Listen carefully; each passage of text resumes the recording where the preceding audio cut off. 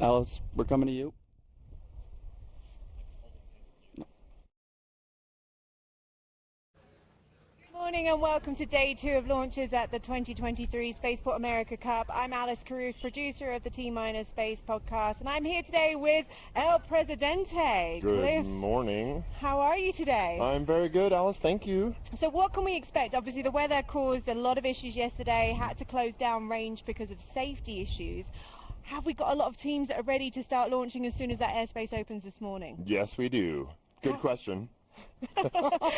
Teams need to get out there and get ready.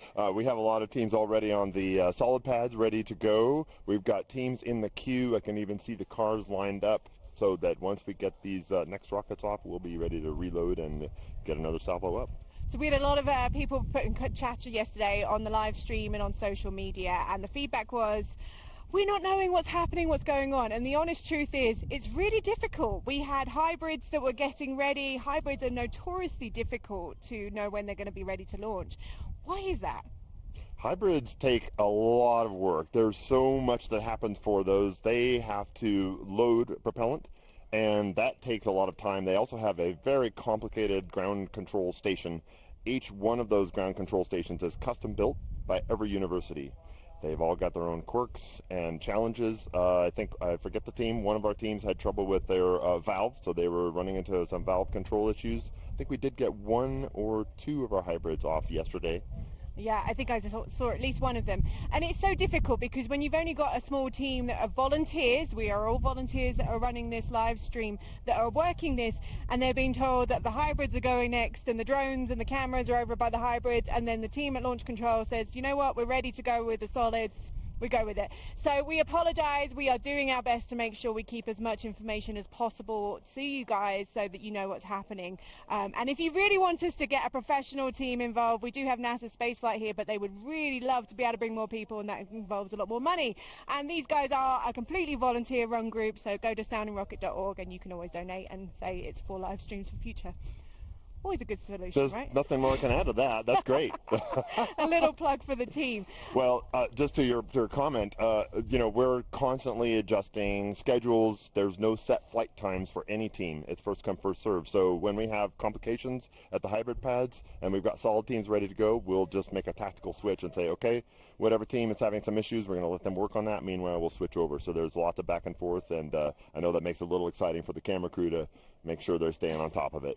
So we already know that the weather's going to be complicated again today.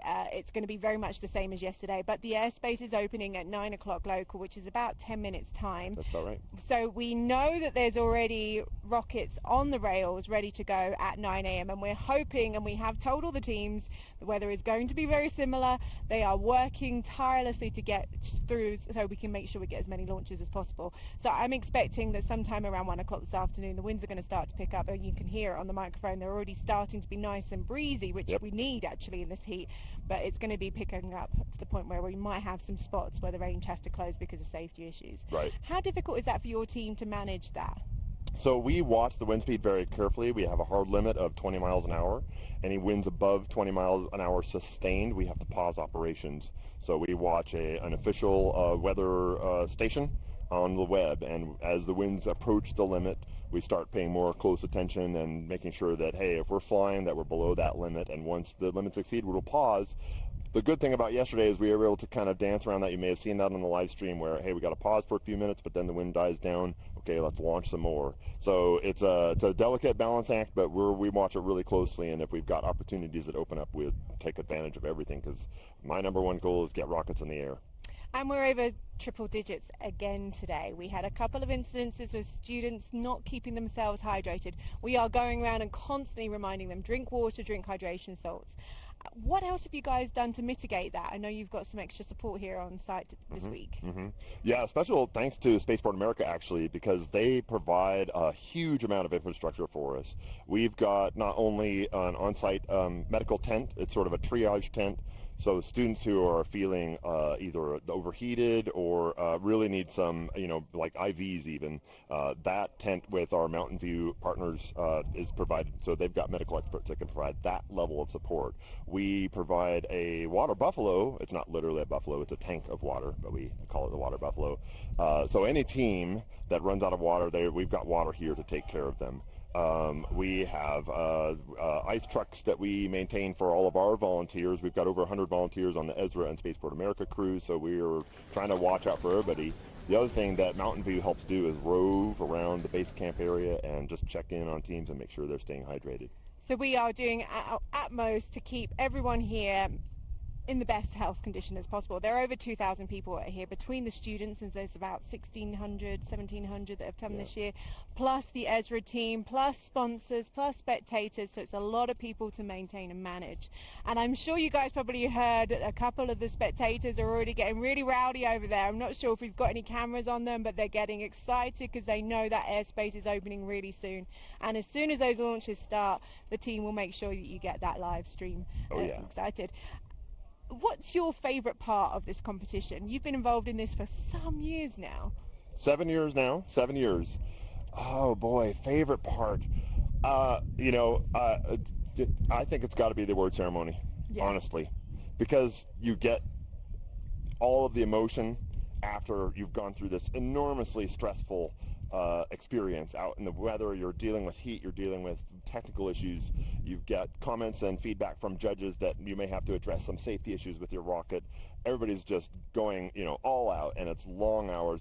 And then on Saturday when we have the award ceremony, everybody's had a chance to kind of stop, decompress a little bit, and just enjoy the moment. And man, the emotions and we cry every year. Oh yeah, it's really intense. And you are holding one of those trophies. It's just been redesigned for this year. Can you tell us a little bit about what you're holding? I sure can. Yeah. So this is one of 4 technical awards. This is the Dr. Gil Amore Award for Innovation.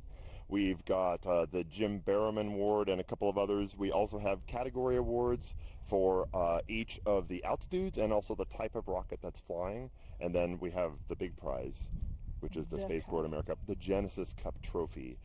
I'm not holding the Genesis Cup Trophy. We're going to reveal that Saturday night. How exciting. And this is what this competition is really about. It's not about the highest or the fastest rocket. It's about the accuracy, the innovation and engineering. And you work at Aerojet RocketDyne. So what is it companies like yours look for in these students when they're coming to compete at a competition like this? Right. We always look for students with some practical experience in addition to their coursework at college. And so having the opportunity to participate in this kind of event gives a huge amount of experience, and it's not just for engineers. It can be for business majors, it can be for chemists and physicists, artists even, to show the artwork on rockets, things like that. It just gives you a real world taste, and that's how we've designed this competition, a real world taste of what it's like to be in industry. We've got formal specifications with a bunch of rules. All the teams have to follow those and and understand what they are, and then build a rocket that follows all that. We check every rocket out for all the safety, and then we also look for kind of what are they doing from an innovative standpoint, and take all that into account. So lots of things. And that's certainly what the sponsors are looking for. It's almost like a week-long interview that they're able to do at this competition, being able to see the students from presentation day when they've got their designs there and they're able to talk about all the safety standards they put on board, all of the payloads, and then to see them work as a team, launch the rocket and recover and get that data back is really quite a unique experience. Are we hoping we're going to get 100 launches over the next 2 days? Do you think 50 each day? Is that even possible? We've certainly beat that record in the past, so I am very, very hopeful of that. Obviously, the biggest challenge is our weather conditions, and so with our launch window start time coming up imminently here, at 9 a.m. and watching our winds. Closes at what time today? Closes officially at 4:30. Okay, so we've got from 9 a.m. till 4:30 today, tomorrow, and then on Saturday morning until noon as well. So there is plenty of time for these rockets to get up. We are putting their safety first. That really is the most important part. I've just seen some trucks come by. I don't know if you saw them on camera. We have the Mexico team that have obviously just set up their rocket launch.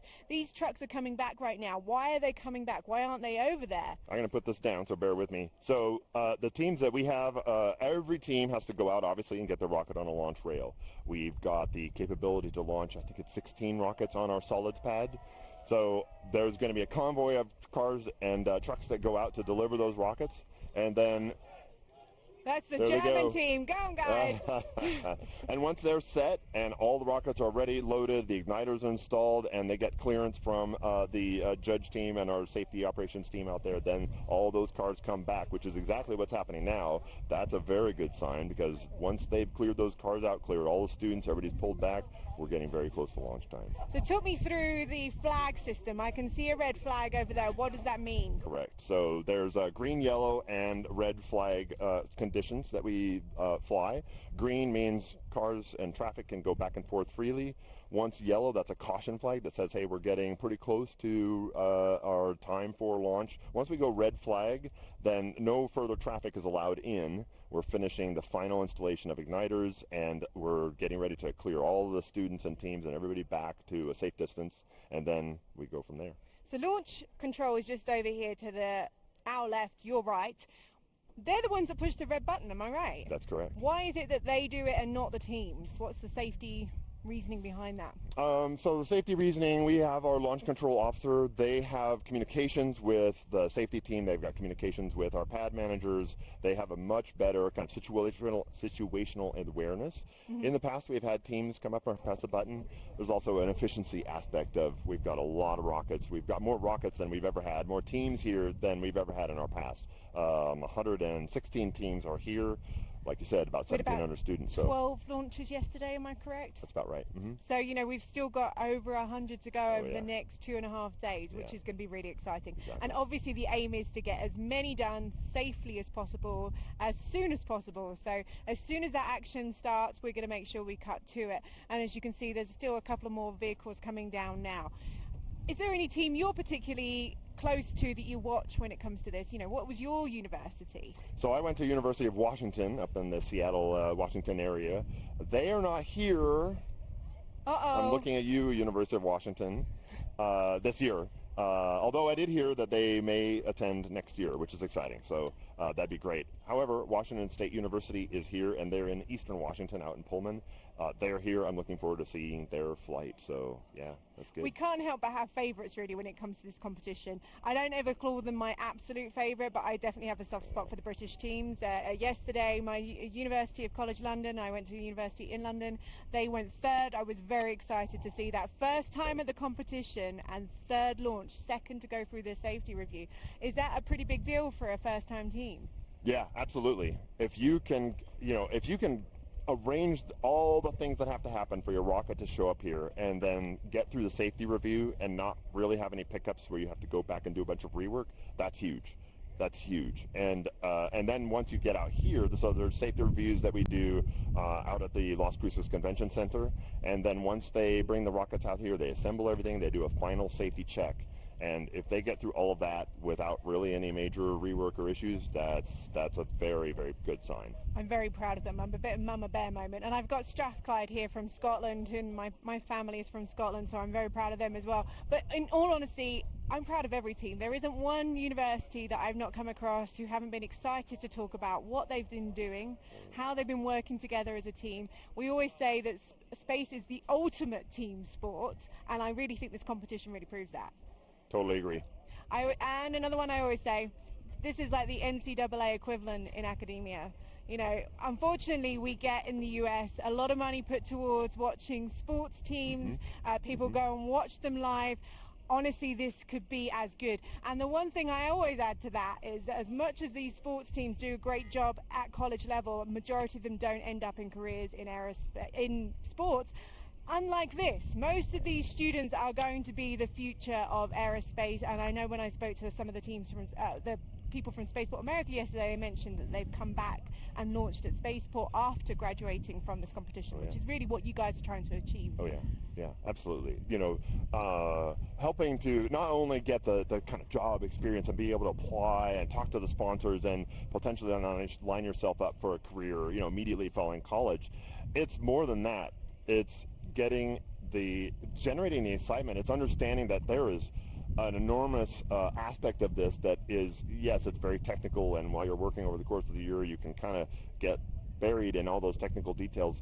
But once you achieve some of the things that these students achieve, it's incredible. So, you know, our hope is to inspire our future generation. It's the kids watching the live stream, and the younger folks who are maybe heading into high school, or like I said, getting close to the end of high school and trying to figure out what they want to do. This is absolutely an amazing field, and just very neat. So we've got a few more minutes before we start those launches. Can you talk me through, if somebody's watching right now and they're thinking, I want to start a rocketry team at my university, my college, how do I begin?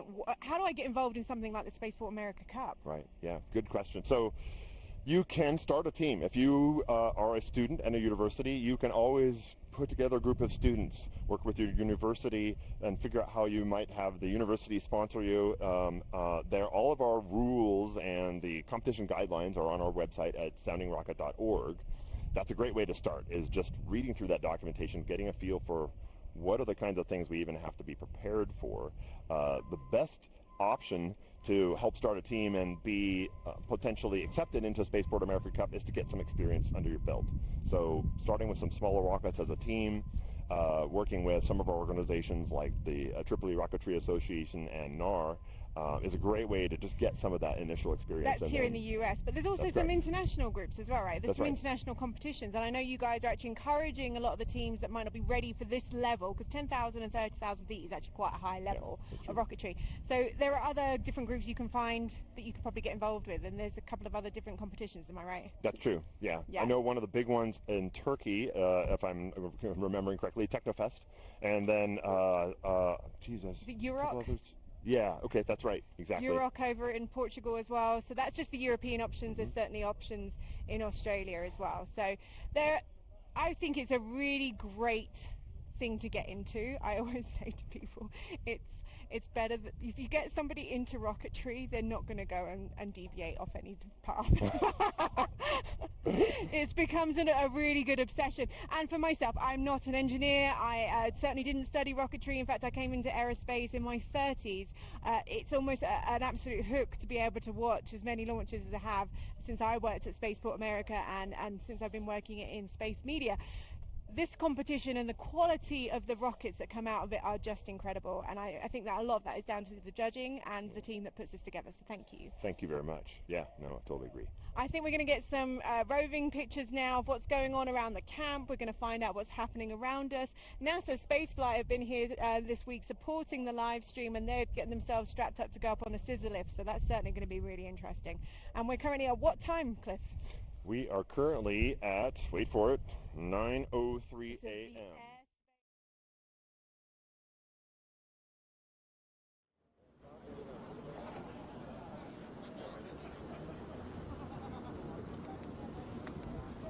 Hey, this is Dustin with Ezra at the Spaceport America Cup. We are coming to you live from the road that goes out to the launch pads. We are at red flag for the solids, and the first up is our very first German team. They are actually standing just over there. Closer to the mic, all right. Closer to the mic. This is the first time we've ever had a team from Germany here, and they are very excited. We were going to cut to an interview with them, but they are getting ready to monitor their rocket signals. Yeah, so welcome. If you're just tuning in live, we're going to start launching rockets very, very soon. Any minute now, the PA system will cut in over. Any minute now, we're going to cut over to the PA system as soon as they launch. Right now, the last of the teams should have already left, so there should be nobody out at the rails, and they're doing last-minute checks. You can kind of hear in the background, Holly is telling students to be ready for heads up. So once they are ready to launch, they will start announcing names, announcing the information on the German rocket. And then they'll start going into a countdown, at which point everybody here is to be heads up, looking for the rocket. Once the rocket launches, everybody's to keep eyes on it. And at first, it's pretty obvious where it is. But once the motor cuts out, we ask that everybody point to the rocket. That way we can keep eyes on it all the way up through ascent. As soon as the motor's done burning, you lose smoke. It gets really hard to see, especially if it's a lighter colored rocket on a cloud background. And as you can tell, we're looking straight into the sun, so it's going to be very difficult to see that rocket. But once it does, it'll launch. It reaches apogee. Recovery systems deploy. The rocket will separate. The drogue chute, ideally in a perfect world, will separate out. We hope the main chute doesn't come out. If it does, it will drift for a very, very long time. But that's where everybody's supposed to be pointing up, just in case it comes down hard. And now we are getting the PA system, so I'm going to go ahead and keep quiet.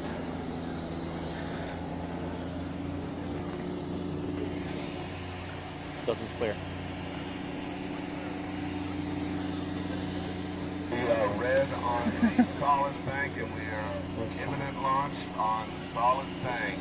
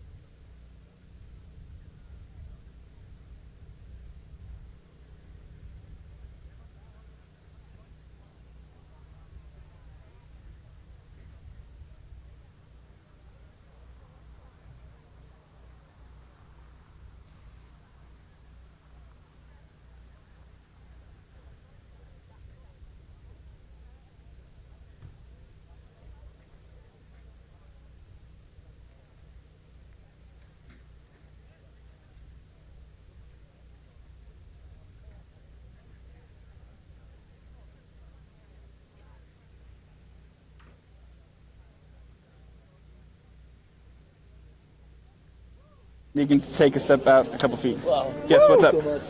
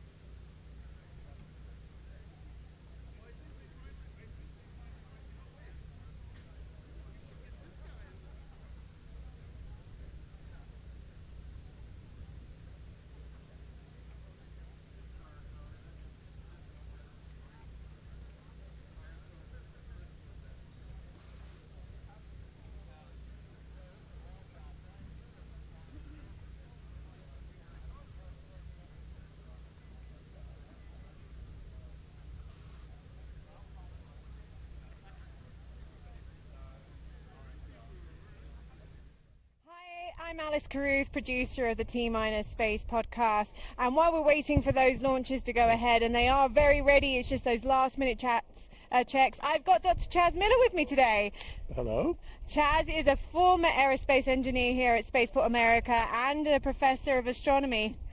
Well, not a professor, a postdoc. So we'll be accurate here. So people, in case someone from the university is watching. But there is really very little that Chaz does not know about rocketry and space.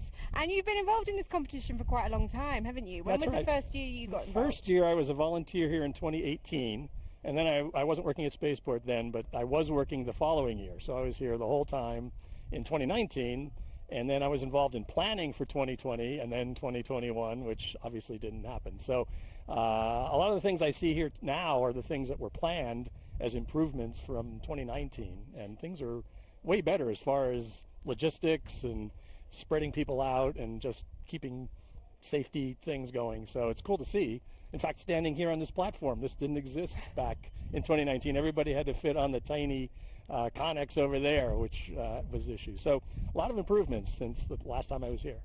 What is it about this competition that you enjoy as somebody who is a fan of aerospace?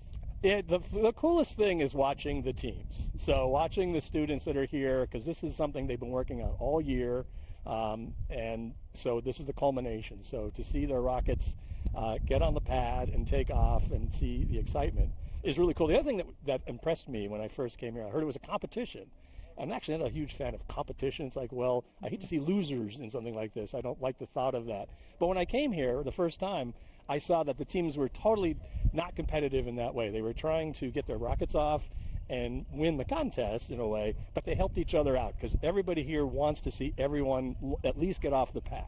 They can't all win the competition, but a win is really seeing your rocket that you worked on for a whole year actually get up into space. The parachute opens and you get it back in one piece, and whatever data you get. So to see that every single time there's a launch, if it's on TV, it's a lot of times now on the live stream you can see it. You just see a whole bunch of people cheering. But behind the scenes, there'll be people working on things, and some of the most experienced teams are actually giving equipment, helping people solve problems while this is going on. And these are their Oh, sounds like we're getting ready for our first flight. Sounds like we're getting ready for that first launch. So I'm going to let you guys go over there with the drones and make sure we can get that set up and get ready for it. Because it's so important for us to make sure that you guys at home are able to see the launches out here. And we are doing our best. We are a team of volunteers that run this live stream, so things don't always go to plan.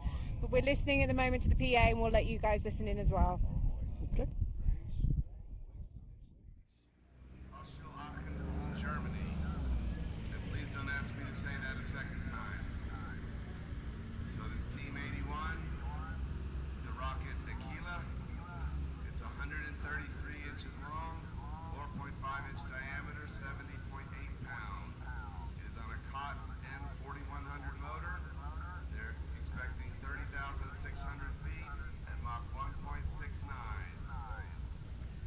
Modularity, accessibility, and reusability are vital aspects of the rocket's design. We aim to achieve as much reusability as possible.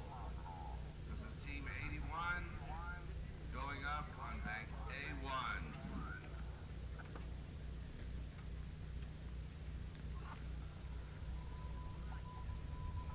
Pad is green. Range is clear. We are going in 5, 4, 3, 2, 1.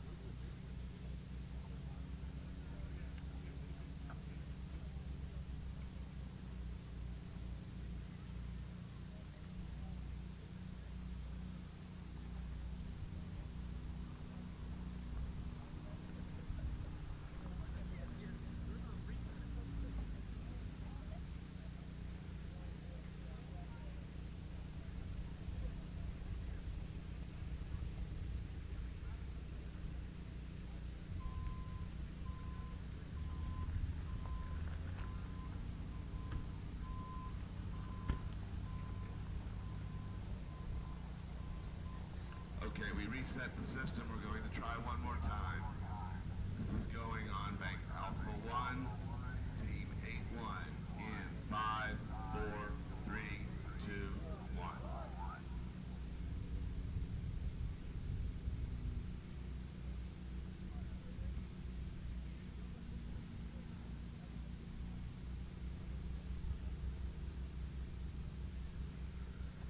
No joy.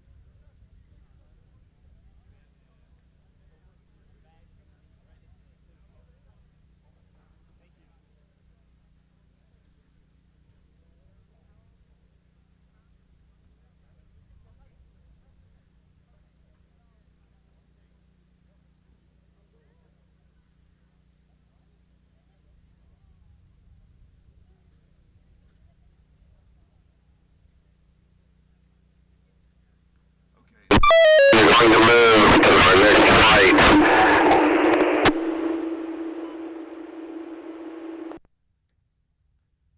Team, one is on pad. We have Team 102, the University of Melbourne in Australia. That's Team 102, University of Melbourne in Australia. Rocket Project Demos, 165-inch rocket, 4.6-inch diameter, 64.3 pounds. We have a COTS N5774 motor, expecting 30,800 at Mach 2.07 on Bravo 4.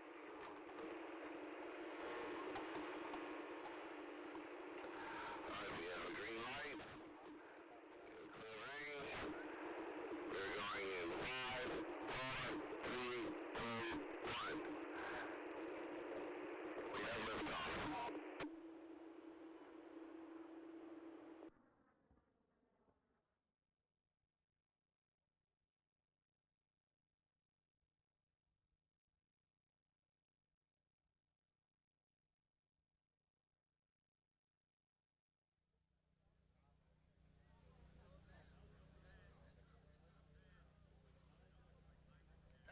Out of ballistic, heads up, everybody out. Look, ballistic, heads up, everybody out and watching. Everybody out and watching.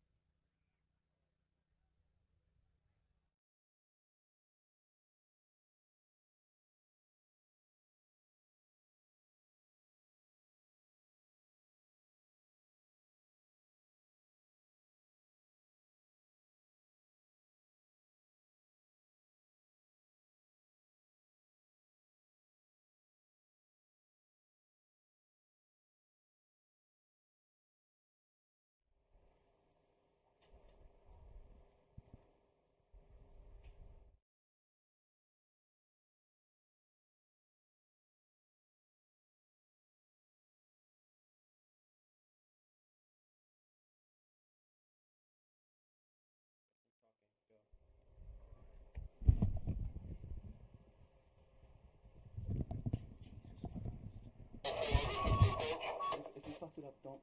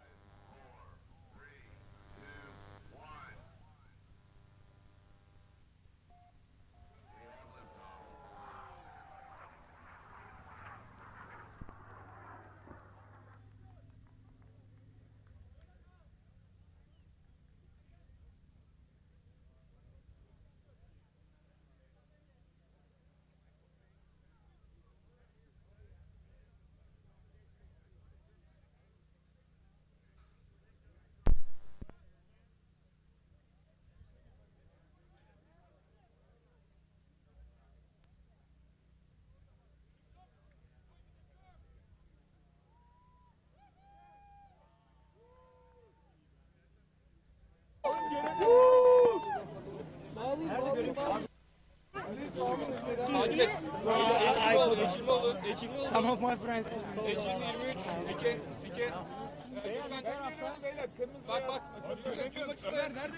parachutes are red and white. The rockets red and white. Düzgün açısına bak. İki paraşüt görüyorum, iki paraşüt. Düzgün açısına bak. They saw the parachutes. Biri aşağıda beyaz. Yeah, I see. Rubin. Antenler görmüyor. Antenlere işaret yap. Şurada. Ben mi alayım? Bak bulutlar. Bak, burası bulutsuz alan. Bulutların başladığı yere bakın. Bulutsuz alan bulutların başladığı yer. Bulutsuz alan. Evet. Orada. Gördüm. Orada. Burak sivil istasyon nerede? H0 sen H'ci bas. H1-0. Tamam sen dikkat et.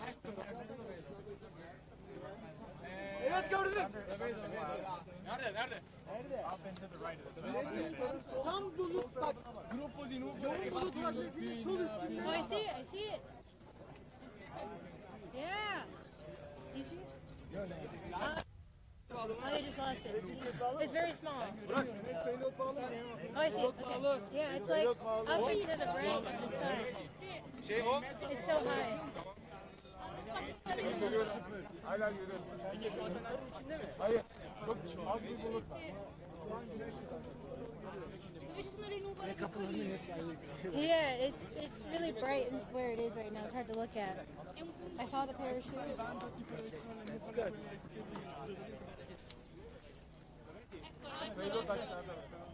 So we have the connections. Only thing left to... For the main parachute? Yes. All the parachutes. The mains are waiting, of course. Yes, our payload deployed. We have the connections. Only thing left to go there and take the rocket back. Yeah. Wow, that looks really good. Abi Apocu kaç yazıyor? Apocu ne yazıyor ya?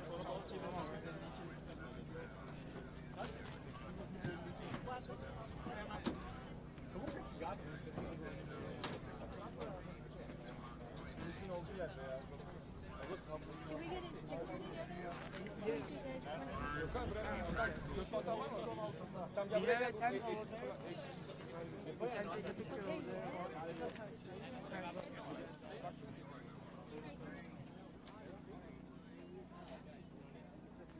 We have a green light. Which team's going next? Range. Going in 5, 4, 3, 2, 1.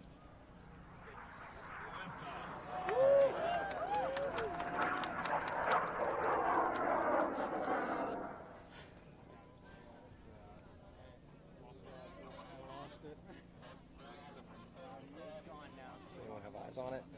Just look for deployments. We know which clouds it go over. These ones happen.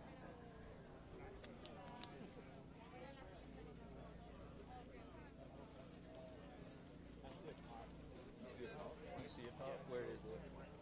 It's hard to explain. Is it a public cloud? It's in the middle of it. Right in the middle. What? Oh, you did see a pop? I do see something. Yeah. It definitely looks like it's Like it. There's a stream in the middle of pop. Yep, okay. That's really it. Where is it? It's a stream right to the left. 19, that's us. Yep, it's right there. The next one. Oh shit, you're... What team are you? 19! 19. Team 19. Am I live on video? Because I'm just on my headset. Yeah.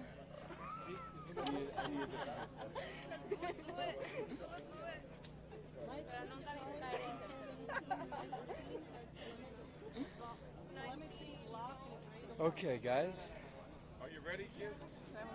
Yes! It's just another, what day are we? Just another Thursday. All right.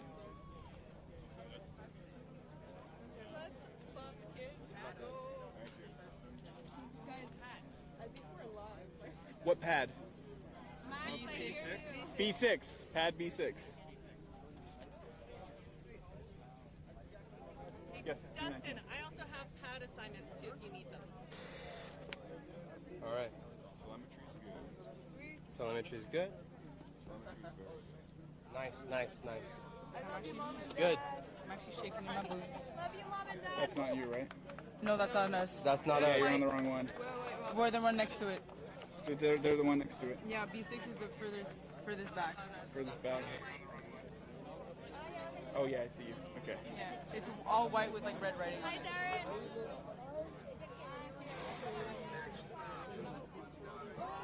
I see the parachute.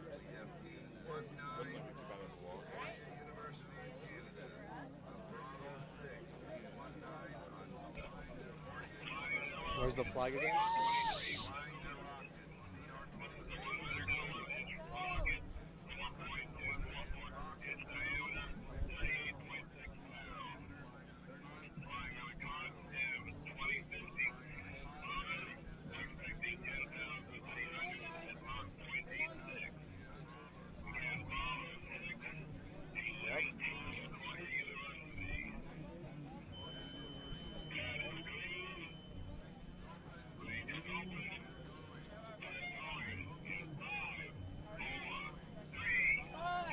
4, 3, 2, 1.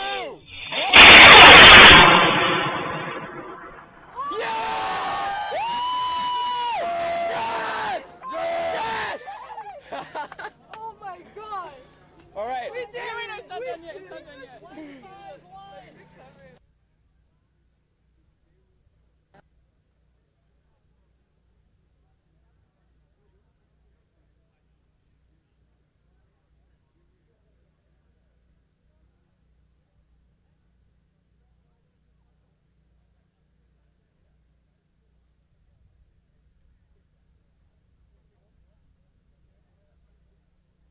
Into the clouds, yeah?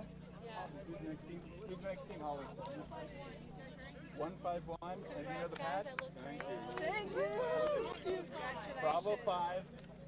Well, I didn't go ballistic, otherwise it'd be down right now. So. Traveler 5? Excuse me, sir. Yes, that's correct. Sorry. First time. Sorry. Am I still live on the crowd mic? Live stream, am I still live on the crowd mic? Alright, everybody's going to point or to track it. I want to, if You want to say anything? Event, I want to see it. I want somebody to tell me. Okay. Any last words?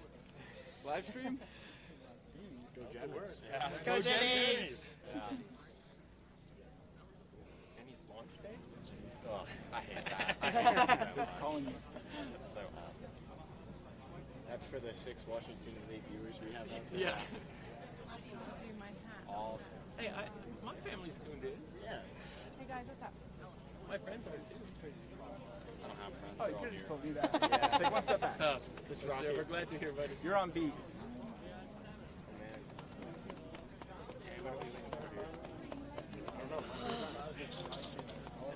Blue sky. Easier to see it up blue sky. That sun's kind of where it's going to be, you know?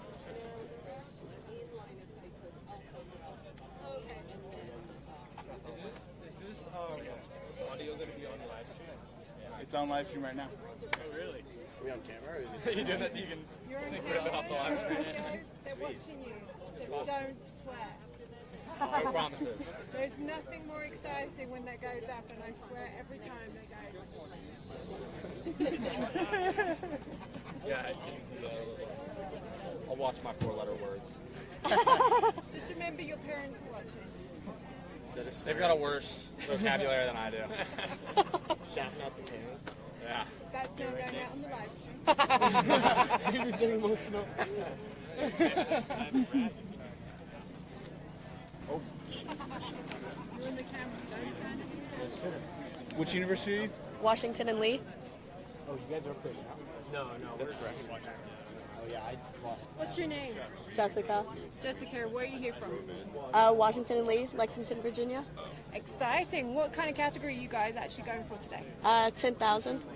And are you excited? Is this your first time doing this? Yes. All right, next up on Bravo 5. Oh, gosh. 151, Washington University, Virginia. Bravo 5.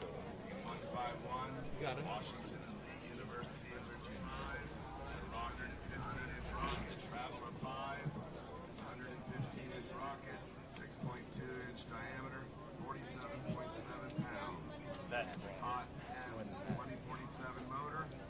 10,300 at Mach 0.9. Traveler 5, the 10-6-inch diameter rocket, fiberglass rocket, will launch a payload of undergraduate academic projects to 10,000 feet on a console. This is the old thing. Here we go on path Bravo 5. And we have continuity on 5. We have open range and clear skies. We're launching. 5, 4, 3, 2, 1.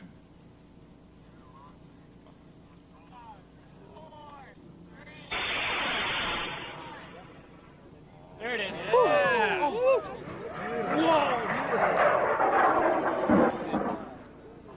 Eyes on. I got it still.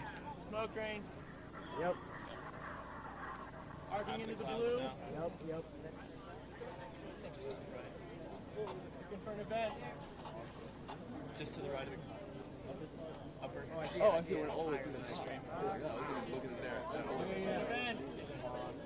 Event. Woo! Okay. Yeah. Looks like we got separated. That's over the trail. I've lost it now. Yeah, no, it's still coming right down. Still coming down. It's gonna come down fast. I see it. 1973! You see the reflection every once in a while. Yep. It's about to go back into the clouds. Yeah. There is a smoke trail in the motor. On the way out. And we're actually kind of thinking about doing something. Next year, lost. I'm down. I don't see it. We're on the way out. Nope. I look for when it comes out, but you'll go out. Mike, this is Howard confirming Team 73 has collected rocket and is ready to launch. Pads for 73. Bravo 2. Bravo 2. Bravo 2. Disregard their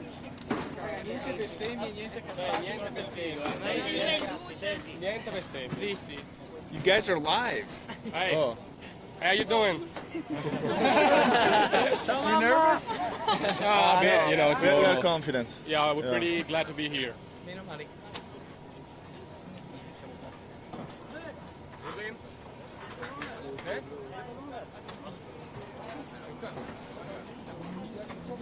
Anyone want to say hi to family? Sorry? Say hi to your family? Ciao. No. Ciao. You don't like your family? He doesn't.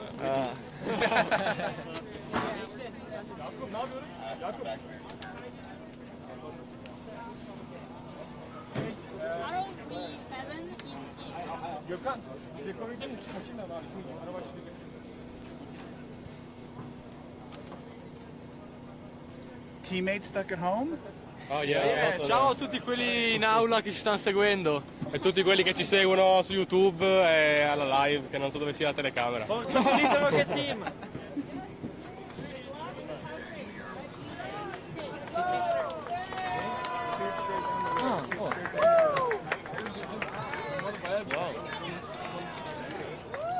Vicinissimo.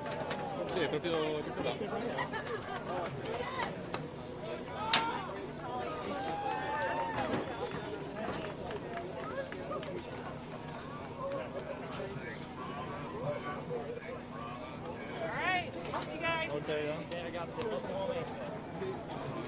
Want to hear some celebration, okay? Okay. I know you don't like your families, but...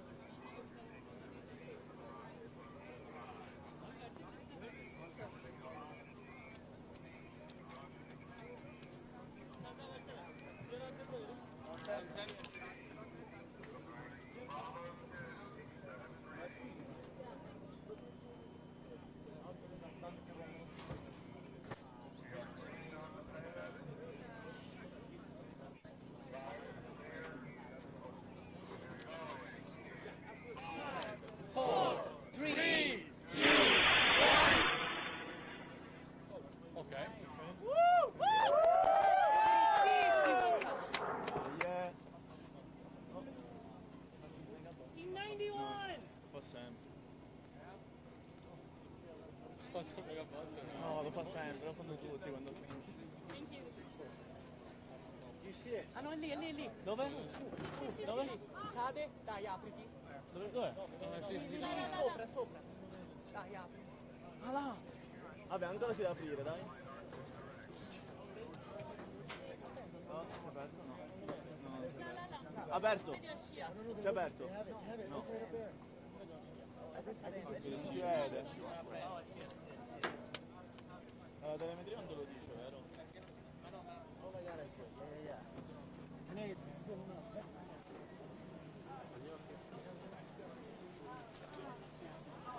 He's the one that will lose.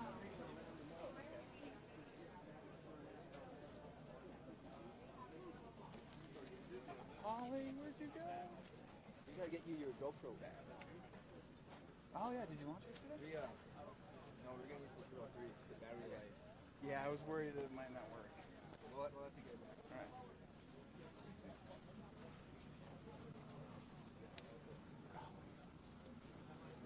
Yes. Alright, it's undergo heading away. We're gonna have to get a vehicle. Light is Team 91 has telemetry lock and is ready to launch. Bravo 1. Bravo 1. That is Bravo 1, Team 91, South Dakota School of Mines and Technology. Bravo 1, Team 91, South Dakota School of Mines and Technology. Want to say hi to your family? Rocket Hi. to the sky. Hey. 96 inches, 6-inch diameter, 42. Friends? Do you care about them more? You're live right now. Oh boy. Yeah, you're on live. Well, hello, live people. Designing and building a rocket to carry an 8.8-pound payload to 10,000 feet using a commercial rocket motor is their goal.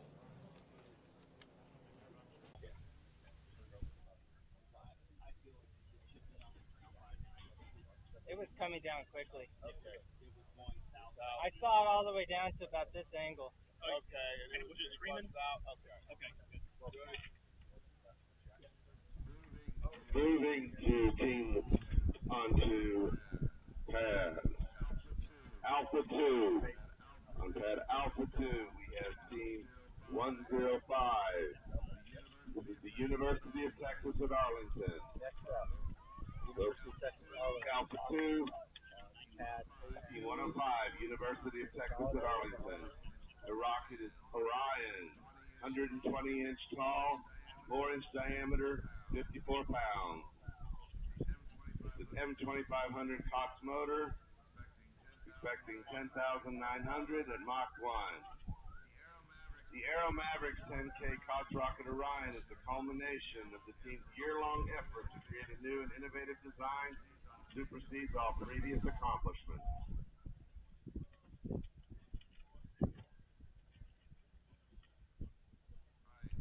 Right, we're on Alpha 2. It's green. The sky's open.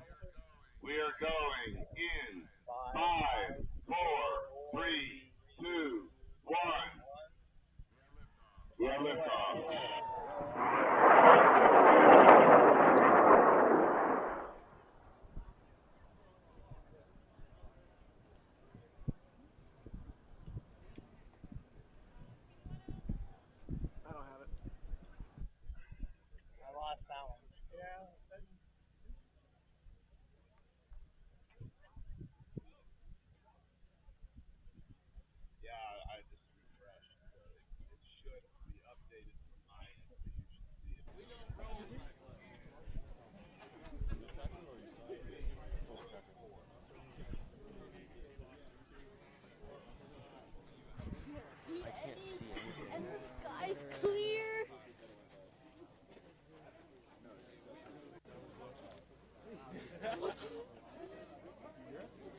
Wait, do you guys see it?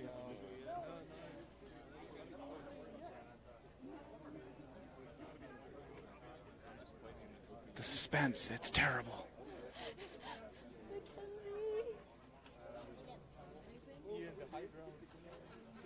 Ian, getting readings?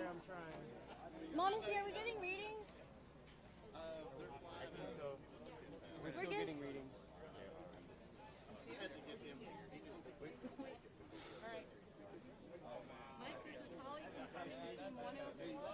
telemetry is swapped 104 and is is next. ready to launch. On Team pad, 104 which pad? right here on Alpha 4. Alpha 4, Team 104.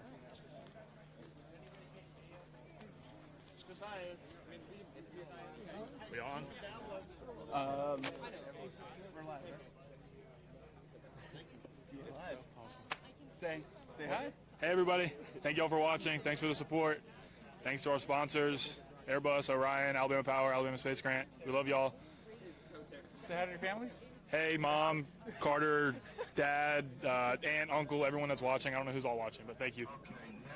Thank you everybody who's watching. University of South Alabama. All right. Go Jags. Go Jags. Go Jags. Go Jags. Woo. Go Jags. Woo. Here we go. South Alabama.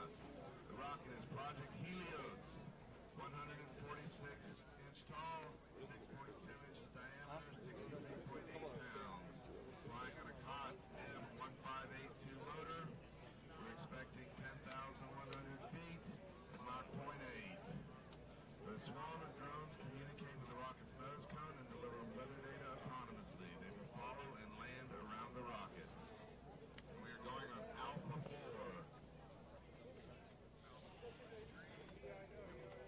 Alpha 4 is green.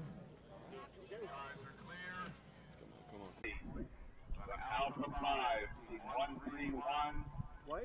University of Missouri, Columbia. Countdown is imminent. Alright, Alpha 5, we are green.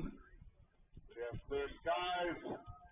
We're going in 5, 4, 3, 2, 1.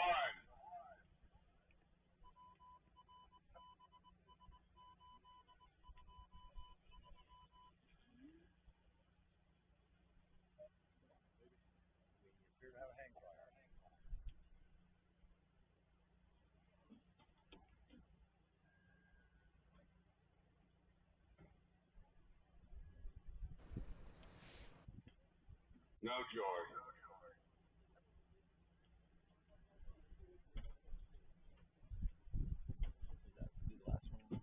You think so?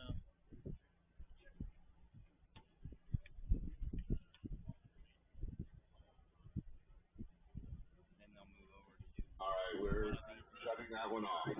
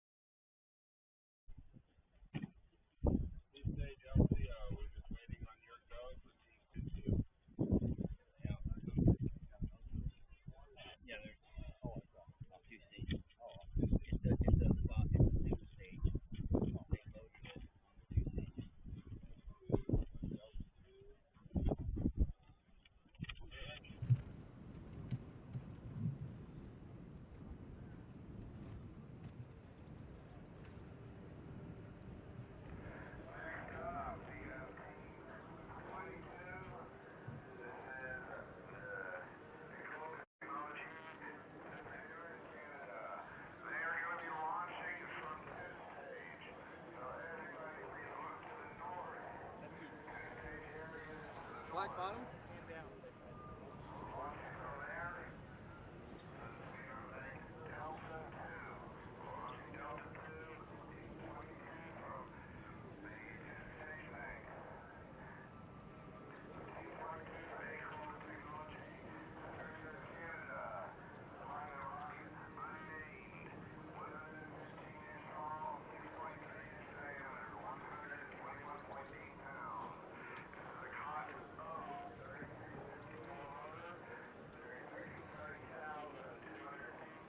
It's got the black bottom. That's the Tuesday.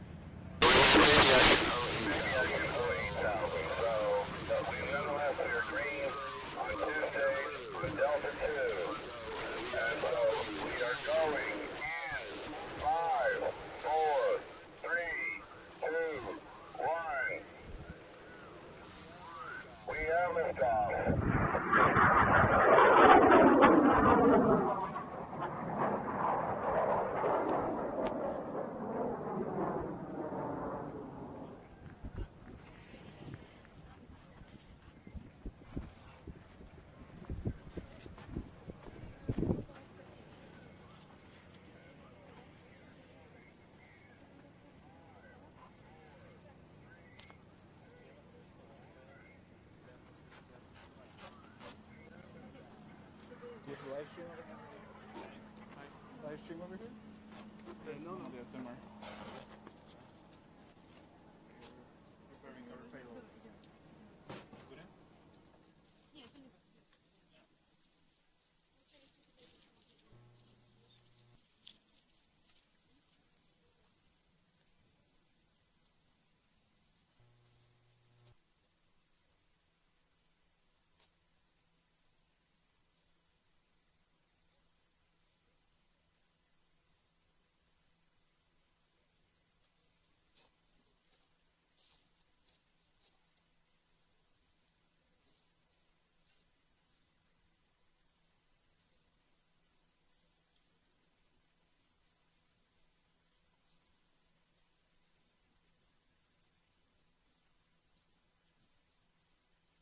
Base camp.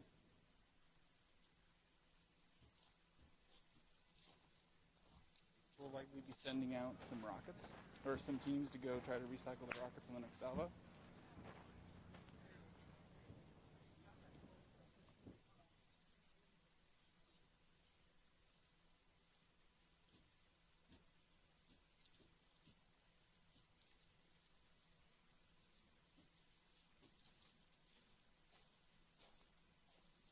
As soon as somebody sees vehicles going out to the solids, let me know.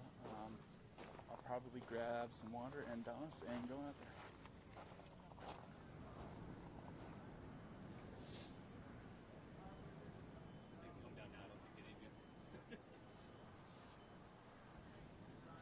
I think what we're doing is working pretty good. I have an external battery pack so I can get a charge on this stuff.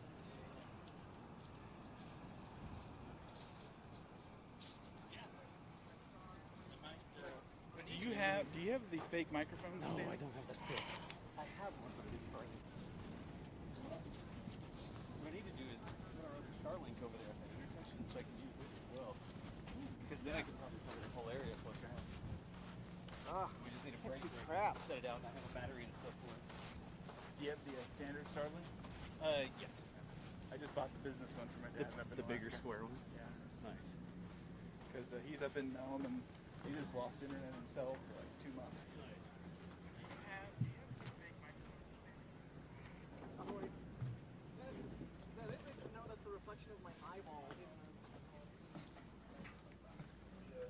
So.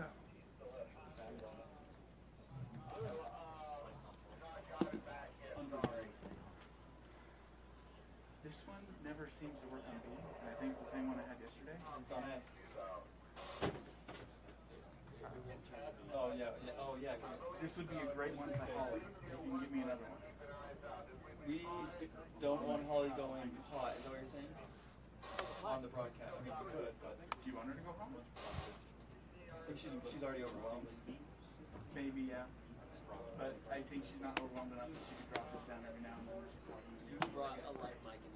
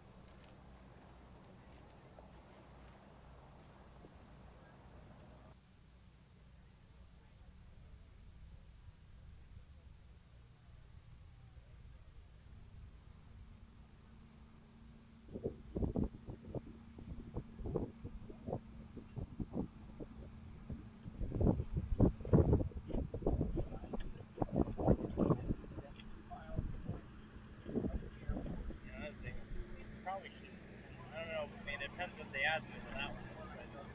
I don't really like launching from that one with southerly winds because we're pretty much due south of it. And unless they're intentionally putting it out east or far east, I don't think that's a great idea. It's not a good idea. I think the idea, the original idea of having a common target area, plus it's so that there's no overlap of any of the pads. And yeah, I agree. I mean, being in the plane of the wind is not a good situation at all.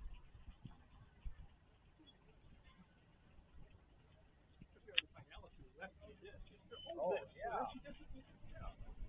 Well, maybe that was, here's a gift. Maybe you misunderstood. Or maybe you just listen to everything we say. That's possible. We're on hot mic.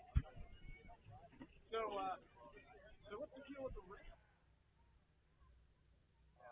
I don't know exactly what the status is, but we stay up and very consistent with navigation of the rail. Yeah, some parts are going to be. Oh, really? We did do a reorientation. Gary pointed out that the way we were intending to retract, then that means the rollback is actually going to shield the area from electromagnetic. So they reoriented so it's going to. Oh, okay, yeah. That's nice. They're going to retract in the east-west. Right, okay. So just rotate 90 degrees. That's good. It's good to figure that out. Okay. That requires some changes because the power drop at all reason. Oh, no! So they had to do some underground stretching. Yeah. Anyway, it's moving along. Okay, all right, good. I think the stuff you said they're trying to get the contractor out to support concrete. Yeah, well, concrete, I think it's times like August, and then we were supposed to already get some pieces of the rail coming in. I mean, not the mount, I should say. Okay, so it's going to come in parts then. I wouldn't put your time by just driving it out here. And if we weren't ready, it had to be in storage. Yeah, they were supposed to give us the base ring that's going to be embedded in the concrete. Right, we haven't got anything else. Oh, that makes sense. They're giving you an indication of how they're doing it. They're not down on like 7:30. That's their responsibility. All right. No, it's been a couple of years. You want to finish this? I didn't drink. Selling my water. Yeah.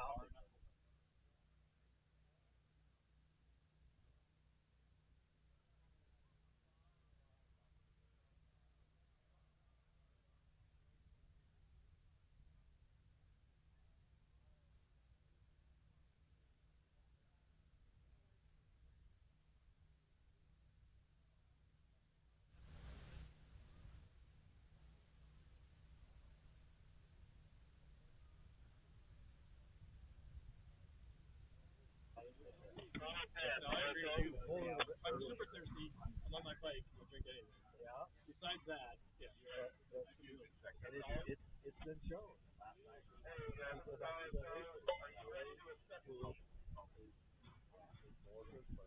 Okay, yeah.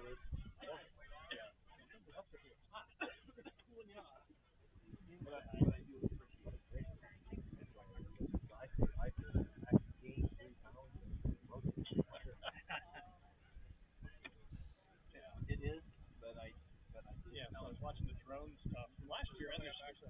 Oh, okay, I see they're out there doing the radio stuff. We're trying to see the roads. It's like, oh wow, there's roads. So that's more useful now. At least they can get places. Well, I'm starting to work on my man. Okay. So went out there yesterday and got approximate work on that one side. The rail right. Okay. Well, they managed to cleverly put up with that so they were using the pad. Right. I heard there was some issue phantom or somebody was there. Yeah. They were so what are they going to? How are they doing that? So they put in a new road that allows the pad north. Well, that's we find that. We pointed that out in the last. So I drove a little road. I don't know if that's what they did, but anything that comes in. It's a little different plan. Yeah, because then that lets you close off that facility or not, whatever you want to do. So up the bike now, the whole area. They don't. Well, yeah, there you go. Of course, it's not. That's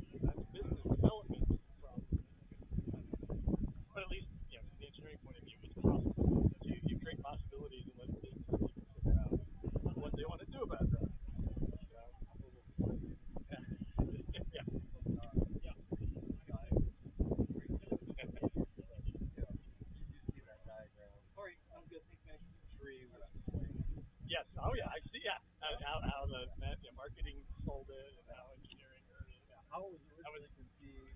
What marketing goals? What engineering design? How was it? Maybe. Is that two-stager? Or maybe it was just overall.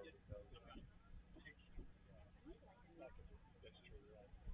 Yeah, that's right. So they finally end up with something hanging on two branches. Yeah. There's a thing in the tree which is suspended by wood to hold the top of the tree up off the bottom.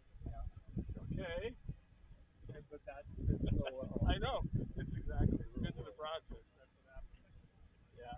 So are you able then to get a reentry? I was talking to Jared a while back, and he was saying, could they use that study from Sierra, or is the thing changed already? Yeah, we think so, but evidently they changed some of the characteristics of the vehicle. Oh, okay. But I don't see, it doesn't have to be a real vehicle, obviously. Right. And so I don't see. Yes, they did an analysis of a legitimate reentry wheel, very detailed, like more than you would normally get from a type of car.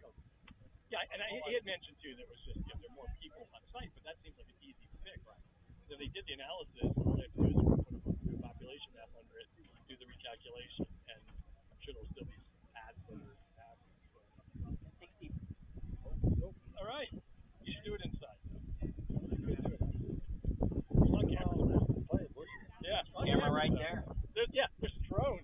I've seen them last year. They actually were looking at a porta potty that somebody was using. I don't know. I guess it was contemplating doing streaming in a different direction.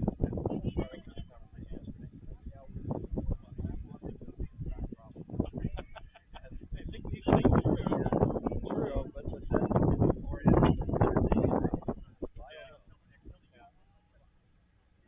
yeah, and I don't know where all these sites are. They changed all the letters. So A used to be the original site, but I guess they changed that to A. Yeah. That's B. There's still C, right? For the old one. I don't know. It doesn't matter. I was just trying to follow whatever they are.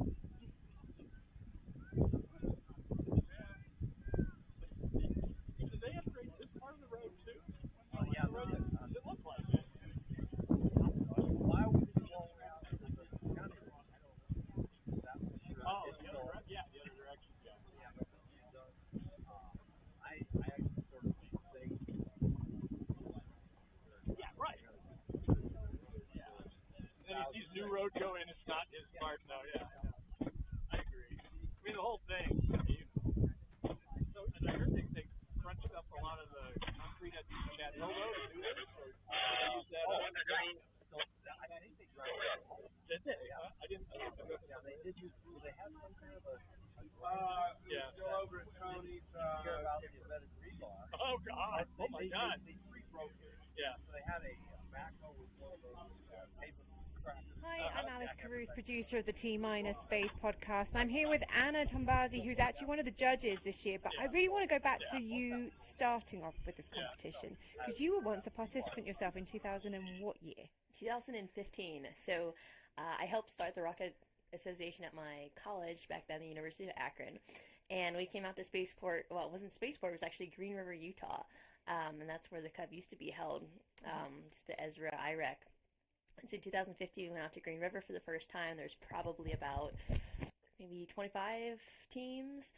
We had the event in the high school auditorium for the judging at Little Green River, right? And then we went out to the launch site. It was a really small event, but really cool. A few international teams, but it's really cool to see how big it's gotten. So it went from 25 teams in 2015 to 116 that made it to New Mexico this year. It's quite a huge jump, really, isn't it? And now you're part of the judging team. But before I get to that, tell me about how that helped your career being a Rocketeer and getting into the industry. Sure. So, going to Akron is kind of a smaller school, and so you don't get a lot of exposure to the larger companies like Northrop and a lot of defense and aerospace companies that you would want to work for as an engineering student. So, the rocket competition was kind of a way to get yourself out there. And so, back in 2017, I think that was the first year was actually at Spaceport. Yep. We were, hustling, trying to get the rocket ready and everything, and there's all the sponsors, of course, in the auditorium, and so there's one sponsor I really wanted to talk to, and I was literally dying, no sleep, for 4 days, building this rocket out so you could get to launch, but I was like, I have to go see Virgin Galactic. And so I stopped by their booth real quick. I was like, hey, my name's Anna. I really want to work for you guys. Like, can I have a business card? I don't have any time right now, but, like, I will send you an email. And this guy named Scott Eastbourne was like, hey, I actually went to Akron. Yes. And so, you know, we chatted afterwards, and next year I ended up graduating. And I think he sent me an email, and he was like, hey, you looking for a job? Like, we need a propulsion test engineer. And so I said, yeah. And I had actually already accepted a job in Ohio that was not in aerospace. I was kind of bummed out about it. But I flew out to Mojave, where the spaceship company was at that time, right? And I interviewed, got the job offer, and then I moved out to California, and I've lived there ever since. That's fantastic. So really this is what the whole competition's about, isn't it? Seeing those students go from the transition of being a student, working on their team, to them going into industry. And now you've come back as an ESRA judge. Tell me about that. How's it been being the other side of the competition this year? Yeah, you know, so it's super cool. And as a judge, we get the opportunity to go down into like the nitty-gritty details of the teams and their rocket.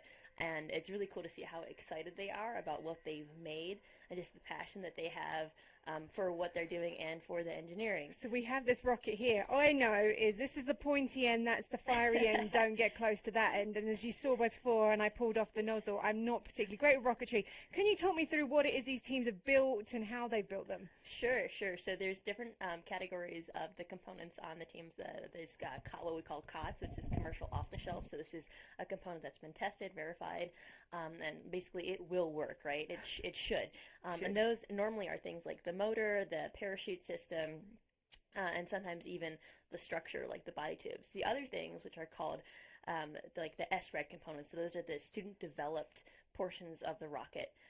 Those are things that they have designed, tested, simulated, and then actually fabricated in most cases. And so different teams do different SRED components and different COTS components, right? And so the COTS aren't super interesting because, of course, they're just commercial, but the SRED components are what is really interesting. And so let's say, you know, if I were to evaluate this rocket as a student-built rocket, some things that I would look at is I would immediately notice that this body tube is actually, it's laid up, and so what that means is it's either, I can't tell because it's painted, but it's either carbon fiber or fiberglass, and you can tell from the little indents in the paint that this is actually hand manufactured, and instead of being woven on something like an X-winder, which is like a cross weave of tow, this is actually like a fabric that has this resin, which is like a sticky epoxy almost, right? That's like put over and formed into shape and then cured. So that is a structural piece that some students make. Now, for the motor portion of it, different students can make either a solid, a liquid, or a hybrid motor. So a liquid motor, that's where you have your oxidizer, which is liquid, and also your fuel, which is liquid. A hybrid motor is where your oxidizer is liquid, and then your fuel is a solid fuel, right? And then, a solid motor is just when you have the oxidizer and the fuel together, just kind of like binded. A bit like a 4th of July fireworks. That's the way I always explain it. Yeah, exactly. And you can actually do different things to the fuel so that the exhaust is the different colors, right? But that's just kind of for fun. It doesn't help with performance. It helps with us tracking. I don't know if you've been watching the live stream, but it's always more easier when they've got some kind of color to the motor. Talk me through the rest of them. Yeah. So so you talked about the structure a little bit. You know, some teams also make fins. The same layup process that we talked about with the fabric and the nose cone. Other components, the recovery system. So that's when you hit apogee and your rocket says, oh no, slow me down a little bit, right? Because I don't want to come down really fast. And so you have a drogue chute comes out, which is a smaller parachute that allows the rocket to slow down a little bit, but it still comes down pretty fast. And then about 1,000 or so feet above the ground, the main chute will deploy. And so what that means is, like the drogue chute deploying, there's either usually like a CO2, so compressed air charge, that shoots off part of this and breaks it off, right, and the chute comes out, or there's a black powder charge, same kind of concept, pressure buildup causes an ejection of that main chute, and the main chute's really big and it allows the rocket to come down in like a nice fashion so you can see it and it's not going to like get carried away hopefully too much by the wind. But if the main chute were to come out at the top, that rocket would take probably like 30 minutes to come down, right? Or depending on how long. And we've certainly seen that before. What have you seen from the competition in 2015 to now? Has there been a massive improvement in the types of rockets you're seeing and in the type of engineering? Yeah, so that's a hard question. I think that the professional lookingness of the rocket I like that. has improved, right? So like if I were to look at this rocket, I'm like, okay, this does not look very professional, but it looks very 2015. What that means is you have a bunch of space cowboys just kind of like, hey, I like rockets, I'm gonna do my best, and I'm gonna launch this up, and we'll see what happens. And some of the rockets that we have behind us, like obviously this is also wrapped carbon fiber, right? You can see the difference in this between the difference in the surface finish. This looks great. And so there's been a lot more involvement, investment in the student teams, mostly because of IREC, actually, because the schools see that, hey, like, we're investing in our students. They're getting to do this really cool thing. It's getting them jobs. It's bringing us attention. And we're going to go ahead and pour more money into the rocket programs so that when they go, they can actually have a rocket that they can put some really cool systems on. And so obviously you're now a professional in the rocketry industry. Are you looking around at these students and thinking, I could recruit you? You could definitely come and work with me. What is your opinion when you're looking at these students that are competing this year? Yeah, definitely. I don't work for a big company right now, but I've seen a lot of students that I'm like, wow, I want to hire you. Give me your resume. And the reality is those people probably have a lot of job offers already lining up. But something hands-on like this, where you're actually seeing that they understand their systems, they can talk about them, they're excited about it, they're spending their free time building this rocket. They're not getting paid for it, right? This is what they like to do in their free time. Those are exactly the kind of people that we want to hire. Space nerds. Yeah. That's a good thing. I got called a space nerd yesterday on social media and I said thank you. Awesome. Yeah, you've got to be proud of these sort of things. So at the moment I think the students are starting to gather up and put all of their rockets up on the rail. What is the process of doing that? Because they have to go through safety reviews, am I correct? Do they go through judging at that point as well? So there's a few different aspects of judging. The first aspect, which is what we did a few days ago in the convention center, is when I'm looking at your rocket, I'm looking at your systems, I'm checking out the general design and your understanding of the systems, right? The portion that they're doing now is they're taking out their payload, which is payload is like the reason why you would fly to space, right? Yeah. What are you doing up there? Yeah, it's cool, but like what are you testing? What are you figuring out? And so they take their payload, they go to the payload check-in tent, they have their payload weigh-in, so they get their final payload weight. Which is 8.8 pounds, am I correct? Right. So teams can make some adjustments to try to add on or take off a little weight, just so that the competitions for everyone has to carry the same weight, right? Like horse racing or something. And then we have a safety check so that your IIIE 2 level 3 judges are looking at different safety aspects just to make sure that, yes, it's not going to come off the rail in a dangerous manner. The parachutes should deploy. There's nothing fundamentally wrong with your rocket that makes it unsafe. Yeah. And then next you would go to the rail, and so you could see it's like a launch lug. There's 2 launch lugs here. This would slide onto a rail, and then you would hoist it up like this, and then as it comes off, these launch lugs are like the guides that are keeping it straight while it goes up. And what's interesting actually is that depending on the winds, the students will actually angle the rail a little bit differently, so that they can still try to hit their target altitude, and that's all done in a simulation. So, okay, given a 15-mile-an-hour wind, what angle should I point this at so that with this motor I will still hit 10,000 feet? That takes a lot of studying and a lot of simulations. I know there's some really great sponsors that have helped them with some of that. Talk to me about spinning. We try to spin rockets, am I correct, when it comes to this sort of level? So there's a concept called spin state stabilization, and that is the idea that when a rocket is spinning, so when it's rotating on the y-axis, it will be more stable in the z-axis. So sometimes, if you have a really unstable rocket, you don't want it to tip over during flight. So a spin can help that kind of go up. There's different ways to do that, and one of them is actually, which I've not seen in this competition, but there may be some, where you have canted fins, and what that means is instead of the fins being straight, they're a little bit angled, slanted. Yeah, so it goes kind of like a rotating bullet or something, which is pretty cool. Yeah, I mean, we've been watching them here, and it's very difficult when you're quite a distance away to see what kind of spin's going on, but hopefully you guys at home are watching it a bit closer on the drones and the cameras down there, and they're able to see that, and I thought it was a really interesting fact that people don't realise. Liquid engines we don't want spinning, though, am I right? Right. It's just the solids. Why is that? Well, I mean, so when you're thinking about it, and again, I'm not like a liquid engine expert, but the centrifugal force that you would generate when you're spinning, so like if you've ever been on a fair ride, right, and it spins really fast, you all go to the side. If you do that in a liquid engine, your injector, which is the portion that puts the liquid into the center, you know, if the liquid goes to the side, then you're not going into the center. Now, keep in mind that like liquid engines are usually under pressure, and so it's not quite like, oh, now there's no liquid in there, but it could cause some instability just because you're introducing another variable into the system. Very good. See, look, Anna's done a fantastic job at actually explaining a lot of rocket science that I have no clue about, so I really appreciate that. Have we got any update of when we're going to be seeing some rocket launches coming in? I hope we're going to be seeing some that are going to be going out to the pads right now. It takes a little bit of time to set them all up on the rail. On average, how long does it take for a rocket to get onto the rail system? So let's see. Depending on how heavy your rocket is, you might need more or less people to hoist it up. You lower the rail, you slide the rocket on, and then you lift it up.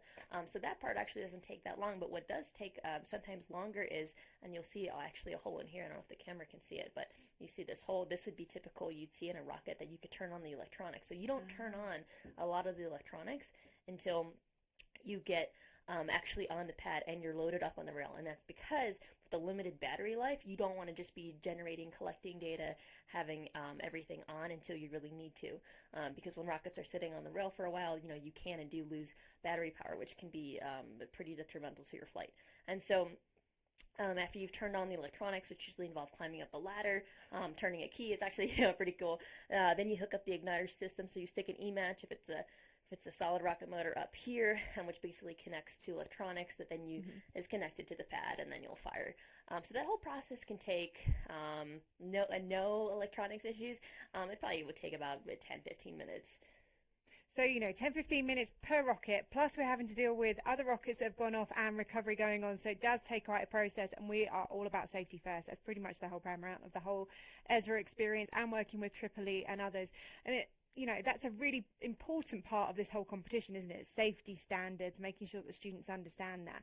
Have you found that there's been a really good understanding of safety ahead of this? Because I know this year has been the first year they've done video conferencing, judging ahead of time. Were you part of that? I was not part of that actually, but it definitely helps to have a review and part of it, because when you're a student, you're designing a system you don't know a lot about, like you don't know what you don't know. So it's not that you mean to be unsafe, you just don't know. Yeah. So having the guys here that are like IIIEs, 2, 3 levels, that have done a lot of rocketry and are really aware of all the systems that are being used is really helpful. I've had that fun conversation. I had a couple of students that told me how they brought their rocket through on hand luggage, and I asked them what their plan was to clean the gunpowder residue after taking it back, and they looked at me with very blank faces. I said, because, you know, sniffer dogs at airports are designed to be able to find this sort of stuff, and obviously we know that they're here for a student rocket competition, but explaining that in customs is always a really fun conversation. So hopefully we've had a bit of information sharing. I went out and spoke to them about how you can go and buy that in even Walmart here in Las Cruces, New Mexico, so that they can clean up their rockets and get them back through customs. So fingers crossed, and we will keep everyone updated on that one. Perfect. That's a good idea. So hopefully we got some more information about those rockets that are loading up right now, and I know Dustin's out in the field as well looking for them, and we'll come back with you guys later.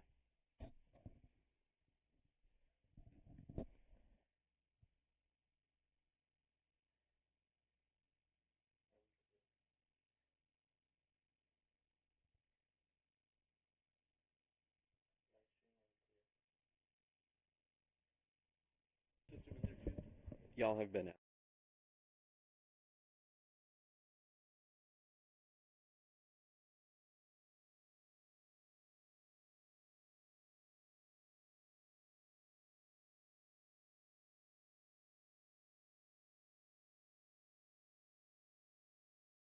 to get medical attention. The best way to do that is to keep yourself in the shade, keep yourself hydrated. But do not forget, keep an eye also on your teammates. If you see anybody showing signs of exhaustion, please get them to the medical tent sooner. It's better to get it when it's early than late. Thank you.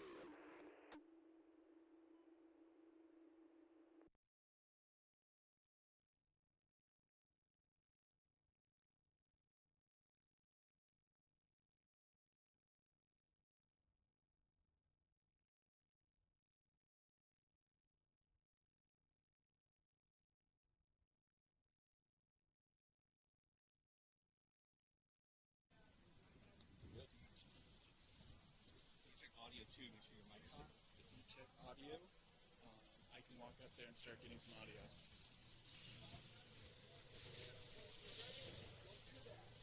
Just let me know when you can hear our audio. igniter is supposed to go in the motor. Once it's in the motor, it has to be secured at the bottom of the motor so it cannot fall out. We had a lot of misfires last year from the wind pulling igniters out of the rocket. Don't be that team. Once you've gotten the okay to put the igniter in, only want 2 or 3 people at the pad. You can have 2 team members, 1 working and checking, and then the flyer of record. If you need help, get help. We're happy to help. We have extra igniters and dowels if you need them. Finally, do not check, we will check continuity at the same time once all the teams are done. I don't want random continuity checking. I want to, once a bank is ready, we're going to check continuity on all the pads at once to make sure we're ready to go. As soon as we have continuity, you guys can clear. You don't have to wait for permission to leave. But make sure before you leave, I have a flight card. If I don't have a flight card, you cannot fly, all right? And so, main thing is, you cannot have your igniter installed until you have the go-ahead. When you're loading the rocket on the rail, keep clear of the nose cone. If you're going to get hurt, it's going to be because the nose cone comes off unexpectedly. Second thing about safety, when you get on the ladder, I want 3 people. I want 1 person on the ladder, I want 1 person to stabilize it, and a spotter if necessary, especially in this wind. I want you to also, if you need them, we have wood blocks here that you can put under the ladder to keep it stable. All right? Any questions?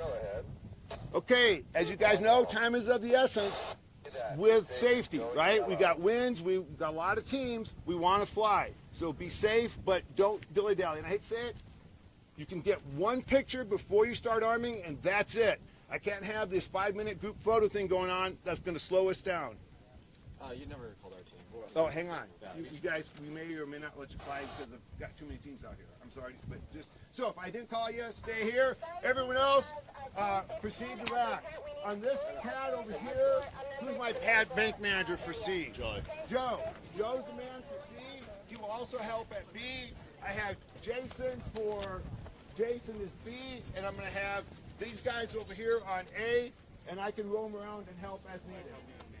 If you have a rocket on the trailer, please get it unloaded. We need to go to get the next queue set up. Thank you.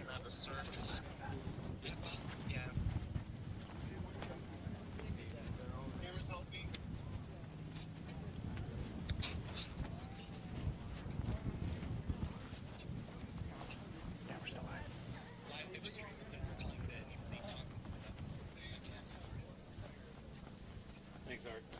Can you tell us what rockets you have on your trailer? The trailer is my rocket. Ah, so you're one of the teams? I'm staff. Okay, cool. I am the official spaceport crawler driver. Oh gosh.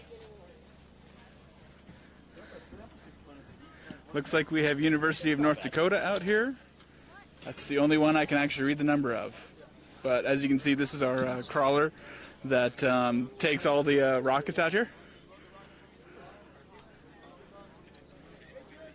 So any second now the teams will come in and start unstrapping their rockets and taking them to their pads.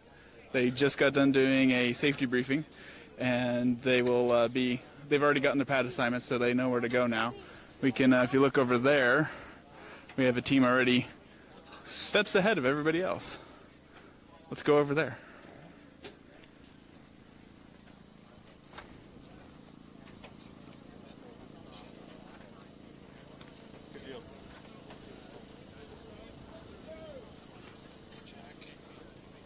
Justin, are you good with common check with them? Oh yeah, we can go over them, or we can. Yeah, let's go over there. I mean, are you on with the live stream? Yes. Okay. We're live. Cool. So, as you can see here, they just removed the pin. There's launch lugs at the bottom of these rockets that slide in and integrate with these launch rails. And so now they're going to line up that first launch lug, slide it in. Bit of a tight squeeze. Once they get it far enough up the rocket, they will re-engage that pin.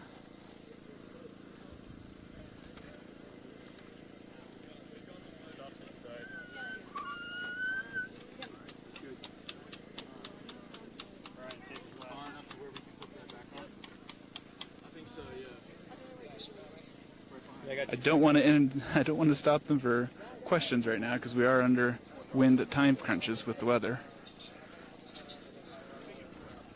So instead, let's turn around to Team 131.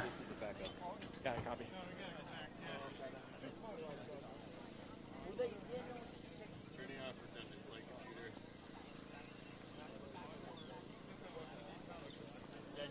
Are you going to keep live with us and I just mute my mic?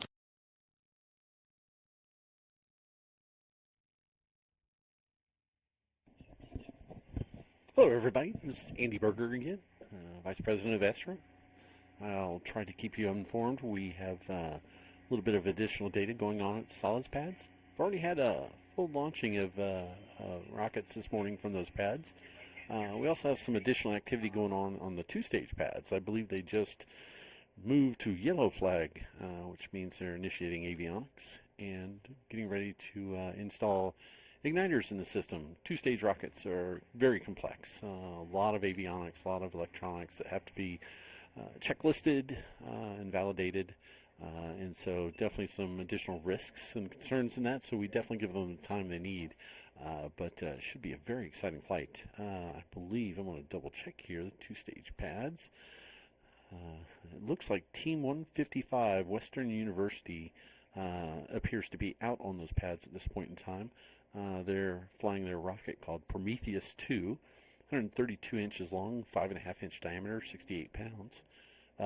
This is not a two-stage. This is a O motor. So we do push some of the O motors, some of the big boys, out to those pads. Yellow flag going up on solids. This is a this is an O3417 commercial motor, and they're expecting 23,000 feet. And just shy of Mach 2. So, boy, that one's going to be moving. Potential shred opportunity. So,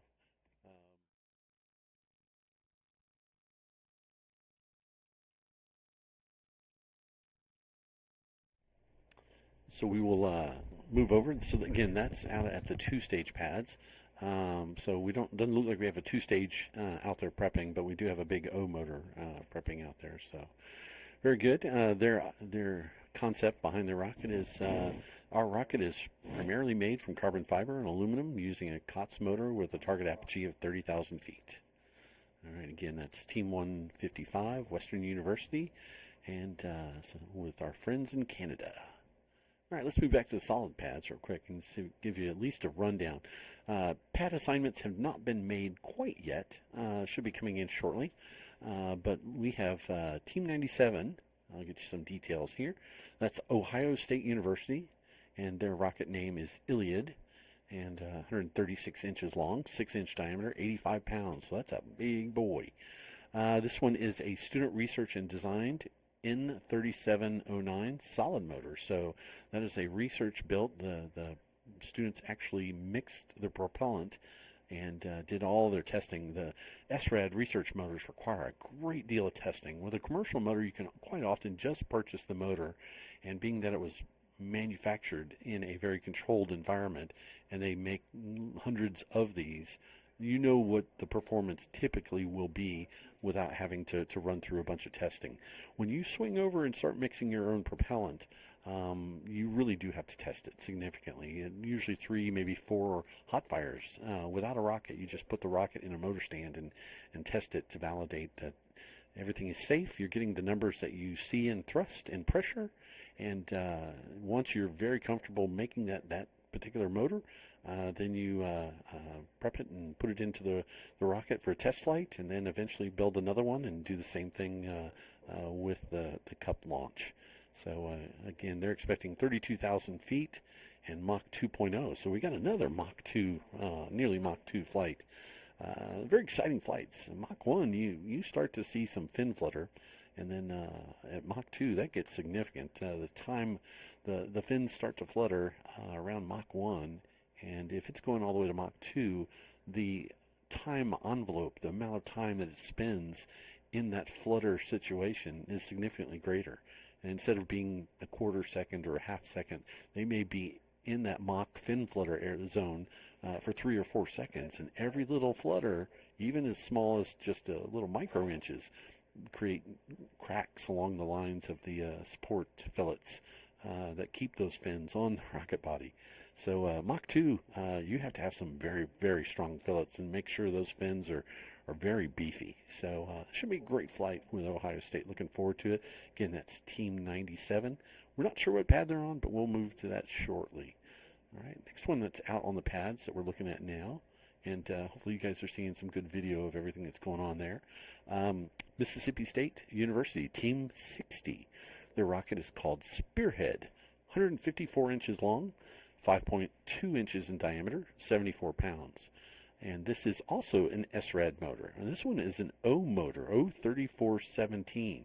Very similar to the Ohio State. So it'll be neat. It'll be neat to compare these two launches right next to each other when they do. This one is expecting 29,769 feet with a speed of Mach 1.68.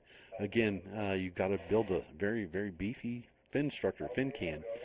If not, you get a what's known as a shred, and one of the fins will eventually crack and rip off, and then the rocket will do a very hard turn to the left or the right, and because it doesn't have the 3 fins minimum for stability, and when it shifts real hard to the left, that rocket typically will just fold in half and pieces come down, sometimes under parachute, sometimes not. So we wish them the best of luck.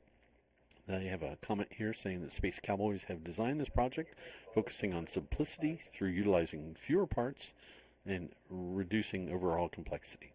So a very smart move on their part. Quite often experience-driven experience. Something happened in years past, and good lesson learned, and we wish them the best of luck on that one. So let's move on to the next launch team. These are the teams that are prepping. They're out at the solid pads, going onto the rails as we speak. So again, we haven't had any pads assigned to these yet, but they will update those shortly. So we have Team 84, Rochester Institute of Technology. This is a team out of New York. Their rocket's name is Kong, King of the Skies. Well, I don't remember seeing King Kong doing any flying recently, but hey, no worries. It's all good. So this rocket is 131 inches long, 6.3 inch diameter, 73 pounds. They're flying on a commercial M1661, and they're expecting 10,784 feet and Mach 0.75. Their comment is the RIT Launch Initiative is manufacturing a 10K COTS rocket. This innovative rocket will be a pathfinder for future higher power rockets. We love to hear that. That's really what this event is about. Student teams that are either rebuilding their team or trying to continue to enhance every year. We like to see the teams progress. So we have a multitude of categories that range all the way from the standard 10K COTS, which would be considered almost an entry-level type of category, all the way up to the 30K liquid, SRAD liquid, biliquid motors. Extremely advanced. Very few teams are at that level. So like to see these teams progress from 10K to 30K, and then maybe from a commercial motor to an experimental solid, and then potentially upgrading themselves to a hybrid motor. Adding a lot of complexity, but again, developing the skill set over time, and going from the hybrid 10K to the hybrid 30K, which is a much larger hybrid, and then eventually to the biliquids. So it's very extremely hard for a team to jump categories if they were going to try to attempt that. But we hear a lot of teams attempt it, and it not really very successful over time. So anyways, we wish Rochester Institute of Technology best of luck. And we're going to move on here to the next one. That was Team 84 again. All right, who's up next? All right. So we've got Team 156. And this is the, this is Worcester Polytech from Massachusetts. They've been coming here for a few years now. We love to have them. The rocket is called Capricornus. Okay, Capricornus. We'll just call it that. Don't laugh at me if I mispronounce it. My bad. Rocket's 144 inches long with a 6.2 inch diameter, 70 pounds. It's flying on a COTS M1797 solid, and they're expecting 10,700 feet. Mach 0.8. All right, that looks like a good, solid, standard successful design for a 10K COTS rocket. So we're excited to have that. They didn't have any additional comments, but we're excited to have them out there. All right, again, that was Team 156. All right, next team is Team 66. This is the hometown favorite. Yes, that's right, the New Mexico State University Aggies. This rocket is named Aggie Air. They are called the Atomic Aggies. Love this team. They've had tremendous success. They are the most recent winners of the Chili Cup. We haven't talked about the Chili Cup too much. That is a what we'll call an internal competition among all the rocket teams in the area.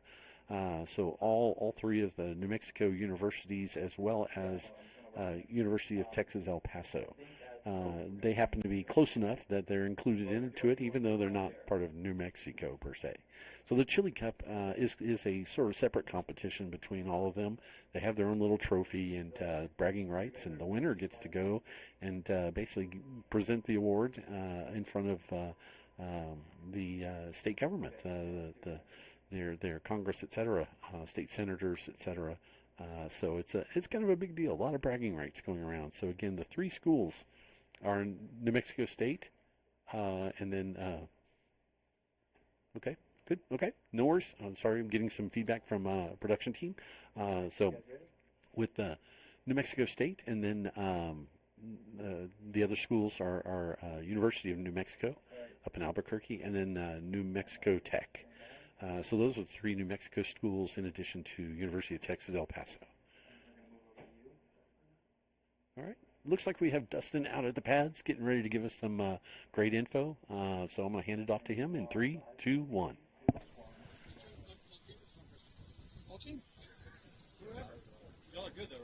Hey, this is Dustin and John with NASA Space Flight.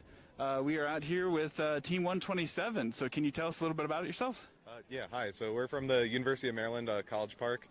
This is a 10K SRAD motor. This is our first time competing in the SRAD division. We started mixing our own motors this year. We ended up making 5 of these motors, testing 2, flying 2, and this rocket has flown a total of 4 times so far at MDRA over on the eastern shore of Maryland. So. Awesome. Can you tell me what you just got done doing?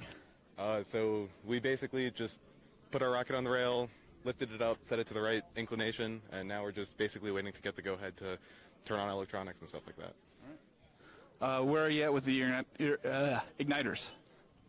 It's on the ground. Is that a safe place for your igniters? Yeah, it's far away from the motor, so that's where we want it to be. Yeah.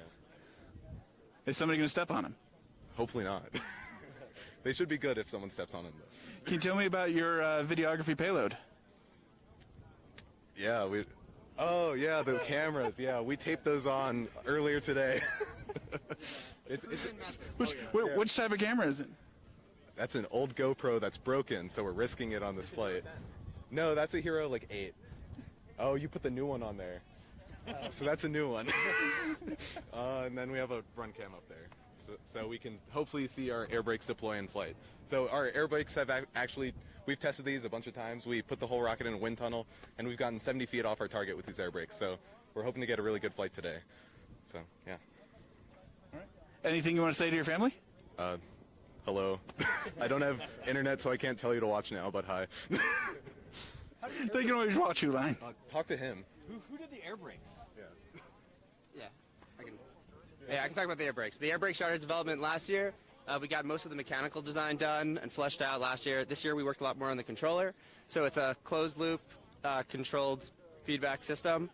We get data from sensors, barometer, IMU. We mesh that into a good state estimate. And then we use a model predictive controller to target a specific apogee. We run at 50 hertz, so we have a lot of things dialed in. We have a lot of data. We flew this air brake module 5 times this year, our flight computer a few times. Our best flight, we shaved off 1,000 feet and got to within 74. So we're hoping to repeat that here. It's harder conditions, it's hotter, we're at a higher altitude, but hopefully our model can handle that.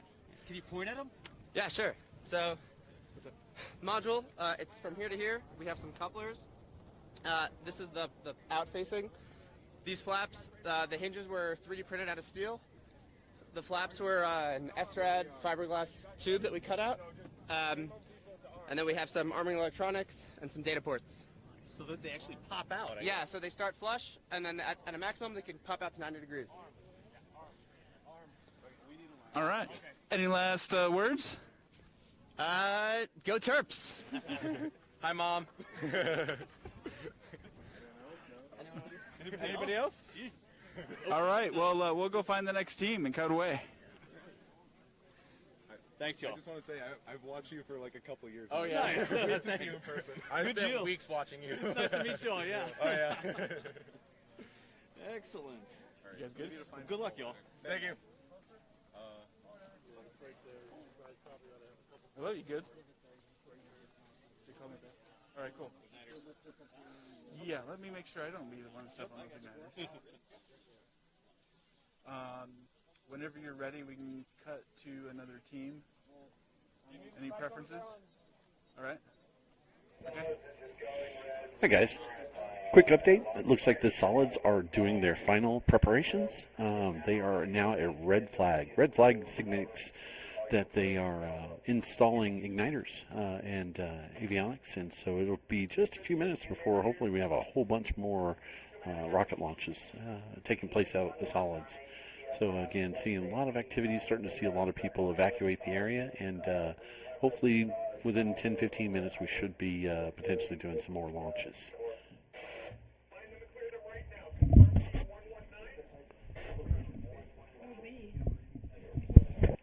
All right, while we're waiting, we're going to continue giving some, I guess, different feedback on the teams with that New Mexico State team we were talking about. So we have a 140-inch long rocket called Aggie Air. Again, this is New Mexico State. They won the Chili Cup last year. So again, the bragging rights transferred to them for this year. And they're going to see if they can go 2 years in a row. Commercial motor, they are flying an N2174 solid, expecting altitude 13,390 feet and just shy of Mach 1. Comment here, Aggie Air is the rocket that is being produced by the Atomic Aggies for the 2023 Spaceport America Cup. So wish them the best of luck. Again, the hometown team, hometown favorite. Definitely wishing them the best of luck. All right. No, I'm with, what's your university? We're Rochester Institute of Technology, RIT. RIT. Aggies bringing a headset. We're about to do an interview. I'm just guiding them with the mic here. All right, so the next team out there is Team 98. We have Pennsylvania State University. Pennsylvania State. It's called Nittany Flying. That's the name of the rocket. 125 inches long, 6.2-inch diameter, and 62 pounds. This one also is flying on a COTS motor. This is a very high impulse in motor. It's an N5774. With that number, that is the average impulse over time. So per second, it's a lot of thrust. When you start seeing 5,000 newton seconds per second, I mean that's a significant amount of thrust for a 62-pound rocket. What you'll see is this rocket will essentially jump off the pad at a significantly high velocity, much faster than most of the other rockets you're taking a look at. And with that in motor, they're expecting a 31,000 foot launch. So this team is definitely competing in the COTS 30K event. And as I said, it will proceed very, very quickly, and they're expecting Mach 2.1. So Pennsylvania State University, Team 98, their comment is the team has put a lot of work into not only this year's rocket, but also setting up the club for future success and hopes to rank this year. It's tough. The COTS group is quite a bit, and I mean, largest competition group, and so they've got dozens and dozens of other teams competing against them. All right, we've got an interview coming up here over at the student waiting area, and so we're going to transition over to them so we can talk to a team, see how they're doing. Transition in 3, 2, 1. Hello, guys. I'm Abby, and I'm out here live with Grace. I'm Grace from Rochester Institute of Technology in upstate New York. We're here with our rocket Kong, which is a 10K COTS category. Teams over there getting ready, and we're pretty excited. Awesome. Tell us about your experience so far. It's been good. It's been hot. We were here yesterday. The wind was high, so we got scrubbed, unfortunately, but we got here really early today and integrated quickly and got on the pad, and we're really excited to see all the other rockets go off and have ours go off as well, too. You mentioned the weather. We have to remember to stay prepared at all times, stay hydrated with a hat, long sleeve, sunscreen at all time. But can you tell me, When are you guys expecting to launch? We're in the second salvo, so we're out there right now. We're the third team in the queue for the second salvo. So hopefully soon here. We just got confirmed GPS lock, and it's all looking pretty good right now. Fingers crossed. Awesome. How early were you guys here today? Ooh, I got up at 2:30. One car got in at like 3:30 or 4. Yeah, we were determined to get here early and get in line. We were pretty excited. Awesome. So what can you tell me about your rocket, the payload? Yeah, so again, our rocket's name is Kong, and our payload's name is Anne, which is a little girl in Kong. So our payload is actually more of an engineering payload this year with air brakes on it that while the payload's falling really fast, it'll take measurements of the load that this air brake is feeling. Kong is, we have a couple of asteroid components on it with a modular flight computer that we made in-house, which we're really excited to test out this year. And we're also in the 10K COTS category. Yeah, we're really excited. Is this your guys' first time here, or what can you tell me about your past journeys as well? Yeah, so we have been competing in this competition since 2017. We had 1 year we had a Cato, 1 year successful, then COVID, unfortunately, and then last year we launched on like the last day, and unfortunately we're unable to recover. So this year we're really learned from that experience and are trying to just get everything back safely in one piece. So we're pretty excited to be out here. What kind of measures did you guys take to be able to recover this year? Yeah, so a lot of this was more testing and learning from those experiences. We had a GPS failure last year, which we mitigated significantly this year on both the payload and the rocket. So that was our major factor, and basically dual redundancy and lots of practice with integration and recovery stuff. Awesome. Is there anything else you would like to add? No. Got a great team. Go Kong, and good luck to everyone else. So. All right. Woo! Well, good luck to the team. Hopefully we can watch their rocket launch soon. Thank you.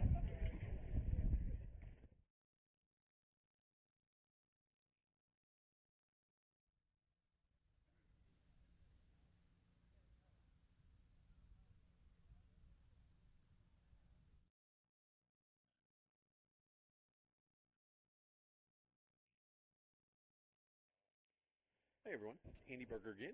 We have a guest in the production booth, and we're going to have an interesting conversation to talk specifically about how we score these teams. We have two different sort of groups of ESRA volunteers that focus on different areas for the competition. We have a range safety team that is typically high power certified with a lot of high power rocketry experience.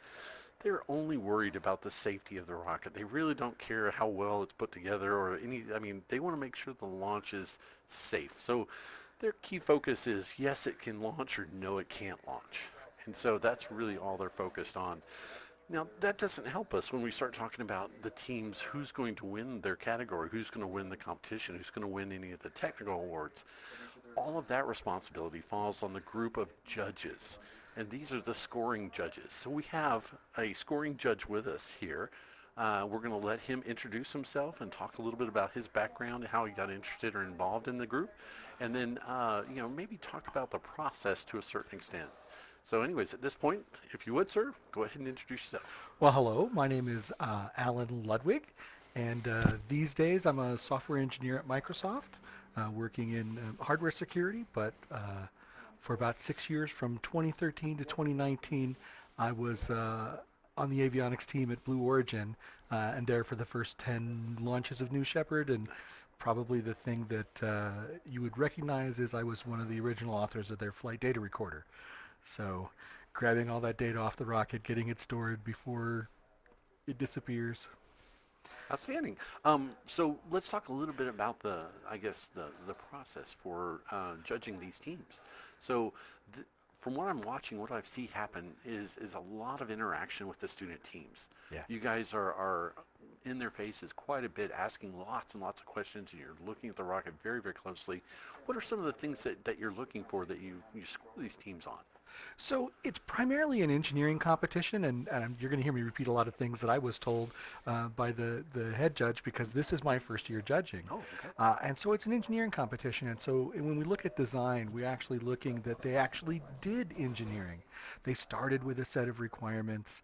They figured out how best to meet those requirements. They traded off different choices and selected one based on data.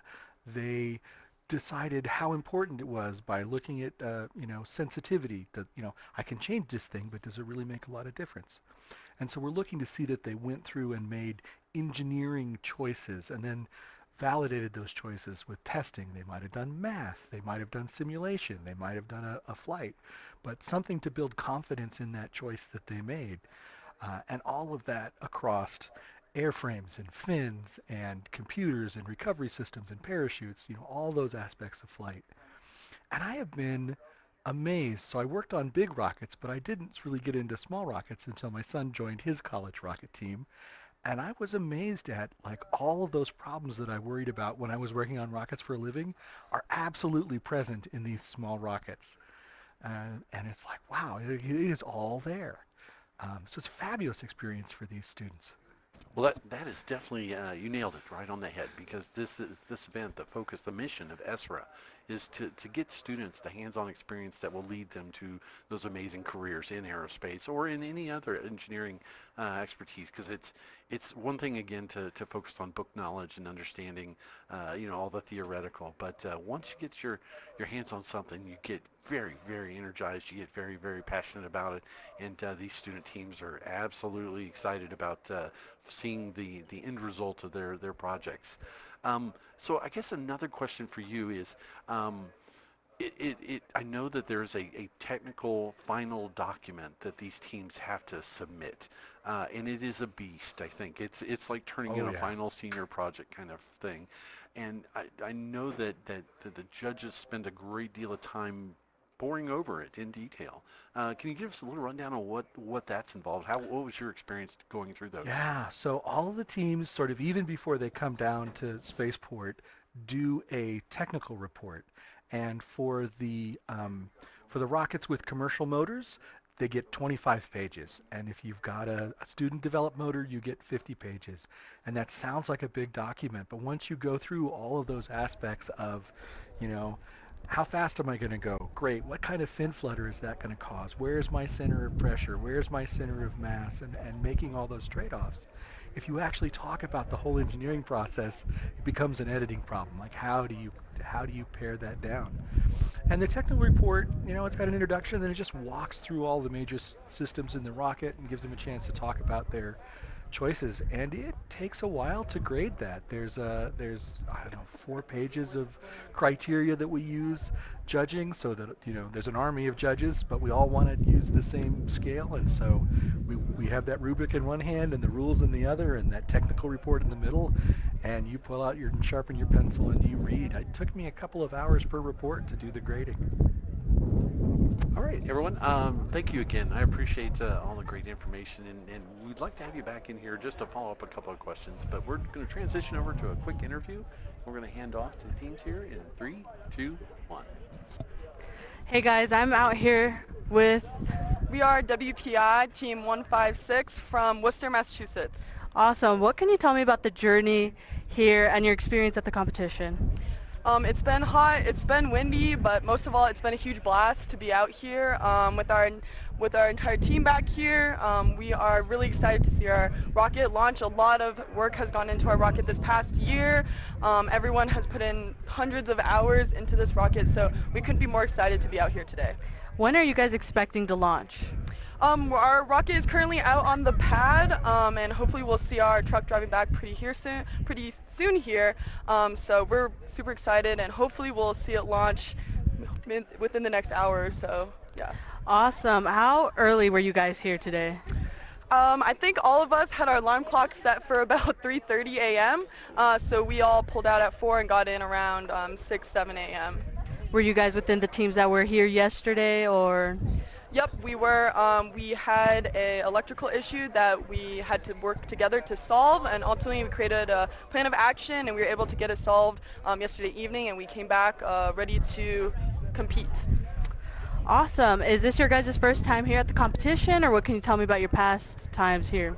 So this is our second year at the competition. Yesterday was our first year here, and we had a lot of lessons learned. We had a rapid unscheduled disassembly last year, so we're really excited to be here this year and very hopeful and looking forward to the launch. Awesome. I don't know if you want to go. So we're switching to another student right now from the same team. What's your name? Hi, my name is Annika. Awesome. And what can you tell me about your team? Yeah, so our team, we have about 33 students here ranging from freshmen to seniors, but that is not our entire team. Oh. Sorry, we're having a little bit of technical difficulties. This wind is going crazy right now. All right, so yeah, we have 33 students ranging from freshmen to seniors. In our entirety, we have about 130 students on our team, which is just amazing. Having so many students just interested in rocketry and, fun stuff like that. And what do you guys do to encourage people to get into your team and to get interested in rocketry? Yeah, so we do a lot of workshops and host different events at activity fairs to try to just make rocketry known to the different people across not just aerospace majors, but across all the different majors at our school, so mechanical engineering, computer science, electrical engineering, everyone, just to get people interested, because rockets are really cool and we like sharing that with people. Awesome. Okay, well, hopefully we can see your guys' rocket launch soon. We'll come back for a post-interview if we can. Thank you guys so much. Thank you. Good luck.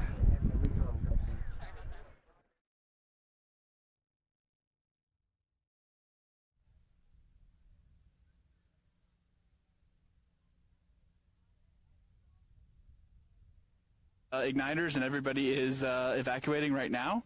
So here, let's get final last words. What's going on?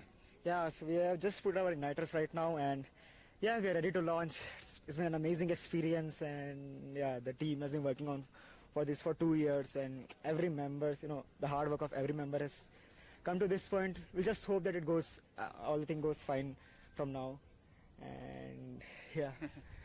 It's a long way So from how nervous was it inserting the igniter? I was nervous. I mean, our effort was inserting it, but yeah, it's the last thing that we can do right now, and then everything depends on what goes on right now further.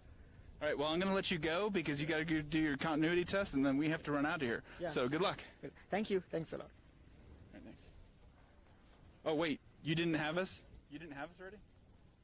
I'm Alice Carews, producer of the T-Minus Space podcast, and I'm joined by Larry, who's one of the judges this year, but also part of one of the sponsors. Can you talk to me a little about Sierra Lobo and what you guys do? Be happy to. Yes, Sierra Lobo is a advanced technology aerospace company.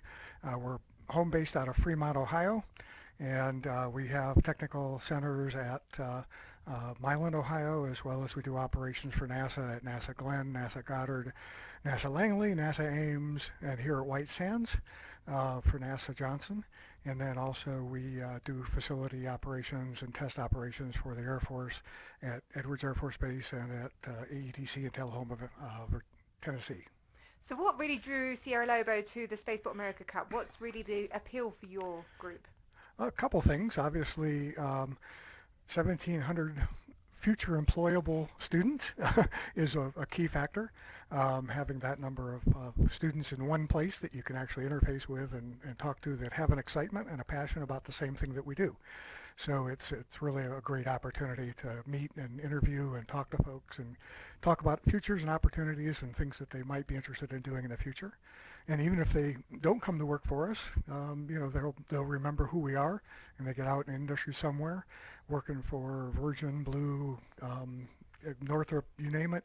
They'll still need to come, do testing and those kind of things, and so they'll remember, we were involved and helped them with this process. So this is the first year Sierra Lobo has been involved in the Cup competition, and you've been part of the judging group this year. What do you think of the caliber of the students that we've got this year for 2023?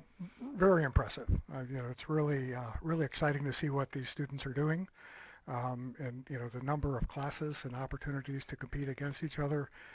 From the 10K COTS motors to 10K build their own motors, 30K COTS and 30K build your own hybrids. I think we had one liquid team this year, or maybe they didn't make it. No, the liquid team did not make it. And then I said the hybrids and then two-stage. So it's really impressive what they're doing, and the amount of effort and time they're putting into it. Have to really say thank you to the universities that are involved in their support in helping these students get here and be able to compete. Tell me what you're looking for as a judge when you're looking at these student rockets. What are the things that you're looking and pointing out to them? Yep, there's a number of things, and it depends upon obviously which class they're competing in. So if they're competing in the COTS motor class, we don't look a whole lot at the motor because those are commercial off-the-shelf bought motors. So we don't really get into a lot of detail on that. But all teams have some level of student-built hardware. Almost every team builds their own fins. Most teams build their own aerostructures. Several teams build their own avionics. And so we go through and look at, what's that build quality? How good do they look? How good of a job did they do in analyzing what they needed to achieve? They come in with an objective to hit a certain altitude, and so they've got to do some detail analysis in order to understand how much the vehicle can weigh, and then how much weight can be allocated to the fins, the body, the nose cone, the avionics, and they all have to carry an 8.8 pound payload. So they get that's kind of a given. They can make that payload whatever they want, and they can it can be everything from a dummy payload to a fully functioning payload doing experiments. So it's very impressive from that standpoint. I've seen quite an array of payloads this year. What's your favorite that you've seen so far? Gosh, there's such a broad variety. I hate to say there's one favorite over another at this point. In the team that I judge, we don't really judge the payloads. That's done by a payload specialist team that judges the payloads. But seeing what they're doing, biological experiments with fruit flies, seeds that they're launching and then exposing the radiation and seeing how they come back and then going to propagate those seeds.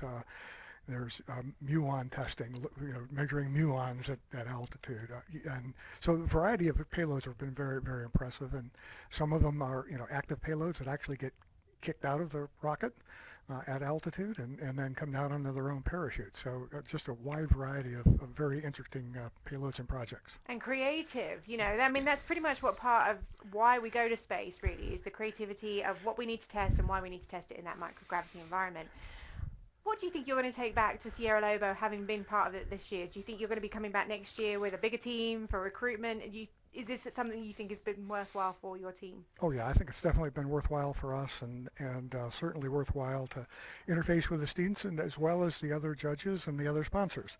Like I said, we do a lot of testing for NASA and for the Air Force at government facilities, and a lot of the folks here, need that testing either directly with NASA and or get them on board on testing. So, I just had a conversation with somebody from Virgin Galactic about needing some testing that we can do at White Sands. So, again, that's all part of the benefit of coming here, and so I think we will definitely be participating in the future. Excellent. I think we've got the PAs just announcing that we've got some red flags going up. Am I correct? Did anyone else hear that? I believe that is correct. Excellent. Awesome. So we're going to make sure you guys get over to see the launches now, and we will keep you updated on who's on the launch pads and rails and when they're going to go up. Thank you. Thank you, Larry. Yes, that is great news. What we're seeing is red flag, and red flag's one thing, but red flag with everyone evacuated from the area is even better. That means we're definitely getting close to a launch. So very exciting times here. So let me finish up real quick. We also have the University of Western Australia out on the pads. Again, I haven't seen assignments in the Trello system yet, but I'm sure they're working on those as we speak. But this is Team 108. The rocket is called Cooker, as in cooking, but cooker. 100 inches long, 6.4 diameter, and it is 43 pounds, so it's a light one. This one is actually going up in the COTS 10K category on an L motor. Very rare to see an L motor. You have to design a very, very efficient rocket to kick up the 8.8 pound payload to 10,000 feet. And to do it on an L motor, that's impressive. So I think overall we might have 2, maybe 3 L motors for the entire event. So nice work. This is expecting a 5,000, a little bit shy of the 10K, 5,300 foot altitude and Mach 0.5. So this one's going to go what we call the beloved low and slow. But that's all right. That's all right. We'll see how they do. So again, they're building a rocket. They're saying they can fly to 10,000 feet, but it looks like they might not quite make it there, and then return it safely. So they've got some good attainable goals, and we wish them the best of luck. All right, let's move on. Let's see, the next one looks like Team 39. Team 39 out on the pads is Instituto Tecnológico de Buenos Aires in Argentina. This is the Theros 3 rocket, and it is 118 inches long, 6.1 inch diameter, 76 pounds. This one's going up on an SRAD in 4497 solid. So it's a research motor. They mixed this motor themselves, had to test it and thoroughly test it over and over again, show us proof that they were able to successfully build and hot fire that motor. And they're expecting 11,200 feet with Mach 1 as the maximum speed. So very exciting. Again, looking out there, it does appear that the pads are emptied, and we may have a couple of vehicles headed out, but they're probably going to a different range area, so we don't have to worry about that interfering with the solids. So let's look at the next one. All right, so LCO just gave us a quick update that solids will be clear in 5 minutes. So it sounds like they still have a few people there, but they're clearing the range as we speak. So the next one that's already out there on the pads, Team 35, the Indian Institute of Technology, Bombay. Their rocket is Adyant. Let's see, 89 inches long, so not a very tall one, but that's 6.1, so it's sort of a short, wide rocket, 59 pounds, flying on a COTS M3421. That's a pretty big M. That's a hard kick off the pad. That'll be great. And they're expecting 10,577 feet, and just shy, just right on the Mach border. And they say Adyant is a high-power sounding rocket powered by an M-class solid rocket motor and a target altitude of almost 10,000 feet. Yeah, that's definitely what it is. All right, we're seeing a lot of traffic here headed in and out, but the solids pads are departing and should be clear shortly. We got a beautiful red flag up there, so still seeing a couple of cars. The final vestiges of the ESRA safety teams are vacating as we speak, and then a few cars headed towards the hybrids.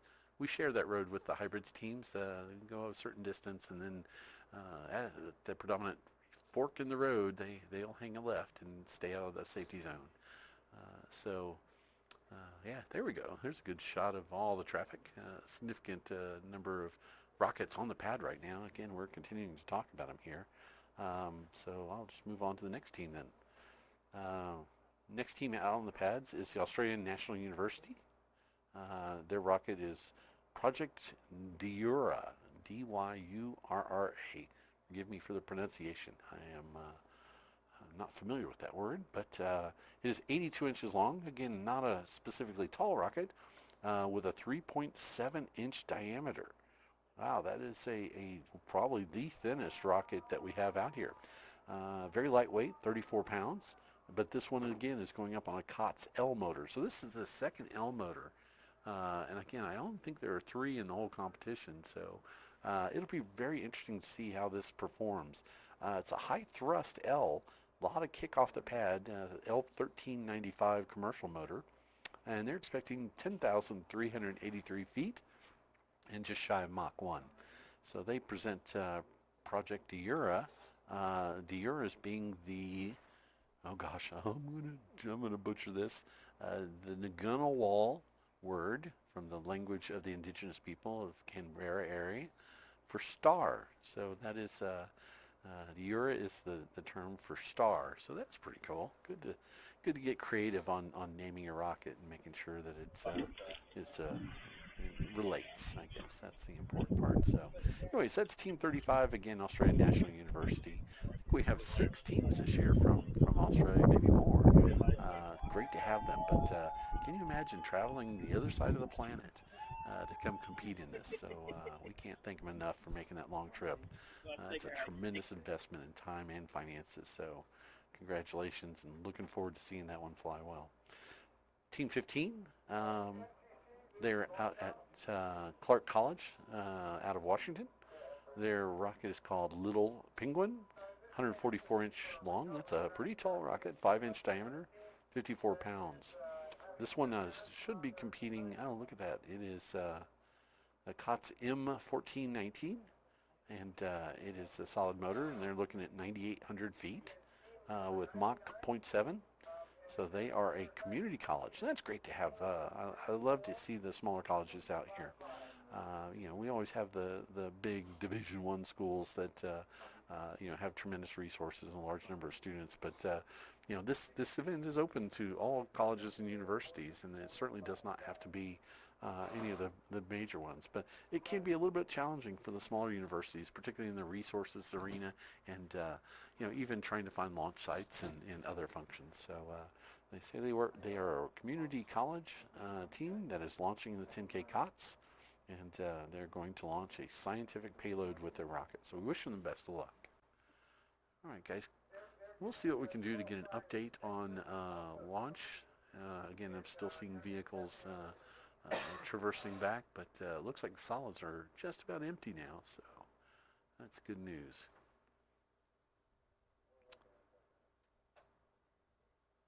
So typical what happens here during the day is the temperatures are already elevating. We're starting to see some higher winds, just like yesterday. So we attempt to get as many launches off in the morning. We did have some restrictions. We prefer to launch as soon as the sun comes up, as early in the morning as possible. But unfortunately, there were some higher priority activities going on at the White Sands Missile Range. So obviously, that definitely has priority over our activity. But they limited it to us and gave the airspace back to us at 9 a.m. That'll be the same for most of this week. And so we do our best. The wind will limit us in the afternoon, but we've got I think the second salvo of rockets going out, and it seems like quite a few rockets are set up. So hopefully we'll see a large number of rockets taking off in the next few minutes.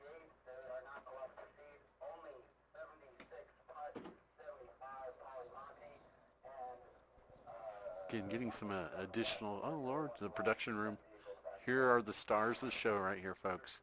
They keep us operating, and this is a significant production. I hope you guys are enjoying it, because the gents in here are amazing, absolutely. So if I won't even describe for you the first live stream from the Spaceport America Cup back in, I think, 2018. Was a few staff members running around with cell phones, and they were just holding the cell phones up, and the rocket would take off, and they'd see a smoke stream, and then you'd hear their entire conversation, and they were talking about stuff that didn't even involve the cup, but I guess they didn't mute it or anything. So I think I'm quite excited about the production team here and the abilities of the new live stream. A lot of money is invested, and a lot of time and expertise, and again, everyone's done a fabulous job here. So we don't joke about it too much. Okay, we do. We joke about it nonstop about we're the hardest working SR volunteers that sit in air conditioning. So we love it, and we still get to see through all the cameras everything that's going on around the area, and sort of get bird's eye view for everybody. And we like providing that to y'all. A lot of folks can't make it here. You've got the parents, you've got the team, other team members that had conflicts, and even folks that just want to watch this, in a month's time or whatever the case might be, to learn more about it. We appreciate everyone doing that, and if you haven't already, make sure you click on the subscribe button for the Experimental Sounding Rocket Association, and make sure you click on the button for notifications. And finally, if you like what you're seeing, click on the like button. And somebody was joking earlier, it's like, if you really like it, just send us a check. No, I'm just kidding. Oh yeah, no, it's a fun event, and we hope everyone's enjoying the wonderful drone views that we have. Drone pilots are out here. They hate that job. They really don't like it, getting to fly drones all day and get some of these panoramic views that we have. No, they love it. They love it like crazy, having all the drones that we have. So very exciting. Oh, we're getting pad assignments. All right. All right. I'm going to be quiet real quick as we document all this down. So getting all the pad assignments, and we're getting the launch sequence info.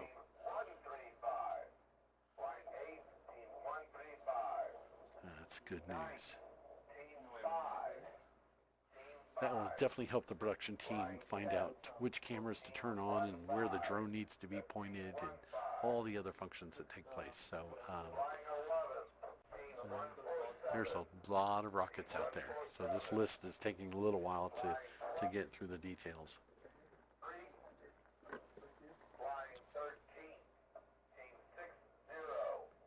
Getting this through as quickly as possible so the winds don't cut us off. We're going to push real hard to get another salvo out here as soon as possible. But we probably have a good 45 minutes of launching rockets one after the other. And then we'll bring another salvo out, and hopefully the winds will stay. We can do it quick enough that the winds don't overwhelm them. So fingers crossed.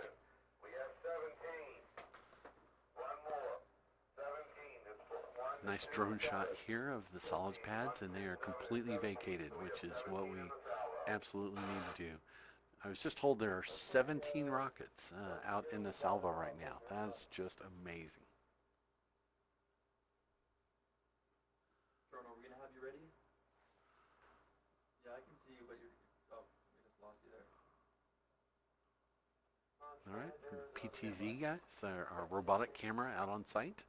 Clearly, we don't have a robot or an operator on that camera. That is a robotic PTZ camera, and we have an operator specifically assigned to rotate that camera around and zoom in on the rockets that are getting ready to launch. So it's always a challenge trying to remember which one's up next and trying to get the cameras panned in and zoomed in on them. But we do our best. So we'll have that camera view. Nice close and personal. Then we'll have the view from the drone, and then eventually as the rocket ascends beyond the range of the drone, we'll transition over to our cameraman up on top of the shipping containers, our launch control area, and he will be able to pan out even further and watch the rocket track all the way to apogee. Most of these rockets being at 10,000 feet and potentially 30,000 feet, without a significant smoke trail, it's very challenging to see them completely through it. Our LCO team has a group of spotters who have very powerful binoculars that can track that rocket all the way up. So they report back to LCO to identify how everything is going along at the recovery process. So if we were to have a rocket that, say, did not have an ejection charge at the main at the apogee, and maybe is potentially coming back down ballistically very quickly, we have the ability to alert anybody that needs to be in that area. We keep the safe distances set up so that really there won't be any challenges like that. But again, the launch spotter's job is to use those binoculars and make sure that we see an event at the main, where an event at apogee, and then eventually a second event much closer to the ground where the main parachute comes out. So we track those, and we do our best to make sure we don't lose sight of them. And then there's also GPS tracking that the student teams and our mission control will utilize to ensure the rocket stays in a safety zone and does not get too close to the crowds. So a couple of images at LCO. LC is doing some final preparations here. The crew up on board. We have launch control officers. We have assistant launch control. We have communication teams up there. We have spotters. And then we have representatives from Spaceport America, White Sands Missile Range, etc.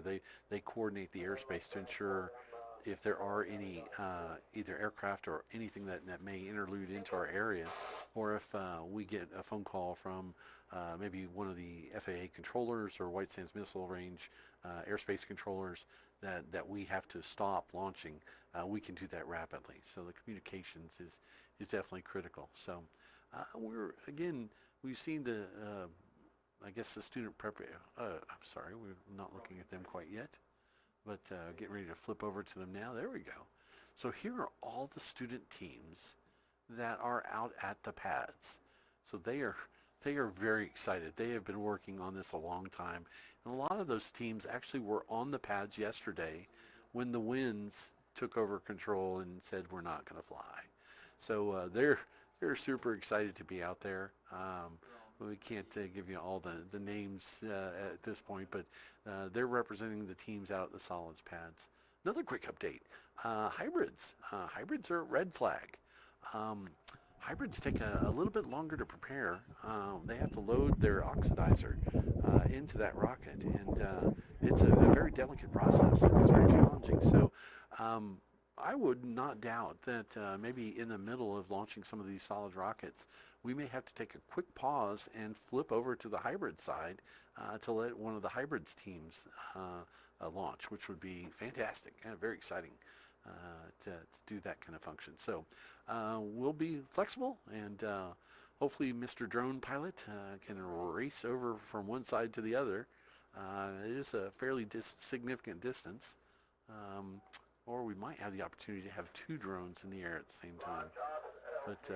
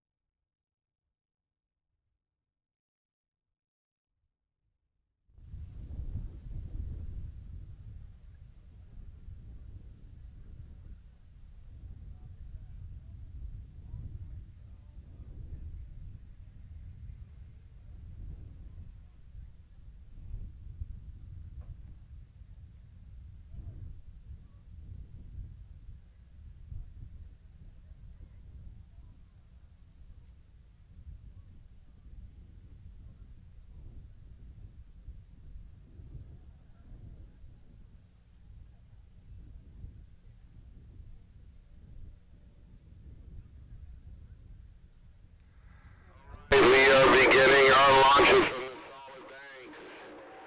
do this all wireless. That's cool. Very good.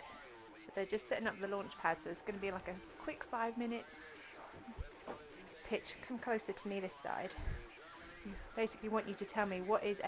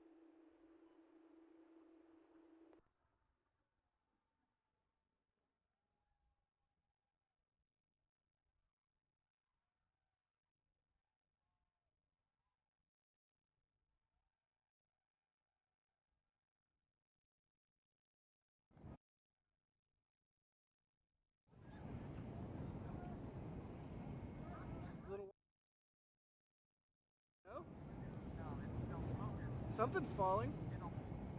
Oh wait, what are you? I I don't know.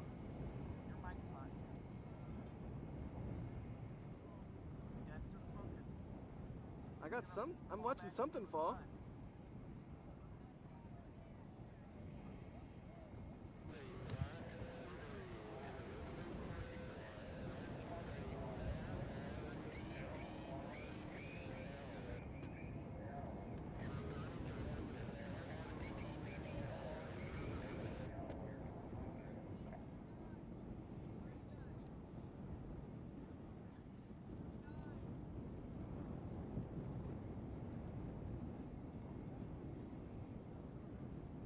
What is that?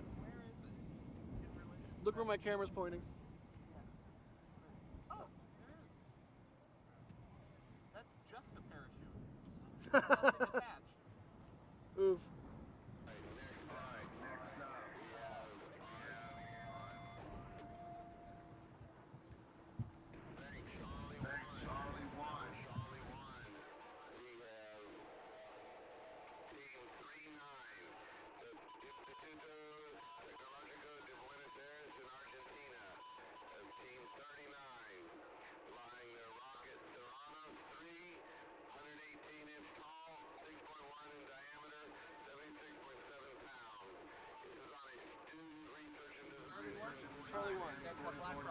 Got it. All right, so pause there, everyone. Hopefully you saw that for TOBB. There was a little confusion here. We're trying to get some details about we'll get ready to launch the second rocket. Skies clear. We are launching. We're launching in 5, 4, 3, 2, 1.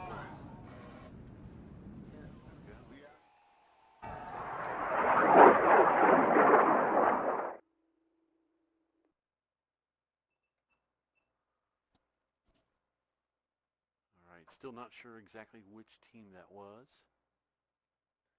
Oh, that was Team 39. Let me try to pull their data real quick just so that everybody know who that was. We're trying to get that information beforehand, but we're struggling a little bit. Okay. All right, so Instituto Technology, there you go. All right, so that was their launch.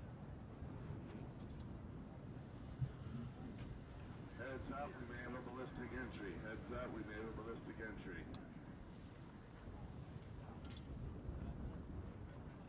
Yep, that was Instituto Technology de Buenos Aires.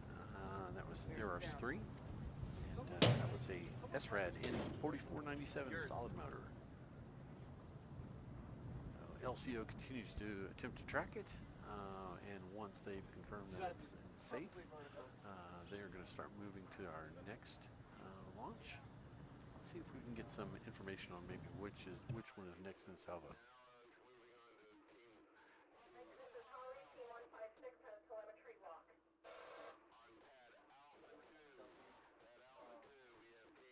Looks like, yeah, Team 156 is up next. All right. Team 156, we'll try to get you some info on them real quick. Okay. All right, Team 156, that's Worcester Polytech. The rocket Capricornus, and again, 144 inches long, 6.2 inch diameter, and 69 pounds. An M1797 commercial motor. And looks like a good looking rocket, and it's ready to ignite here shortly. And clear skies, they are launching it. 5, 4, 3, 2, 1. Look for the smoke. There's the smoke. Come on, baby, cook it, cook it. There she goes. There she goes.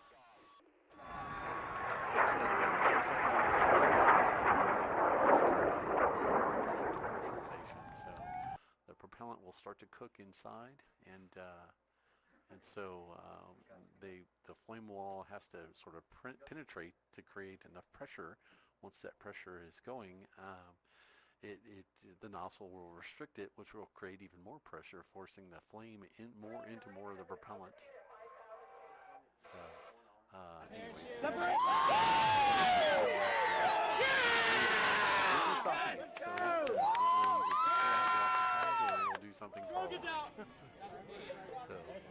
These commercial motors are typically very well tested, thoroughly evaluated. As long as the team puts those motors together, they're in very good shape. But this last one was Let's go! Let's see who's up next.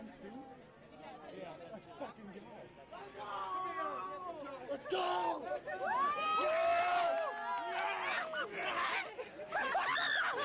Let's go! Let's go, coupling scoreboard!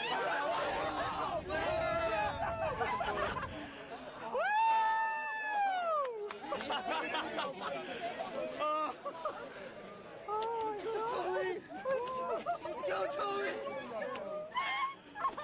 Oh my God! She's beautiful. Next up, Team 66. 66? So, oh, real quick, they are up next. Alright, I guess grab Mike by Team 66, which is the next team.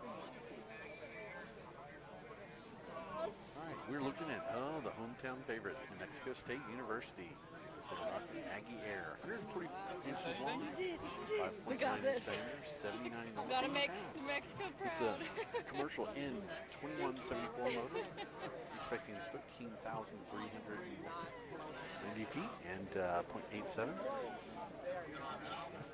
Guys are clear. LCO is getting ready to count down. Best of luck to the Aggies.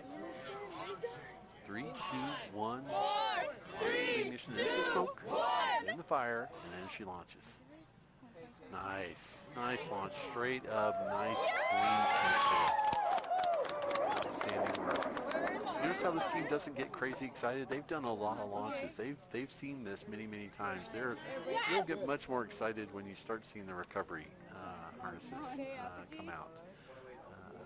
Obviously, a launch is pretty exciting, but you can tell the mature teams that have done this quite a few times, they're really much more interested in the recovery side.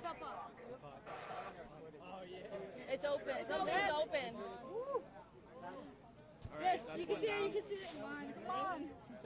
They're watching it. They've got their telemetry systems pointing at it. We have our mission control also pointing at it. It's always challenging to get those video cameras to try to zoom in on it. My poor vision has failed me so many times. Look over at a young person, it's like, please tell me where that is. Our LCO spotters have their binoculars pinned on it. I need you to hold this for a little bit. It is tracking live it pretty closely. Say hi to your family. Hi. Hi, everybody. Hey. Hi, Yash. Hi, Yash, what's going on? Hi, Peter. 108. Shout out to Poggers Pete. After this, get some sleep, mate. It sounds like LCO is moving to the next flight, so that means that the Aggies had a successful flight. So, all right. I'm glad to see this rolling quickly. I would love to see that. So, University of Western Australia. The rocket is called Cooker. Okay, that was not the 100 right inches mode. long, 6.4 inch M2100. diameter, 43 pounds. This is a COTS L motor, so it's one of the smaller motors, 648. Let's light this cat. So it'll be interesting to see how it gets off the pad. These guys are clear, launching in 5, 4, 3, 2, 1. 4, 3, 2. We got smoke, we got fire, and as she goes. All right, really pretty Some good engineering right there. Jordan, how are we doing? We're missing a lot of shots.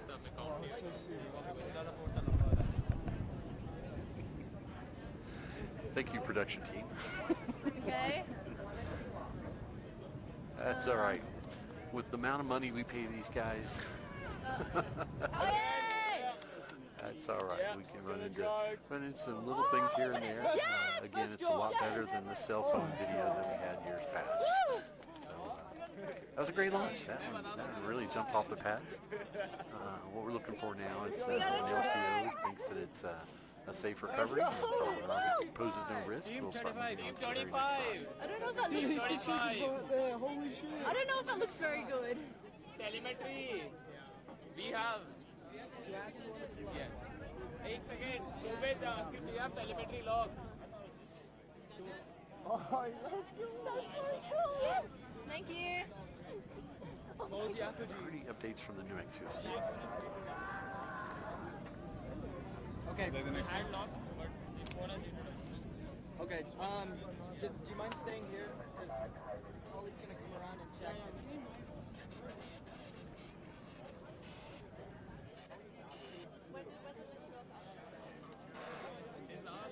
Where's he going?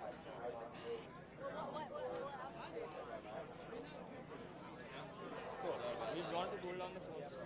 Because A5, what was the number? Yeah, the iPhone gave a temperature alert. It said it got too hot. Oh, okay. Yeah.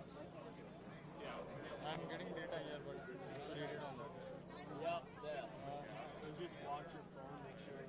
All right, next team up is, I believe, Team 131. And that would be the University of Missouri Columbia. All right, I haven't talked about this one. Their rocket is called Space Moped. Do you mind just It's staying around 113 here? inch with 6.2 inch diameter, 65. SRAD M1682, launching 5, 4, 3, 2, 1.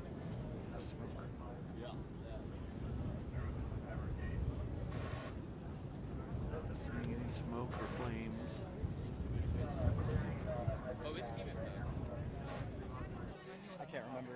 I'm going from team to team. Looks like we may have a misfire on that one, unfortunately.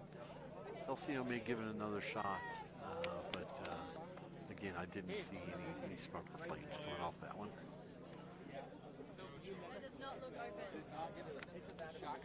Oh wait, LCO's stop. investigating That now. looks open now. That looks open. That looks open. That's open. That's open. That's open. That's Let's open. go. Let's go! Let's go! UWA! Yeah, boy. God! Shout out to UWA, shout out to Drew. Shout out to Drew and Dave from Wars. Let's light this candle. We lit the candle.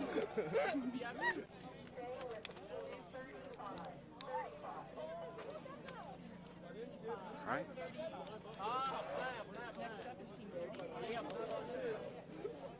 Looks like we're going to move to Team 35. You guys are good? We got it? Let me see it. Team 35 is up next. This is the Indian Institute of Technology, Bombay. Oh, they're up there. No, stay there. Stay there. You're good? Team rocket is called Aviant, 89 inches long, 6.1 inch diameter, 59.5 pounds. Definitely looks like a very, very solid looking COTS 10K rocket for this team. Expecting 10,577 feet and just below Mach 1. So we're this is the best mic? of luck. Yeah, Quite a few teams oh, have that's the team typically launching, right? come Yes, we are the team that's launching. from India every year. Oh, hello, hello. We hope that someday maybe all those universities can work together with their governments and regional areas. And it would be fantastic to see them have a stage or a national Hi, mommy. And it was Father's Day. Oh, right. And like I know girlfriend. that there's a very high demand for aerospace engineers there. So, Any sponsors great today? to give them hands-on Not hands-on experience, already. in their own country. Plus, they can do a lot of testing. Well, and make a making really their good rockets cheer even when it better launches. when they bring it over here to compete. So, anyways, IITB. Yeah. So they have confirmed telemetry block. That means their receiving systems and GPS coordinates and all of that, all systems are go, and they're able to ensure that once the rocket launches, they can continue tracking it. Yes. Just one of the lot of different checklists that have to go through the process before a launch. LCO is doing the description, so we'll be launching this rocket in just a few minutes. I can't hear the count. Going through the details. All right, again, this is M3421. So this will be a hard kicking motor. This will come off the pad very rapidly. I love that view right there. That is just fantastic, where you've got the pad, you've got the long range view, and then dead center you've got the drone. So you get to see every angle of it. So watch for the smoke coming out, and then you'll see it kick off. There she goes. Nice. Off the pad and held together. Fantastic. Outstanding.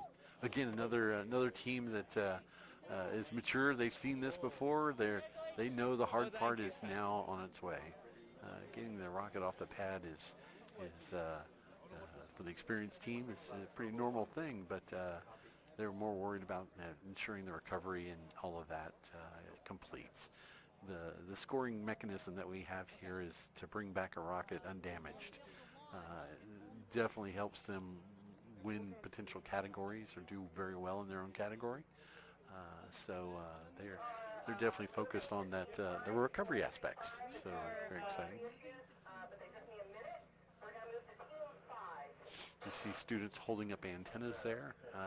So various different type of telemetry systems out there. Some of them are student research and design, where they designed and built and tested it themselves.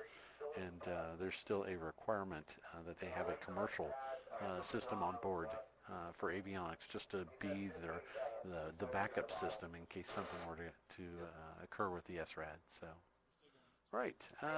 Next one at this point is the Australian National University and Team 5. Uh-oh.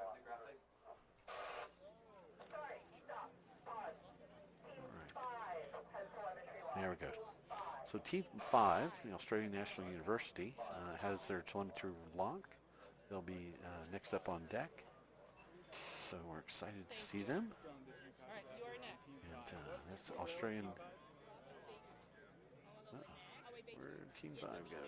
I'm ready with the hot red mic with the team. I'm not seeing their template. Okay, well, Australian National University.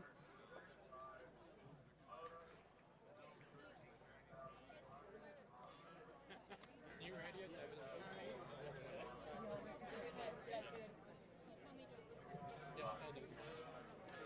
All right, LCO's going through the description of their rocket right now. I apologize, I'm not sure why that data is not showing up on our system right now. But, it's okay. That's all right. My mom's definitely watching. Hey, Mom. Clear, launching in 5, 4, 3, 2, Oh, Mrs. 1. Lafferty. I think Mrs. Lafferty's watching. Smoke, we got smoke, and there she goes. Another hard-hitting motor. Good job. That one definitely left the pad in quite a bit of hurt. So you see telemetry antennas.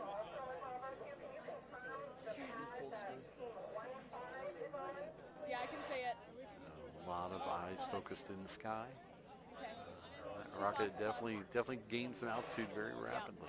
The skies are looking so clear out there too, so we should have the ability to track it pretty easily, I hope, this year. So good to see. Yesterday we had quite a bit of clouds. This year, crystal clear. Fabulous point about the New Mexico and Spaceport America itself is the ability to launch rockets year-round. The weather inhibits are very, very limited out here. They have a high percentage, likely even higher than NASA in Houston and the California area. They don't have to worry about hurricanes. They don't have to worry about earthquakes all that much. So blinked out. Yep, a little bit of the best of everything out here. They still have some restrictions as far as going orbital, but sounding rockets. Don't blink or your eyes will a huge area of recovery with White Sands Missile Range being right next door.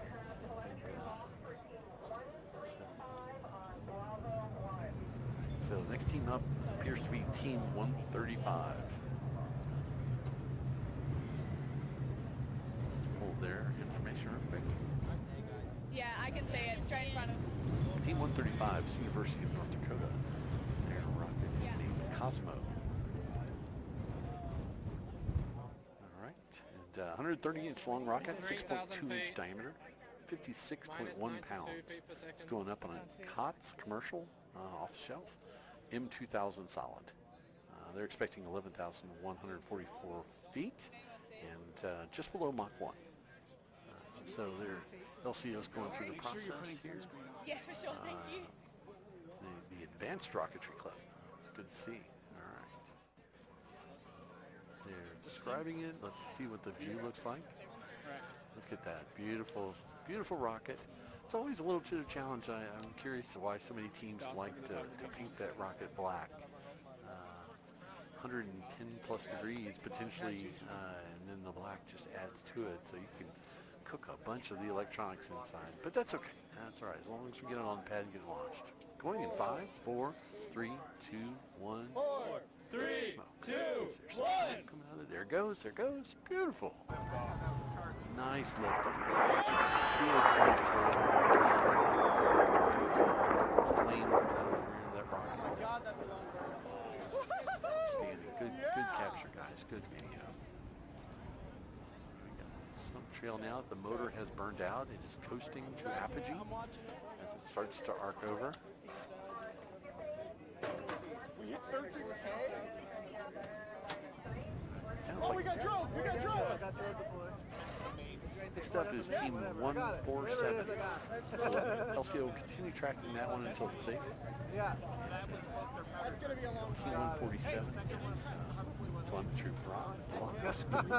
So they are next up on deck. They are rolling through these, which is fantastic. The more we can get, the better off everybody's going to be. This is the University of Wisconsin-Madison, Team 147. Their rocket's name is, get this is great, Bucky Badger's Quantum Sounding Rocket. BBQ SR. 110 inches long, 6-inch diameter, 67 pounds. This is a COTS M2500. It's a great motor. Expecting 10,221 feet. Mach 0.8. This rocket is designed to test the efficacy of NV diamond magnetometry. That's a big word for me. It somehow made it out of this undereducated mouth. Magnetometry.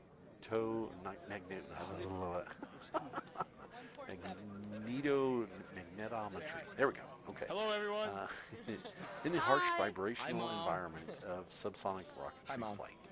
That sounds like a pretty exciting Hi, Mom. Hi, Bernardo. Hi, Aaron. experiment there. I got my friends on this. All right, they're launching. 5, 4, And hi, 3, Dad. 2, And 1. sisters. All right, ready? Smoke fire.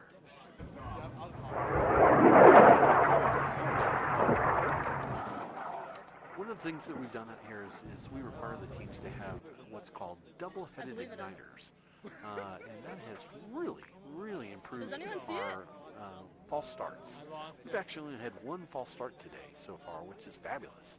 Because false starts, when you press the launch button and nothing happens, it slows everything down. It opened. These double-headed igniters have really helped it. And it's a small wooden dowel that's inserted inside the solid rocket motor and has 2 separate igniters. So when the button is pressed to launch, both of those igniters kick off. So it's like having redundancy. This has improved our efficiency in the ignition of those motors at least 75-80% at least. I remember at one point in time we were leaving just shy of half of the rockets on the pad, almost every salvo, which just slowed everything down. Took a tremendous amount of time to get those things resolved. So, moving on to the next team, it looks like Team 1-5 does have telemetry rock. They've been struggling on this one. Yes. So let's get back over to them. Let's see, Team 1-5. There they are. We're looking at Clark College. Again, this is a community college in Washington. Called Little Penguin, 144 inches long. Okay. And this is I want to say hi to my family motor. and my friends. So they are looking Crow, at flying Rocky, to an Coral, expected and altitude of 9,851 feet and Mach 0.7. Good to see the community colleges participate. And you don't have to be a major Division I school to do this.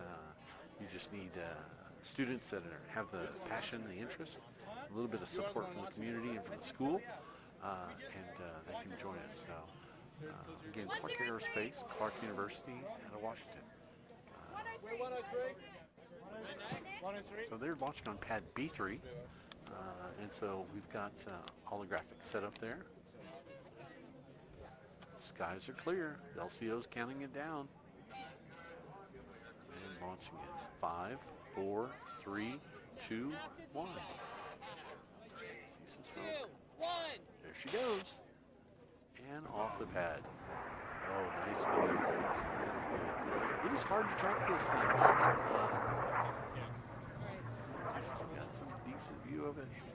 And then it slips away in the video world. It's always tough to focus in on those without having $500,000 video cameras. So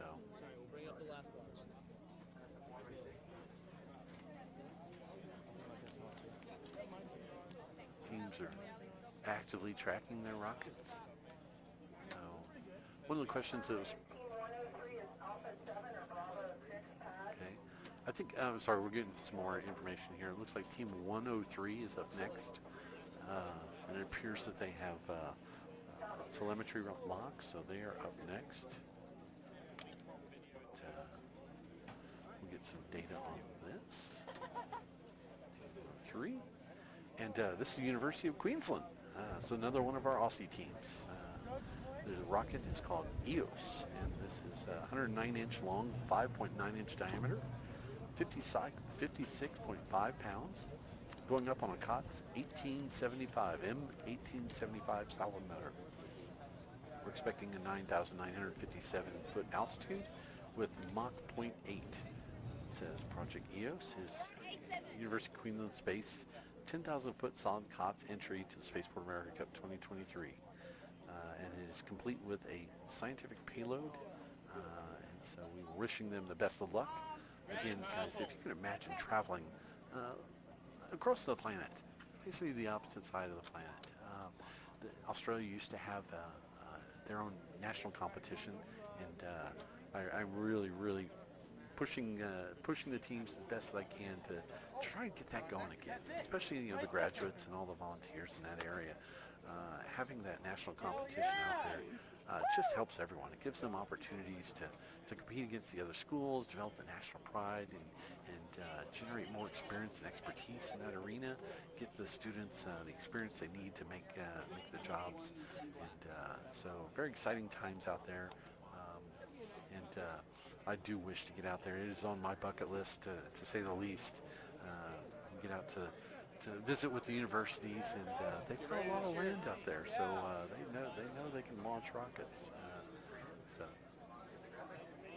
all right. So we got the video up here. Again, this is Team 103, University of Queensland, and they're doing the description of it at LCO.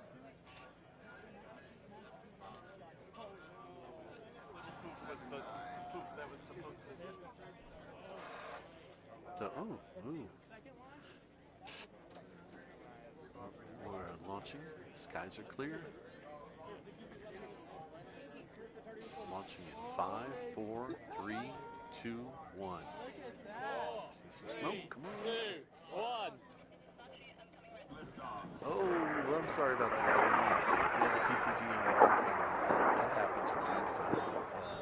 Jerome got it, and the other folks they got it too. But rocket is proceeding vertically very well. We've got a good smoke trail coming up at Apogee, coasting up to the top. The motor turned out and looking for an event. Oh, there we go. We have an event now. So when the rocket starts to come over the top, it's accelerating too fast. It'll come down it'll come down almost as fast as soon as create a significant little hole in the ground, and that's why we keep our safety distances. Those are super critical. So it looked like it did have an event. So the worst case scenario is it'll flutter down with no parachute, but we got a little drogue chute up there. It's hard to see, but I promise you, LCO's got it well within their sights of their binoculars and their spotter. That one's broken. Don't sit on that.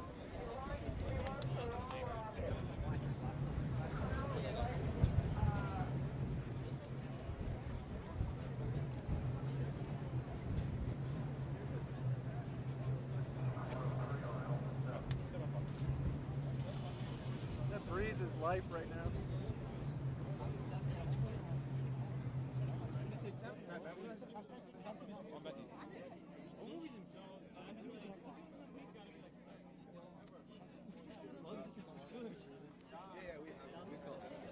That wasn't our rocket.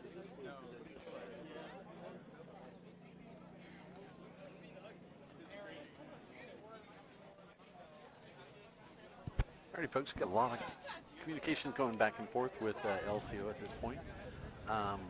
May have been a little bit of a misunderstanding at this point, but LCO is working through it now. The rocket that just launched appears not to be the team of University of Queensland. So I guess that's why we didn't see the rocket kick off. LCO is investigating now, so we'll get back to you in just a second with an update to find out when. Let's go back and we'll find out real quick that it sounds like Team 99 just launched. So we're going to have to do some definite troubleshooting.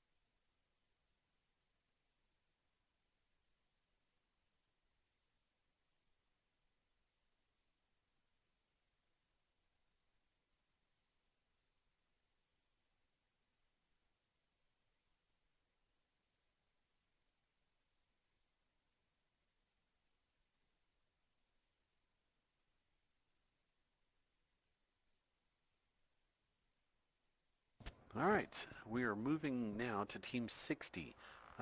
Team 60 is Mississippi State University. Their rocket is Spearhead, 154 inches long, 5.2-inch diameter, 74.6 pounds. This one's going up on a student research and designed O3417. That's a big, big motor. And the students mixed, designed, tested it, and they are ready to go with it. This is a 30K flight, so we're going up to 29,769 feet and Mach 1.68. Wish them the best of luck. The Space Cowboys of Mississippi State have had a lot of good experience.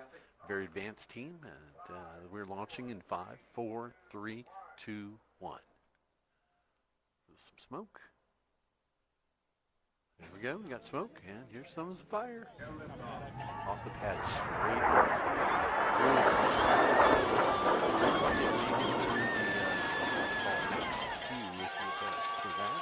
Penn stayed on. Rocket was very stable. Oh, look at that, the teams have their cowbells. That's good to have, you can never have enough cowbells. So, Mississippi State Cowboys. Fantastic, congratulations. Looks like a great flight from that side. Now they're jumping on telemetry. They gotta look at it and find out what's going on. Oh my God, we are cruising. Looks like Team 84 is up next. Let's pull up their data real quick. Looks like they have telemetry lock, so that's a good sign. There's Team 84. All right, yeah, this is Rochester, Institute of Technology in New York. Their rocket, Kong, King of the Skies. So let's see, we're looking at the COTS M1661 solid motor with an altitude of 10,784 feet and Mach 0.75. So good looking rocket there. All right. Nice work. All right, we wish them the best of luck. The RIT Launch Initiative is manufacturing the 10K COTS rocket. The Innovator rocket will be a pathfinder for future higher power rockets. Always pushing. You gotta push yourself if you want to make amazing things. So good to see that year over year. It's always a challenge with the universities because the turnover in the students. You know, they've got 4 or 5 years, etc., that they'll work through these programs, and every year you've got a different set of team leaders. You have the seniors that graduate and go on to work in industry, and then lower level classes, sophomores and juniors working their way up, and taking on additional support. So I know. At this point, again, we continue through the solids pads. Team 84, RIT Tigers! Woo! Go Tigers! Flying Kong, King of the Skies! Rochester is ready to go.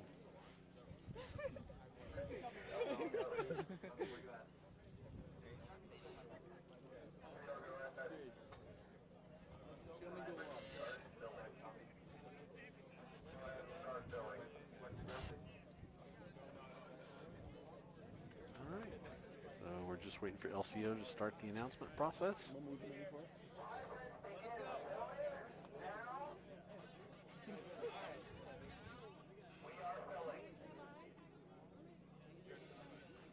We get some news from the hybrid side. It sounds like they are beginning some filling processes. So we are hoping to see a hybrid launch a little bit earlier today. It sounds like they had some minor technical challenges, but they're working on that now. While we wait, was there anybody back home? Yeah. Hi, Mom. And Dad. And Dad. And Sophie. The last Anyone launch else? That is, Thank you at to everybody at 13,000 feet, RIT who made released this from possible. telemetry side. Yeah. Hi, Mom. Hi, Dad. Yeah, thanks, Mike. Thanks to Mike LCO is now Loveland. announcing. You're a real one. So Team 84, they are launching, and again, this is Kong, King of the Skies from Rochester Institute of Technology. The team's pretty excited. We've got the good images there.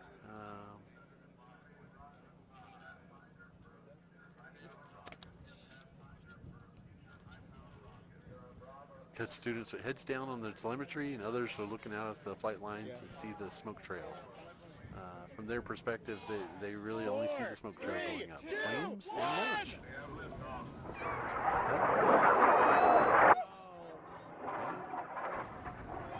Smoke trail is a little bit lighter on that one. Some of the propellants generate quite a bit of visible smoke, and others not so much. It really depends on the design of that motor and the chemistry makeup of it.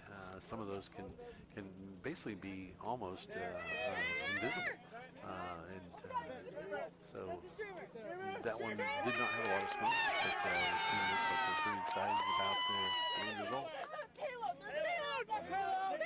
They've got their eyes on it. That's always a good sign. That's always a good sign. Congrats to the team. Gracie, follow payload.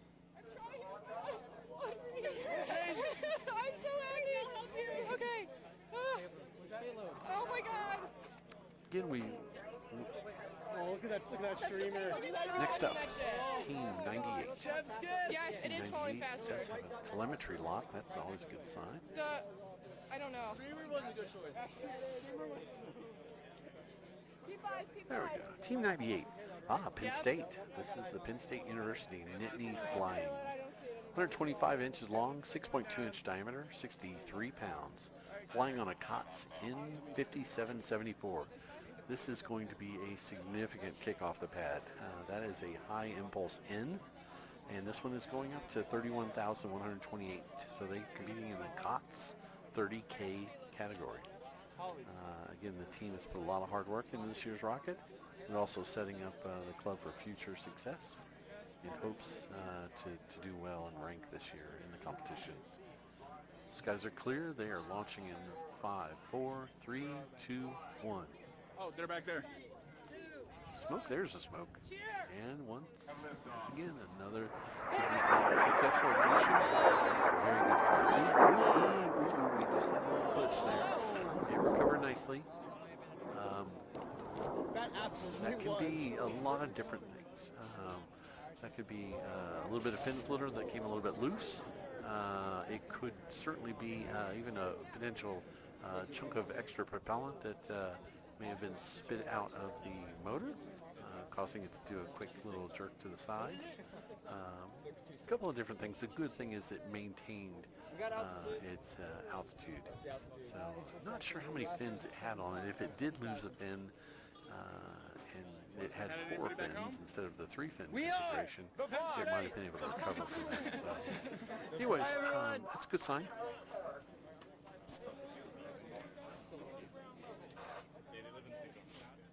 The next rocket, they're seeing some good things out of this one already. Look at that. All right, so nice Nice, look at that.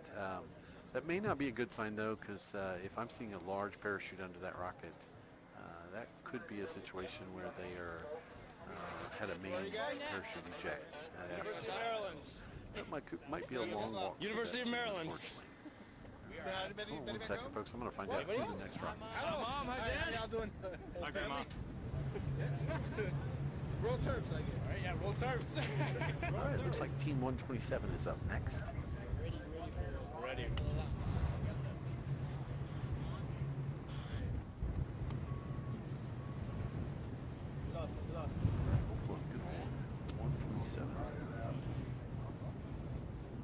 Team 127 is the University of Maryland, College Park. All right, their rocket is called Carkinos, 144 inches long, nice 12-foot tall rocket. And we're at 6-inch diameter, 81-pound rocket. Going up on a student... Ooh, wait a minute. Oh, we got a hybrid launch. And going on a hybrid launch. 5, 4, 3, 2, 1. Sorry guys, the hybrids just told us 2 seconds ago. There it goes. It looks like we got something in the sky.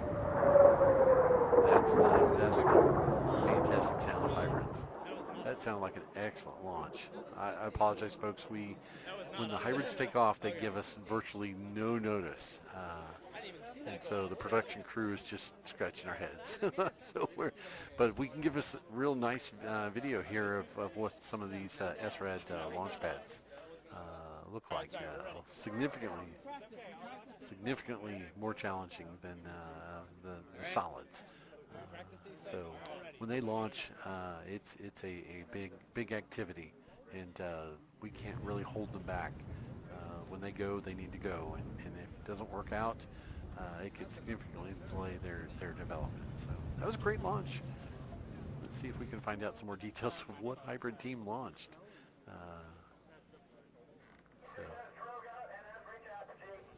Okay, so the hybrid has reached apogee, and there's a drogue parachute out. So it sounds like a pretty successful flight so far. Congratulations.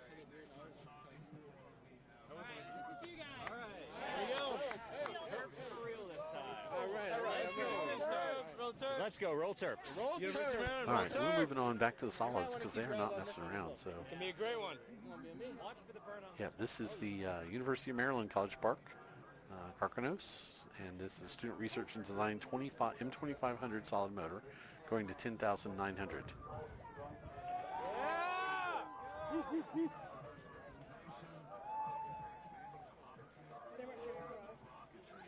I'm cheering for us. Oh, I think you're with them. I'm getting tired. Mom's getting tired. And they're launching in 5, 4, 3, 2, 1. 3, 2, Smoke. 1. There we go. And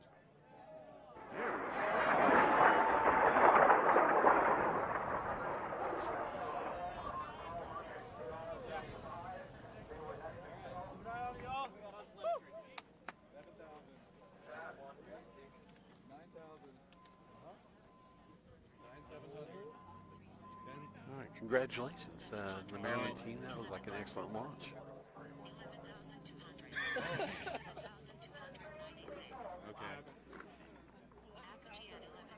We're getting down to just a few rockets left out of the pass. We overshot a tiny bit, so what? Looks like Team 103 is up next. They have confirmed their telemetry. What altitude are you at? Below 10,000. Okay. Okay, we're under drogue. Okay, cool. Under drogue.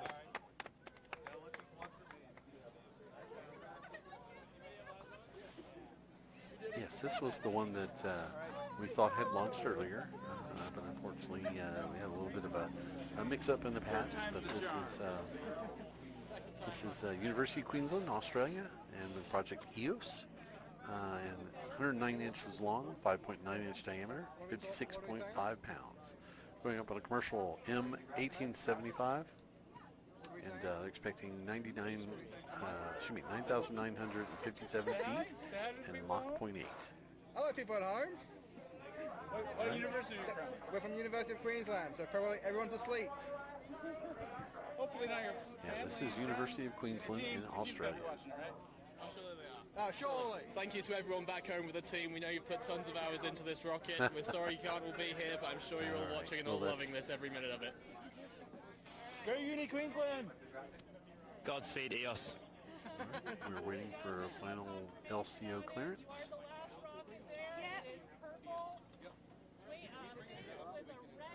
Yep, there we go. Well, now we're getting the announcement going.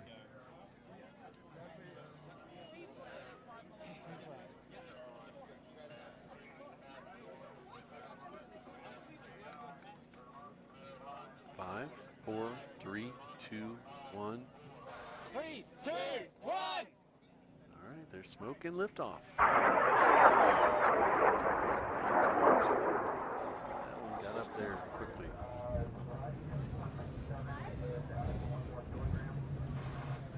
Standing. Looks like it's up over Apogee at this point. Starting its way down. Nice view. Looking for an event. That may have been an event. Yeah, that was an event. So, we got at least a drogue out. So congrats to that team. Looked like a very successful launch. Hopefully it won't be a long recovery. Look at that. Nice smoke trail as it makes its way down with the upper level winds.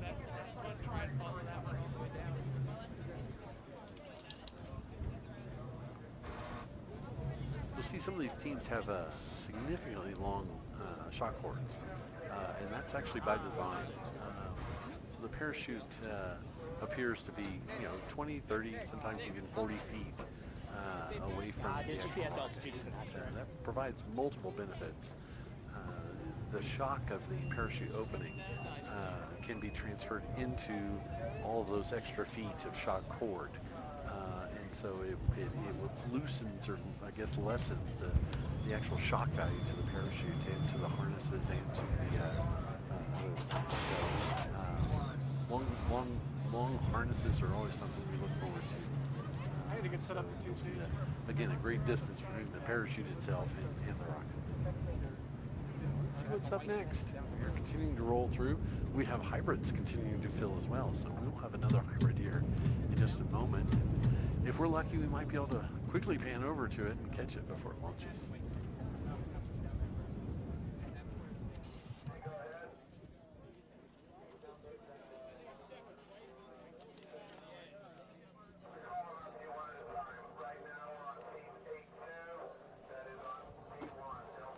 All right, we are team 82.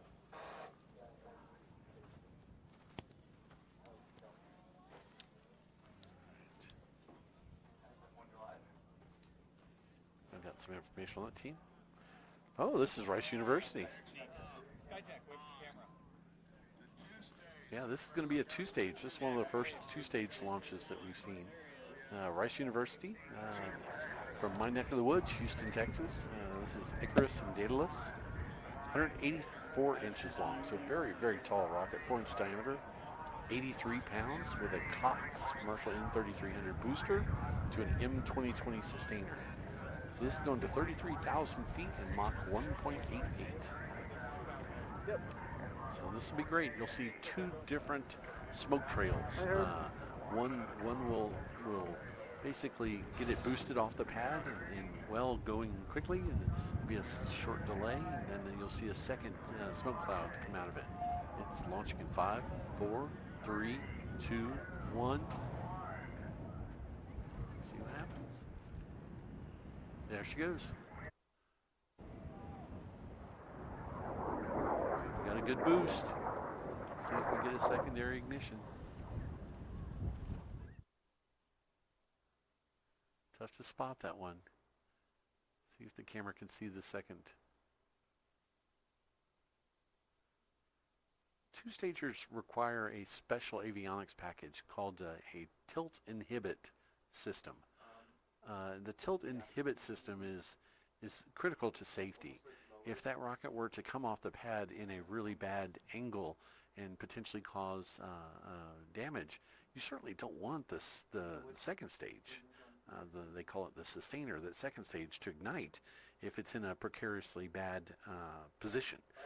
And so the tilt inhibit system, and so it stops. Essentially, it notices I'm not in appropriate angle of attack, I'm not vertical enough, and so with that it'll say, or I'm not high enough. It has a multitude of different rules that can be implemented.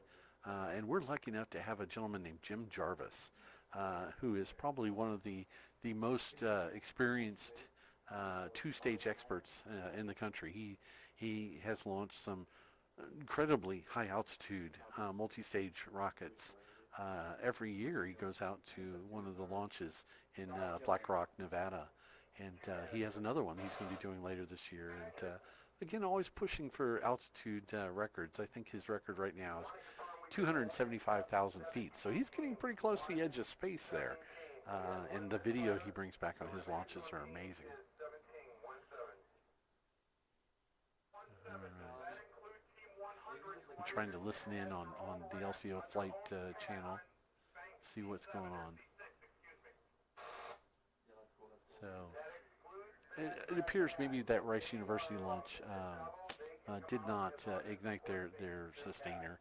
It could be a tilt inhibit problem, could be a couple of other things, but maybe the system just didn't like the angle of attack, and or some other function did not meet the criteria. So we'll see what happens when they recover it. They'll do a post-flight diagnostic and again try to prepare for doing a little bit better next launch they come out to.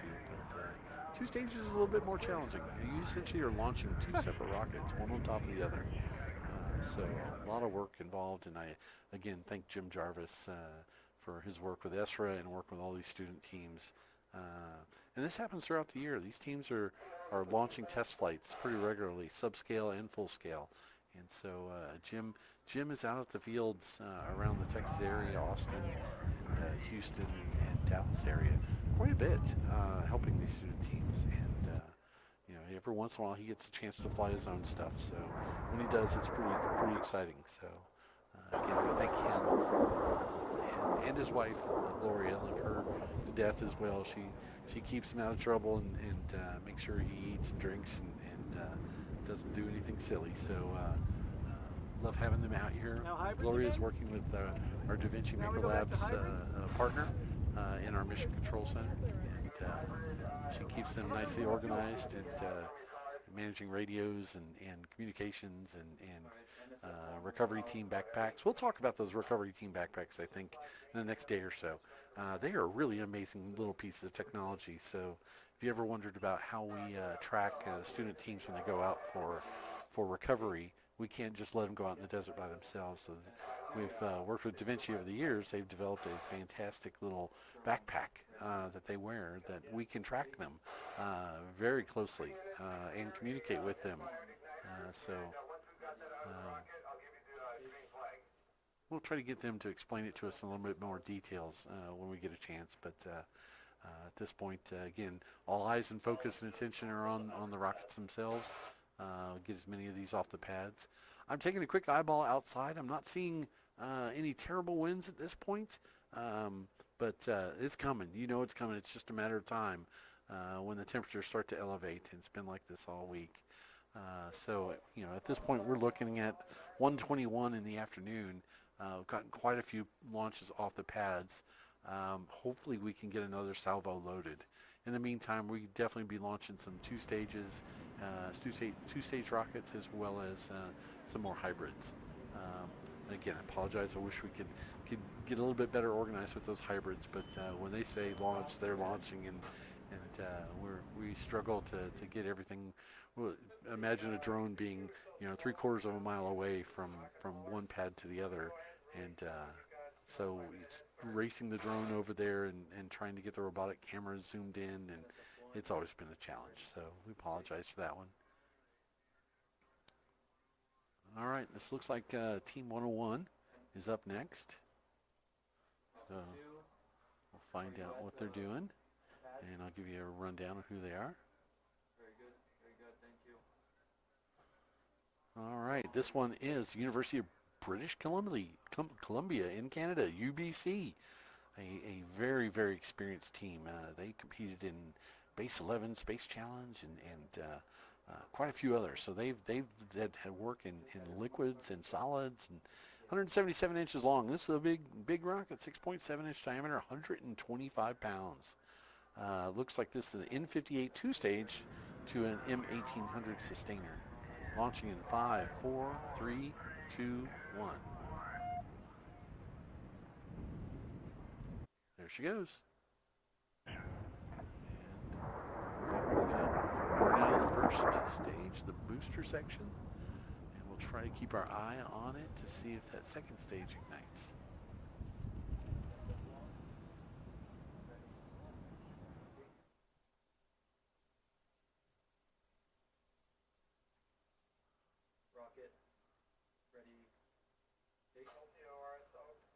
No, I'm not seeing any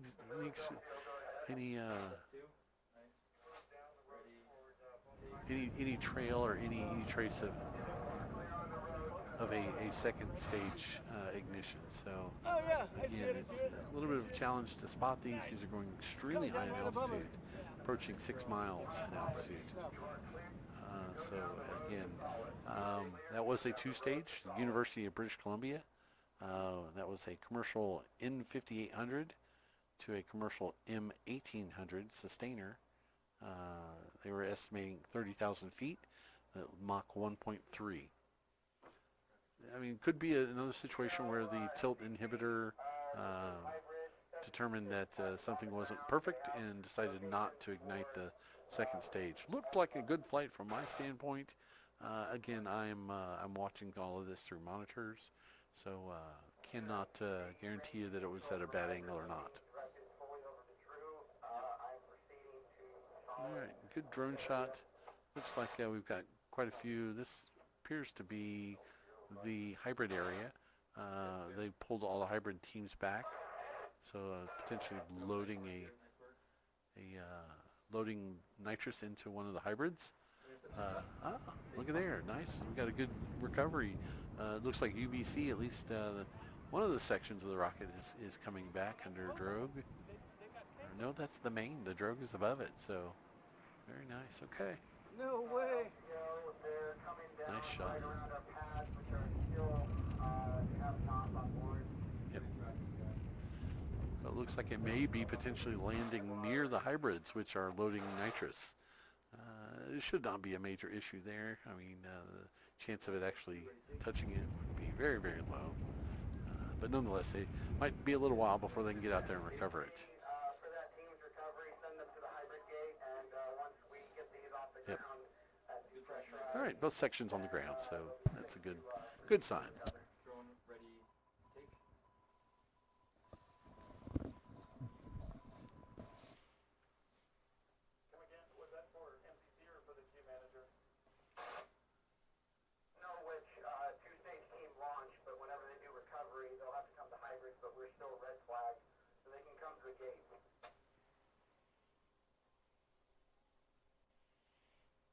All right. We'll try to get some more information on the next upcoming rocket, but it's really nice to have two-stagers go so close together like that. Again, it takes a significant amount of time to get those rockets prepped. And so they're usually very, very tall, very large motors, very heavy, and a great experience for these teams for sure. So if I'm looking at this correctly, I'm seeing a large caravan of vehicles headed downrange. So I think the solids have been completed at this point, and they are prepping another round of solids. So solids pads have probably gone to green, and looking at a trail of vehicles headed out to the solids pads to start loading them up. So we'll try to get some information on who's headed down range, and they'll get assigned to pads and start that entire sequence. So yeah, at this point we will start running some advertisements, and we'll start looking at maybe getting some interviews going as well. So might be a short period of time before we have anything else going, but we do have that hybrid filling So we do need to be sort of on the hot seat for that one. Be nice to know which that is. Give us a few seconds. I'll come back and we'll see if we can find out which hybrid is on the pad.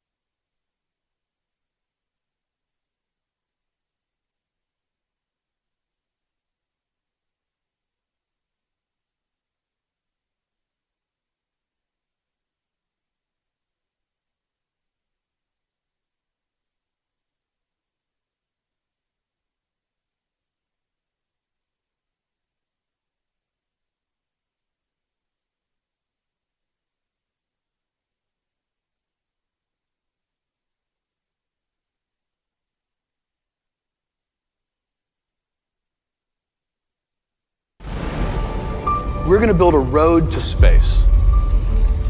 What we know is that there are certain gates we have to go through, certain prerequisites. If we don't do these, we will never get there. First, we have to radically lower the cost of access to space. This means reusable rockets. We need to get really, really good at using rockets over and over again. Once you have low-cost access to space, the second gate becomes actually accessing the resources of the solar system. Space resources. The moon is where we'll learn to do all of this. The moon has a vast quantity of resources. And if we can learn to harness those resources, we can travel without stressing the Earth. And last, one of the things that we have to do is inspire those future generations.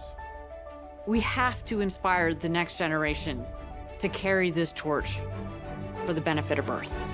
For the benefit of Earth.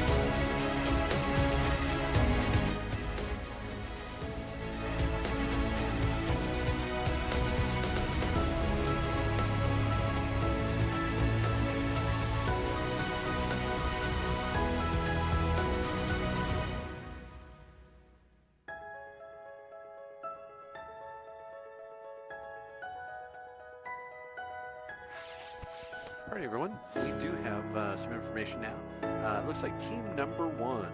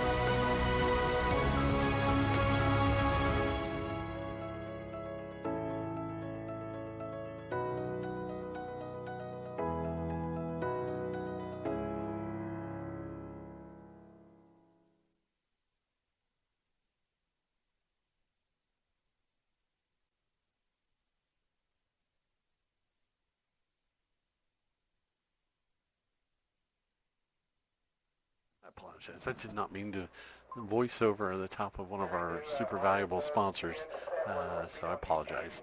All right, but we did get some good updated information. We know who is out on the hybrids pads loading their rocket with oxidizer.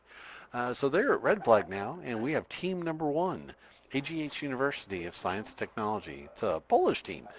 Again, we've had several Polish teams attend, and they have a very, very active aerospace program in the country, and it's great to see so many of them. Quite a few of them are extremely advanced universities, a lot of hybrid development. Excited to see them out here. This their rocket is, it is, let me double check this. It looks like 3 TTK. I believe that's the name of it. Again, I'm doing my best to dig through this. 181 inches long with a 6.3 inch diameter, 121 pounds. So it's definitely not a small hybrid at all. This is an SRAD in-class, November class hybrid, and it's impulse, average impulse 3766. So it's got a hard kicking hybrid, which is that's pretty hard to do. So pretty impressive. We're glad to see them out there. Altitude, this is a 10K COT, so they're flying in at 10,333 feet. That's their estimated altitude, Mach 0.8. SIX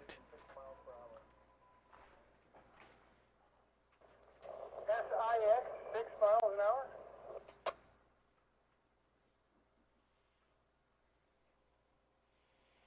This is solid. We've got some good video going on here. Final flight safety. Starting to see some of the wind kick up a little bit, but we're still flying, so we're loading pads as we speak. Get as many rockets off today as possible. We have 116 teams, actually 117 teams, excuse me, present. Most of them have already made it through all of their range safety inspections and just needing a final inspection. But again, the teams are pushing, especially the competitive teams. They want their bonus points, and teams that launch on the first day and the second day get a additional bonus that goes into their overall score. So, oh, okay, quick update on the hybrids. All right, so looks like Team 1 has had to abort. They were loading nitrous, and well, they ran into some challenges, unfortunately. So they will have to step aside and regroup, come up with a battle plan, maybe give it another shot tomorrow. They plan for this. They have contingencies in place. Teams have typically a fair amount of nitrous available to them, but you know, they always prefer to have it go with the first attempt. All right, so let's got some free time here, so we're going to be looking at opportunities to do some interviews or maybe run some more advertisements. So in the meantime, it is well past lunchtime here, so production crew and everybody are doing their best to in between all the activity, try to get some calories in us and rehydrate. All right, looks like we've got a very important interview coming up here. No, sorry.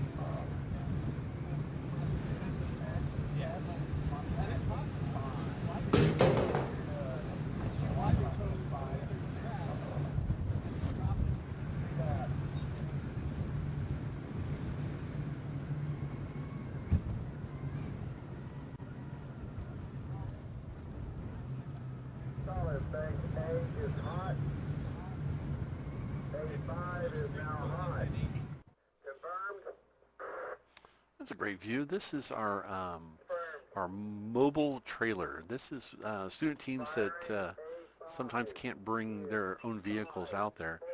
We have a trailer that has a mounted A-frame on it, and we can carry rockets out to the pads.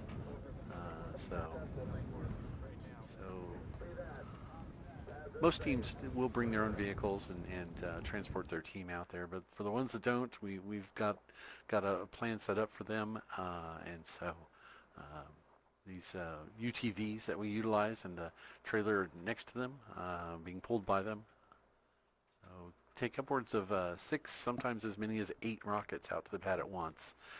It's quite a significant amount of weight on those A-frames. They can certainly handle it, but I don't think it was officially designed to be sitting on a flatbed trailer.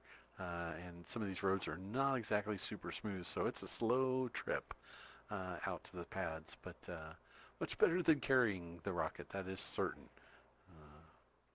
So we appreciate the launch control team, range safety team, putting that together and keeping it safe and using creativity to get that going. So this is also our launch queue area. This is where the teams queue up to head out to the pads. So it looks pretty empty right now, and that's very specific. All of the rocket teams that were in the queue have headed downrange. Sorry, I'll be stand corrected here. That is the recovery vehicle is in the solids area right now, and it's empty because all the rockets have been taken off of it, and they are being added to the launch pads. So this is the rocket basically delivering the rockets to the launch pads. So as you see the launch pads laying over on their side, they sort of fold at the bottom, and so from the bottom they can slide the rockets on and then slowly elevate them into a vertical fashion, and then they lock the pad in place. All of the pads are angled at a prescribed direction, prescribed, I guess, angle of attack, as well as which direction they're pointing, to ensure that the rocket itself is launched and recovered in a safe area. Certainly you wouldn't want to aim that back towards the launch control or the crowd spectator areas. That would be a little bit dangerous. So we double check and make sure those are set properly, taking into account wind direction, wind speed, and when things change, which they do every once in a while out here. Winds might change from one direction to another. We'll have to make an adjustment to that. And when we do that, it's not a little activity. It's significant because it has to be done to every single one of the pads, and there are, I think, 19 or 20 solid pads out there. So it's a lot of work and can take quite a bit of time. Good view here of the hybrids. Oh, sorry, we just left the hybrids. There we go. There we're back. You'll notice the difference, I think, between the hybrid pads and the solids pads. Solid pads are fairly simple. I mean, they are a 15-15 launch rail that's 17 feet in length. We have 20 of those pads sitting out at the solids banks. Hybrids are much more custom. We have a few hybrids that can launch off of the 17-foot rails, but for the most part, the teams will bring their own launch pads that are custom designed. One of the reasons to do this is the filling of the nitrous.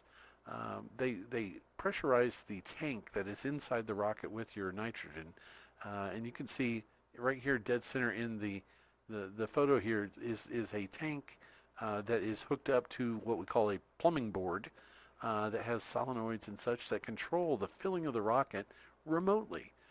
As they're filling the rocket, the pressurized nitrous going into the rocket, they can't be standing right next to it. It's not like walking up to a spigot and turning the water spigot off. They have to do all this remotely, and sometimes as far as 1,500 to 2,000 feet away. That's almost a half mile. So it's quite a bit of technology involved in it. And then once the tank is filled to its appropriate pressure, design pressure, again, all that telemetry data flying back to the control team, the control center at ground control for the hybrids. Once they see everything's green, then they have to disconnect these filling systems. And again, you can't just run up to the rocket and pull the hose off. It's got to be completely done remotely. And then once that happens, they initiate a launch sequence, and the nitrous will begin. They'll first fire off the igniter, which will start the fuel core burning. And once it gets a good solid fuel core running, then the nitrous is blasted into that burning fire, and that accelerates the rocket off the pad. That creates the combustion pressures necessary to get the hybrid rocket going. It also gives it a very interesting sound. They always have sort of a squealing sound off the pads, which you can tell is a hybrid. Very, very different sound from a solid. So let's see if we can maybe kick off an advertisement real quick. Our friends from Aerotech. Nope, we're not going to do the Aerotech. Okay, we will definitely be doing that in the near future. So let's see what else we can do for now.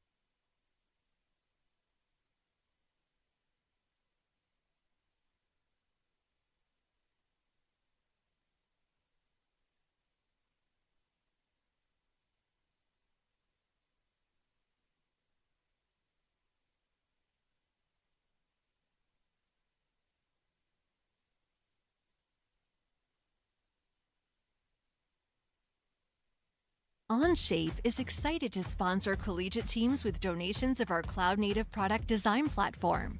Trusted in industry by companies like Trek and Formlabs, Onshape is a professional computer-aided design tool with product data management, simulation, and more, all built into one accessible platform. You can use Onshape to bring your team's ideas to life faster and more efficiently. Explore different builds, test your designs, communicate improvements, and do it all entirely online. No need to download or install. You can all work together in your Onshape document at the same time, from any device, anywhere, collaborating digitally in real time. Learn more about getting your team sponsored by Onshape by visiting us at onshape.com/edu.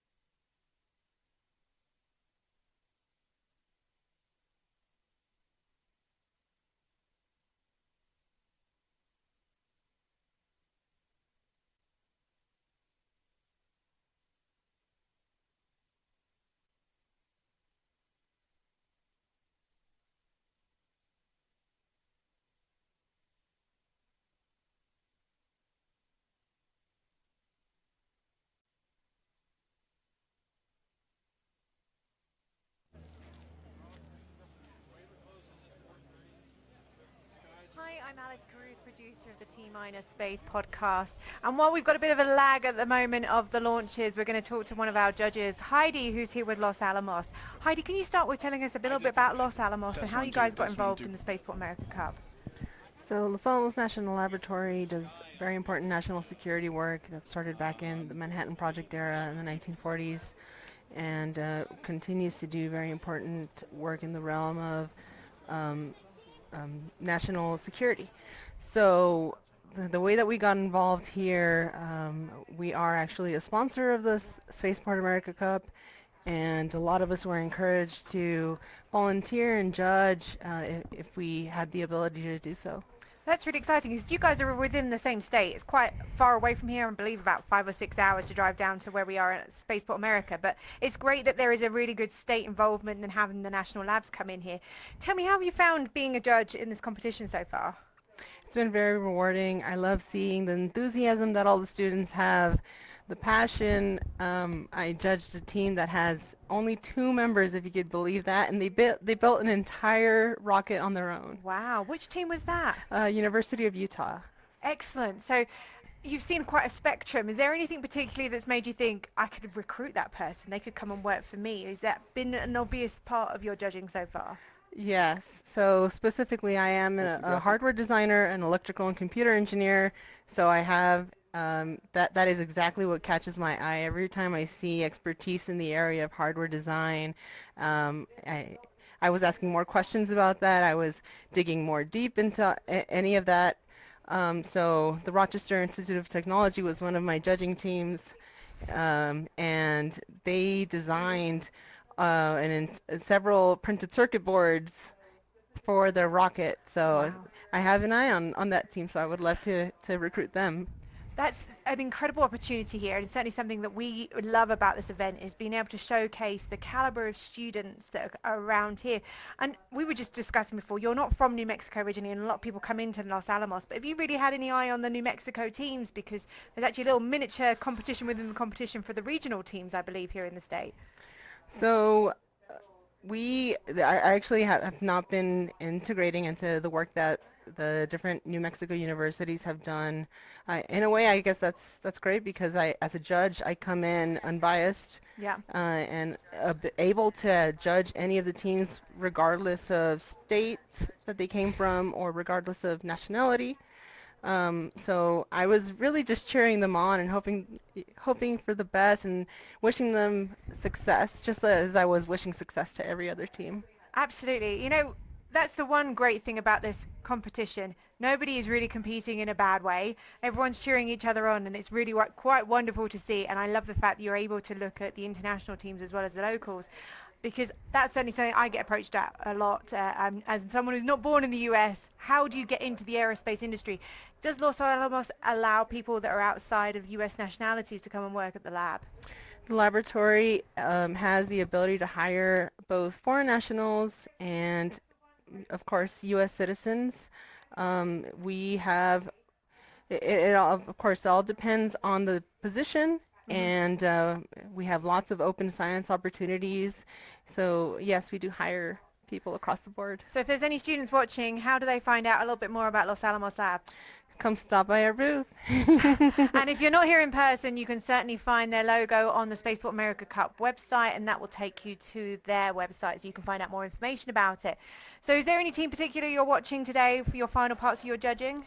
I am absolutely looking at all of the teams that I judged. So we've gone down this road. I've looked at reports. I've looked at their actual rockets. So I'm very, very hyped to see the remainder of my 9 teams go out there and, you know, succeed.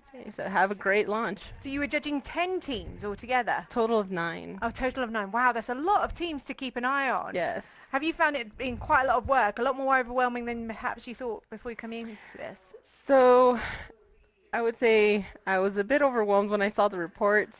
They're very, very, very detailed, which is great. The more detailed, the better, always. The more detail, the more analysis that's in there. You can see the actual results in the rocket launch. So that's how I feel about it. Excellent. I think we just heard a countdown. Is there a launch going on right now? Okay, so we're going to let you go over and watch some of the launch details, and hopefully we'll get a few more coming your way as well.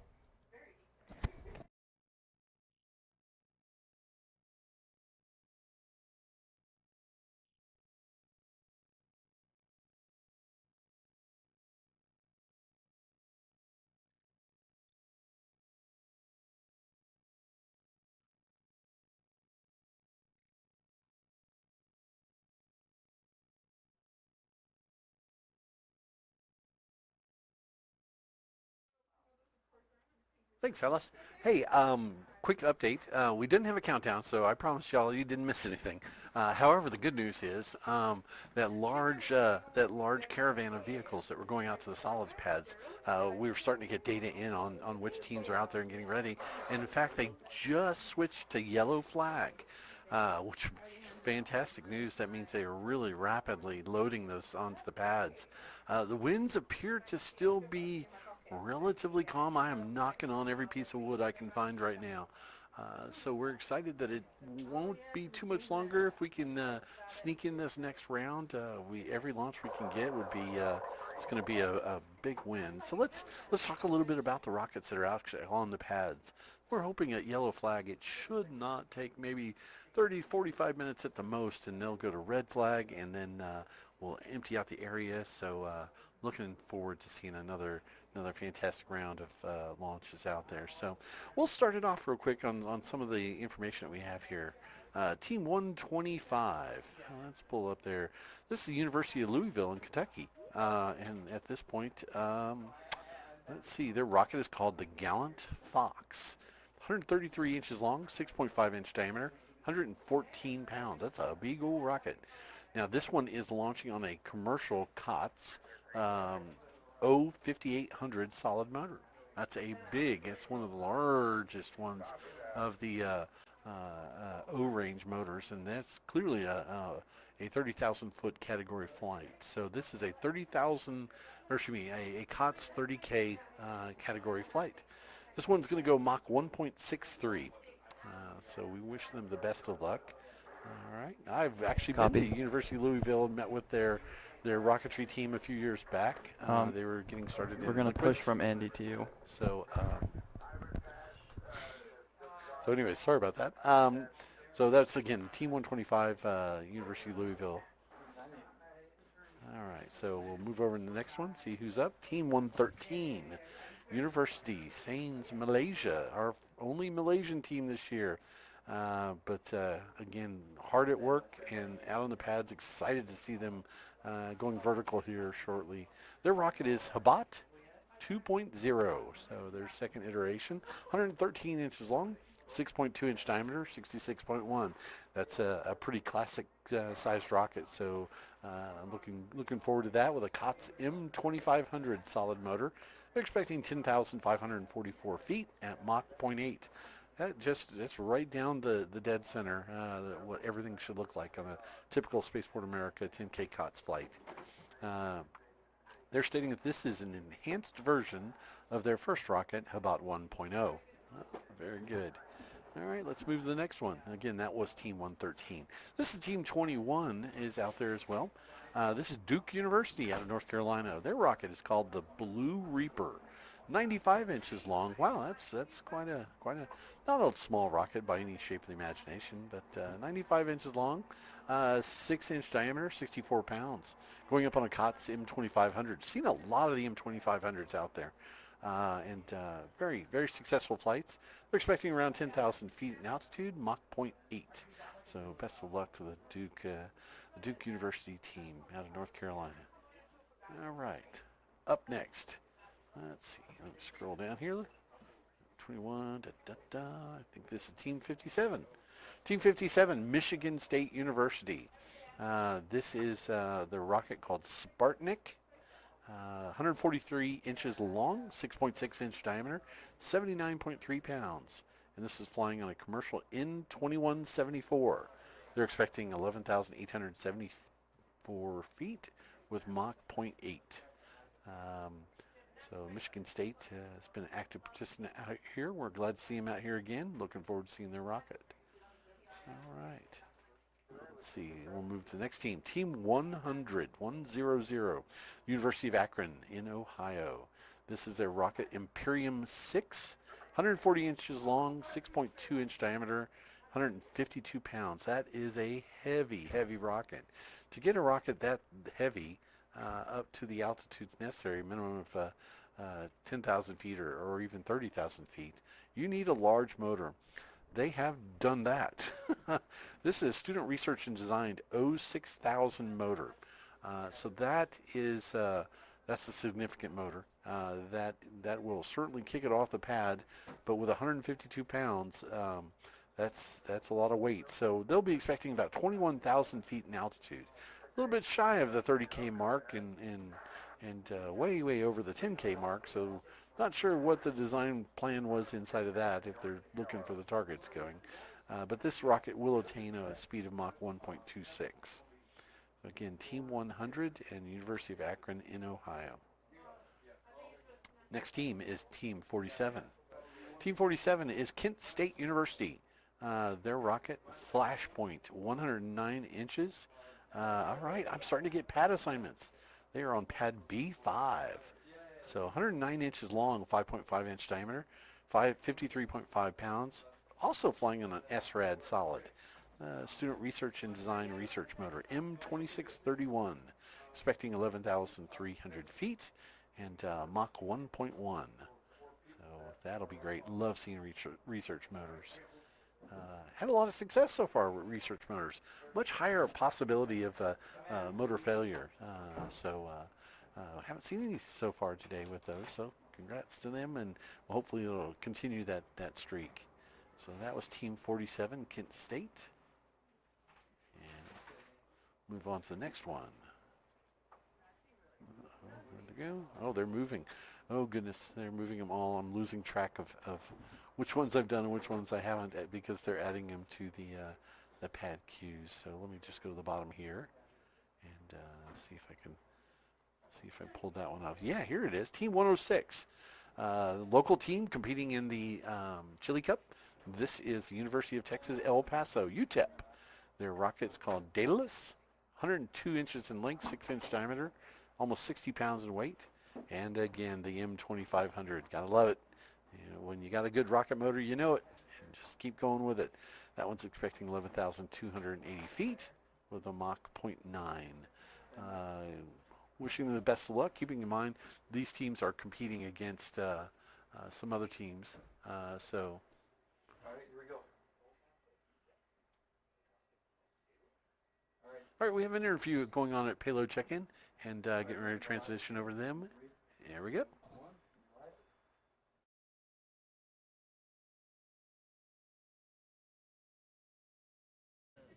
Hello, we are with a company called the Space Dynamics Laboratory.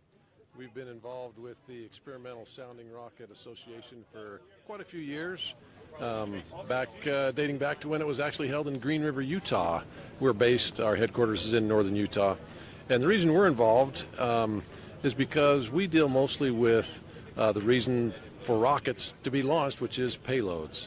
So we sponsor what is called the SDL Payload Challenge, which gives the rocket teams an optional additional challenge to be involved with in addition to the normal rocket challenge that they are involved with.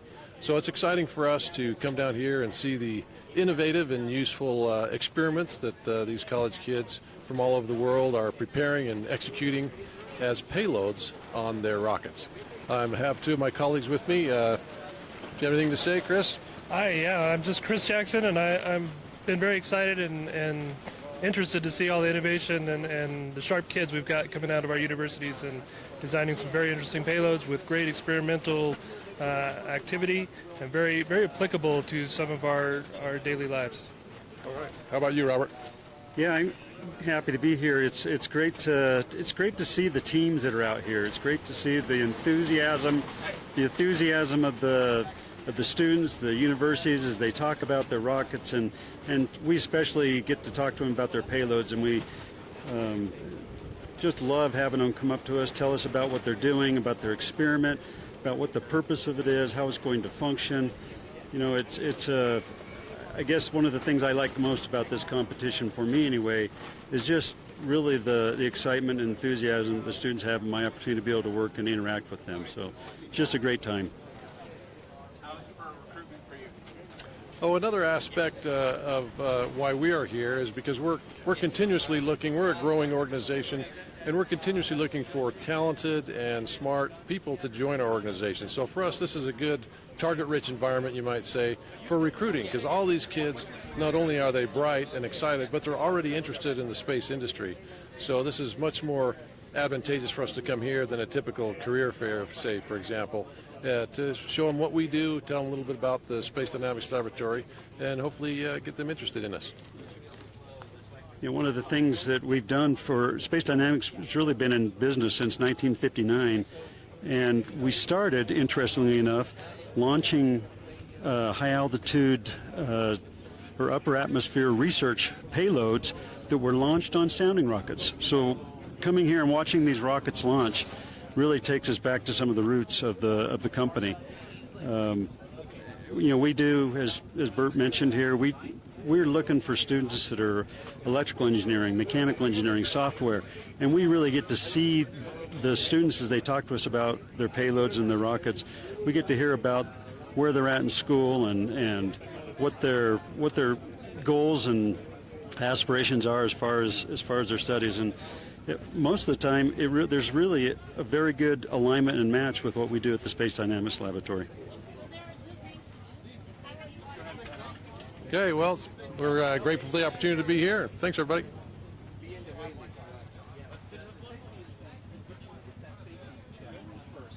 Good job, guys.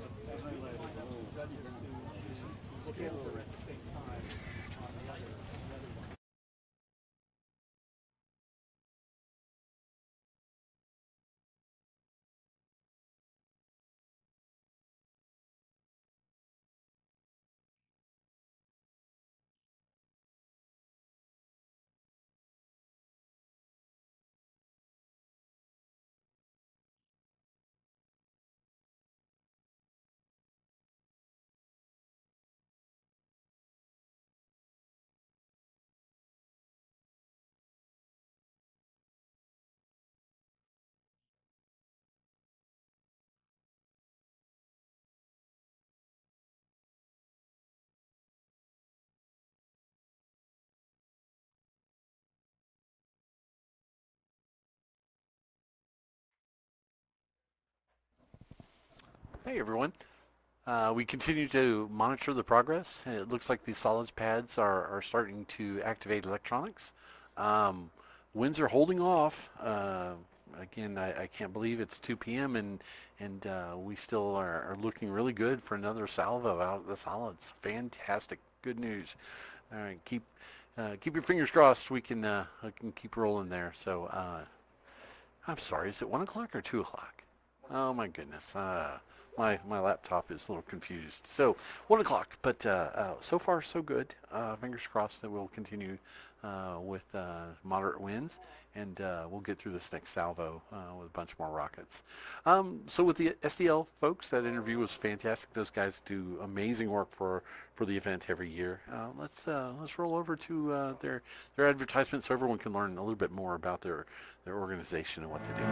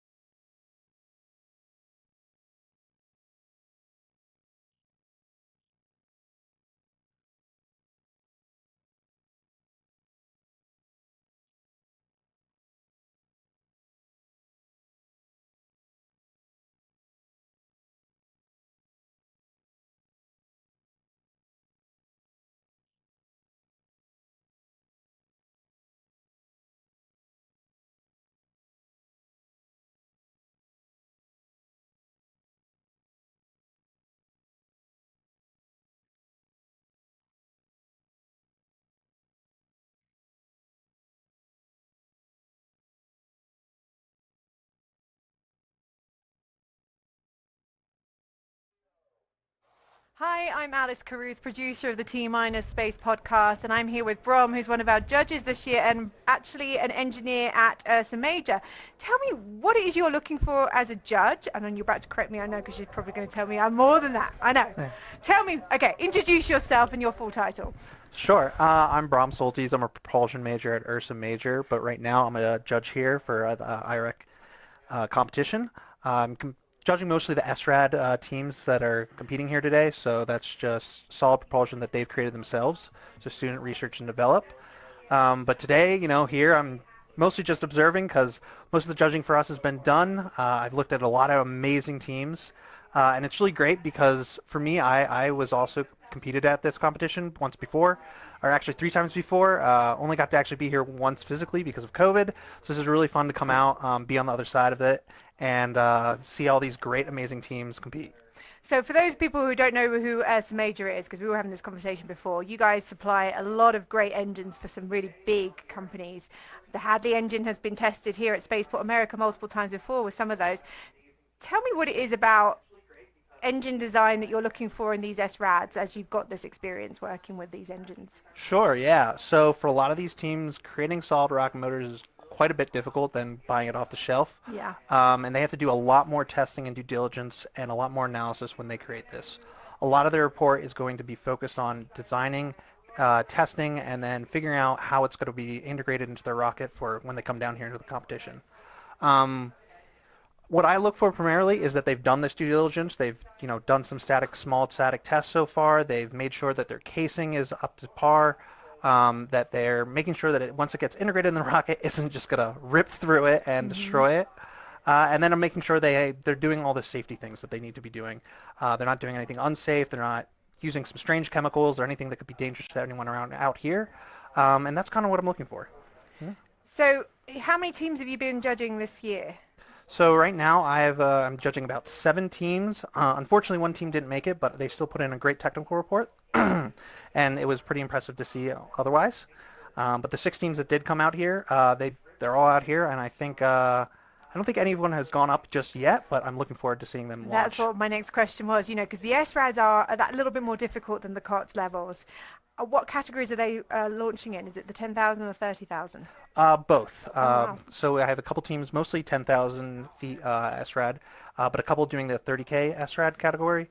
And I don't think any of them have launched just yet, but I could be wrong on that. I think the New Mexico miners are part of that, right? The New Mexico Tech team that have got an SRAD rocket this year. Yeah, unfortunately, they're not one of my teams that I'm judging, so congratulations to them. But I hope to see my teams that I've been judging. They've done a really amazing job, and I really hope to see them out here. How many of them are from the U.S. and how many are from outside? So pretty surprisingly, which I thought was really impressive, was that actually 3 of the teams that I was judging came from South America, so 2 from Brazil, 1 from Argentina, and we actually had another one from Egypt that didn't show, but I was still very impressed to see their technical report. They had done a lot of work already. Unfortunately, I think there was some customs issues when getting here.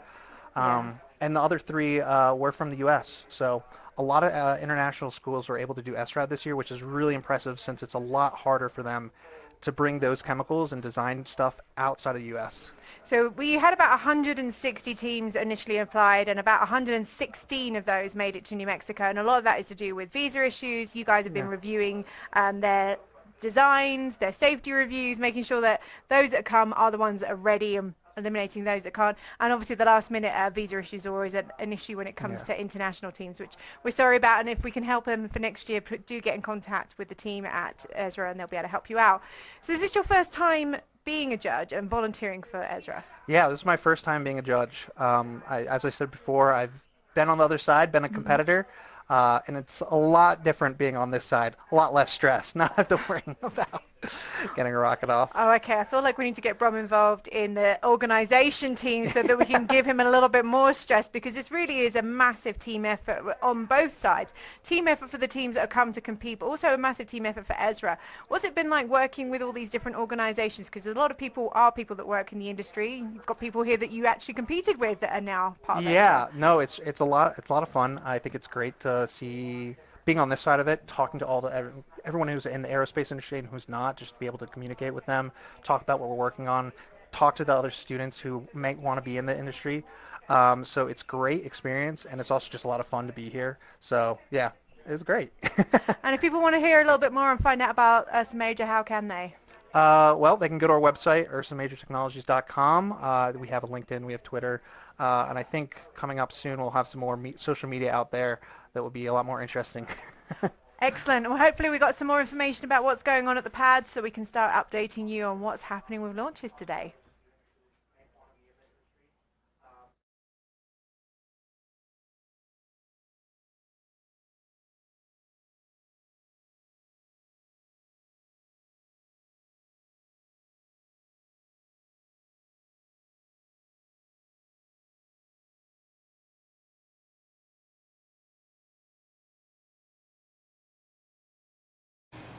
It's 1:19 now, so put you at 1:17 a few minutes back from when we started here. So this is a 10K COTS? 10K COTS. Yes. All right. And who was your recovery leader? I guess that would be me. Okay. And what is your name? John Dean. John Dean? Yes. And where are you from, John? University of Texas at Arlington. University of Texas in Arlington. Okay. Yes, sir. All right. Well, my name is Dennis Smith, and I'm going to be inspecting your rocket for you today, post-flight. Can you tell me what your predicted altitude was? So our predicted altitude was 10,900 feet. 10,900 feet. Okay. And so just to stop you for a second, what is your purpose here right now? Okay, so the purpose of what we're doing is it's post-flight inspection to see how their rocket fared during the flight. So was it structurally sound, or did they have issues? This particular rocket shows a little bit of issues, and we'll go into that as we're inspecting it. But that's the intent, and we also try to capture their final altitude that they got through their altimeter. And so that's what we're doing, is just a visual post-flight inspection. Okay. And so you've already gotten their altitude now and their team names, and filled that out? That's what their predicted was. So when they fill out their flight card, they give a predicted altitude that they're going to hit. And then we kind of compare that to what we find on their altimeter. All right, fantastic. All right. I'll let you continue. All right. And so your your flight card, what brand is that?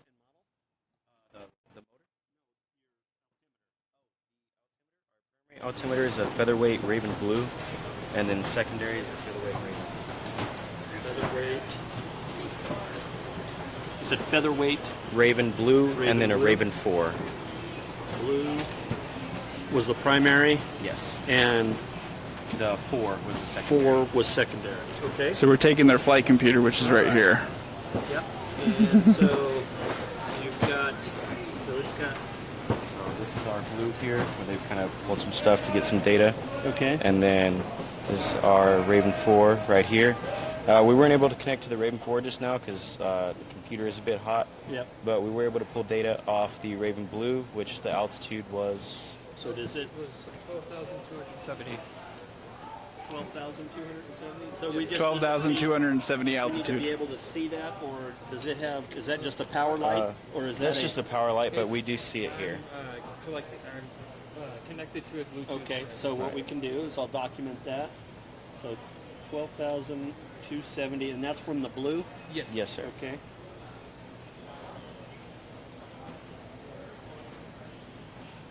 All right, so you predicted 10.9 and you hit 12,270 is what you're saying. So you overshot. Yes. Okay. And so now what we'll do is we're going to go into looking at your rocket. We're going to start with the nose cone. Okay. And so we've got... don't block the camera, please. Oh. Swing over here. Come over here. All right. Yep. Sorry. Well, it's my best side. So, all right. So our nose cone is still fully intact, aside from some scratches. It's all, yep, looks like it's good. No damage. Your shock cord is connected. Nice and firm. You've used this a few times, looks like. Yes, we have used this a few So you times. got a little bit of phrase. It'll probably be retired after this. Okay, but it looks like from a flight you could reuse this, no problem. That part of it? Yes. All right. So, again, no damage on the nose cone. So that looks good. And on the body tube? So this would be the upper portion here where the nose cone went in to go straight down. Okay. So then you have some linear cracking. So yes. really, so the bottom line is this would not be serviceable. It would not be flyable again without major repairs. Yes. Okay. So that's as far as we need to go on that. So that from the body tube side, it is has significant damage and is not usable again. And then your avionics bay, which is that one. Avionics bay is fully intact and secure. And that was it right there, though, right? No, this is a collection of scrap pieces, actually. It's all the other pieces? Yeah, the avionics bay was inside this coupler section right here, which, as you can see, is fully intact here. Roger that. Okay. Good. All right. So we'll say that shows no damage, which is good because we're also able to see data off of your avionics. Right. And then finally, we'll look at your tail fin, which we see there is significant damage on it. So that was ripped here, where we had our payload section here. Okay. And then the retention bulkhead, which is over here, was where the brake was. And that is now obviously removed. But then, so this landed under no shoot. Under no shoot, okay, so damage due to no shoot.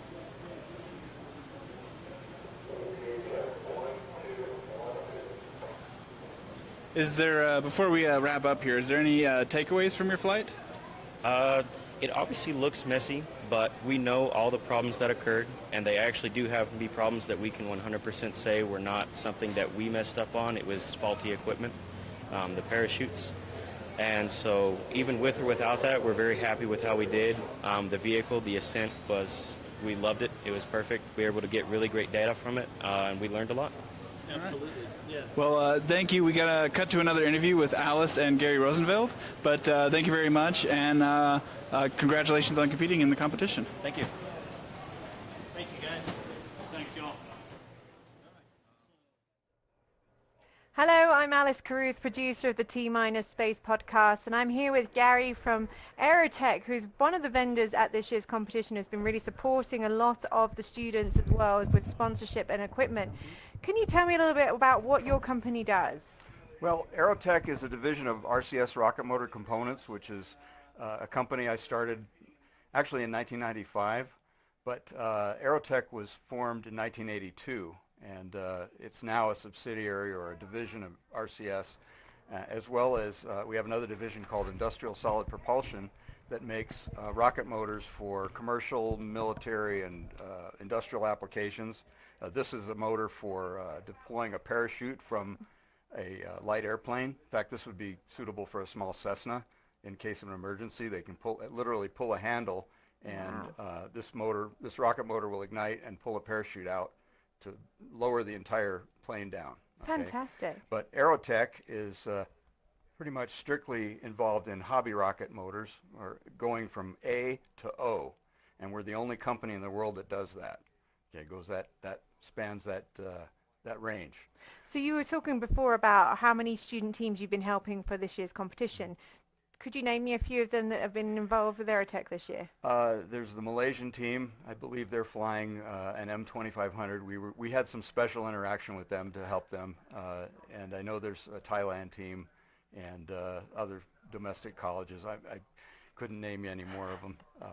But that's really important, that they know that they can come to a company like yours that is aware of what they're trying to do here at the Cup, but also aware of the rocketry. It's very difficult for a lot of these international teams that come in to get all the components, because a lot of this stuff, particularly things like engines, cannot come into the country with them when they're bringing their rockets in. So tell me about your interaction with the Malaysian team, for example. What did you have to do to help them figure this out? Well, they were having trouble getting the end closures on the motor on, and we discovered that the propellant grain stack was a little bit long, so we had to do some trimming and adjusting, and he contacted me at 11 o'clock at night, and we said, okay, well, once I realized what the situation was, we said, we'll get together with you tomorrow and we'll figure this out. So we did, and everything went well, in that part. So, but we get the students coming up to us and asking us various questions about the motors, and what kind of igniter do you need, and other things like that. Do the closures, it's not just they're coming up to us. I'm getting texts, on Facebook and Messenger and stuff like that. So, do the closures need to be tightened all the way, and what gap is acceptable and things like that. So really important parts of what's going on here, because a lot of it is having to adapt in the field, as I'm sure you've seen it, and you've been here now since you said 2018, the first time you come. It's really difficult conditions for these students to be able to work on. What kind of advice do you give to them when they're working with your components to be able to deal with this dust and the heat out here? Well, we recommend they don't assemble the motors out here. Do it somewhere else in a controlled environment. That's always our advice to any customer, not just the Ezra or Spaceport event participants. So, you want to assemble them in a more controlled environment, maybe with a little better, like this, where you have some air conditioning and a nicer payload processing facility type thing, which unfortunately we don't really have here for the 116 teams, which is always the problem. A lot of the teams want to have that here on site, but it's very difficult to provide that kind of infrastructure for that component. Where are you guys based? Are you able to support them We're here? in Cedar City, Utah. Okay, so you're not too far. No, it's in the southwest corner of the state, so we're nowhere near Salt Lake. We're down toward the desert, closer to Las Vegas, so to speak. Oh, okay. So it's about 9 hours drive from where we are here at Spaceport America. 9 or 10. Yeah. We actually stopped in Gallup on the way here and spent the night, so it wasn't an all night drive. So how many of your team have come out with you for this event? There's 2 of us. Excellent. There's myself and Carl Bauman, who's our vice president of facilities and R&D, and he's like one of the most knowledgeable people on our staff that can help with the flyers and motor building and all that. We do the reloadable motors that you're probably familiar with that a lot of these teams are using. Yeah. But we also, we're pretty much the only company making a full line of disposable or single-use large motors. And we have some of those out there at our display just down the road here. Nice. So what's the plan for the future to get involved with this? Now you know about this competition, now you've seen it for several years. Are you thinking maybe next year you come and help recruit? I mean, are you looking at this as a long-term partnership with Ezra?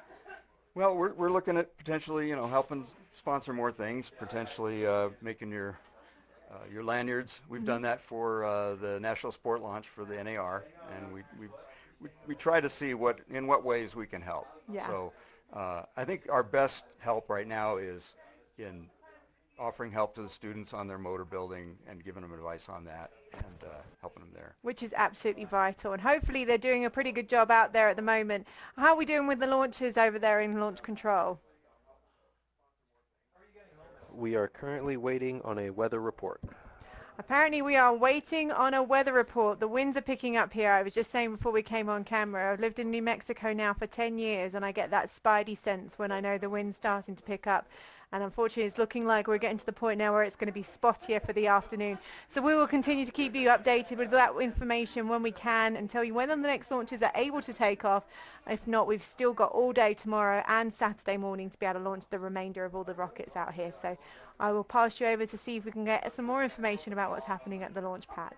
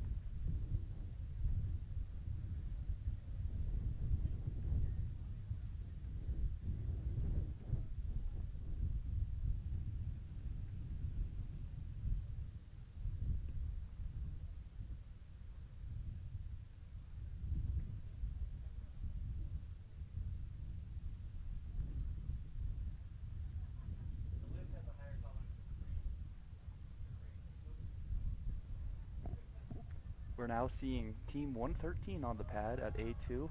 Let's check in with their team video.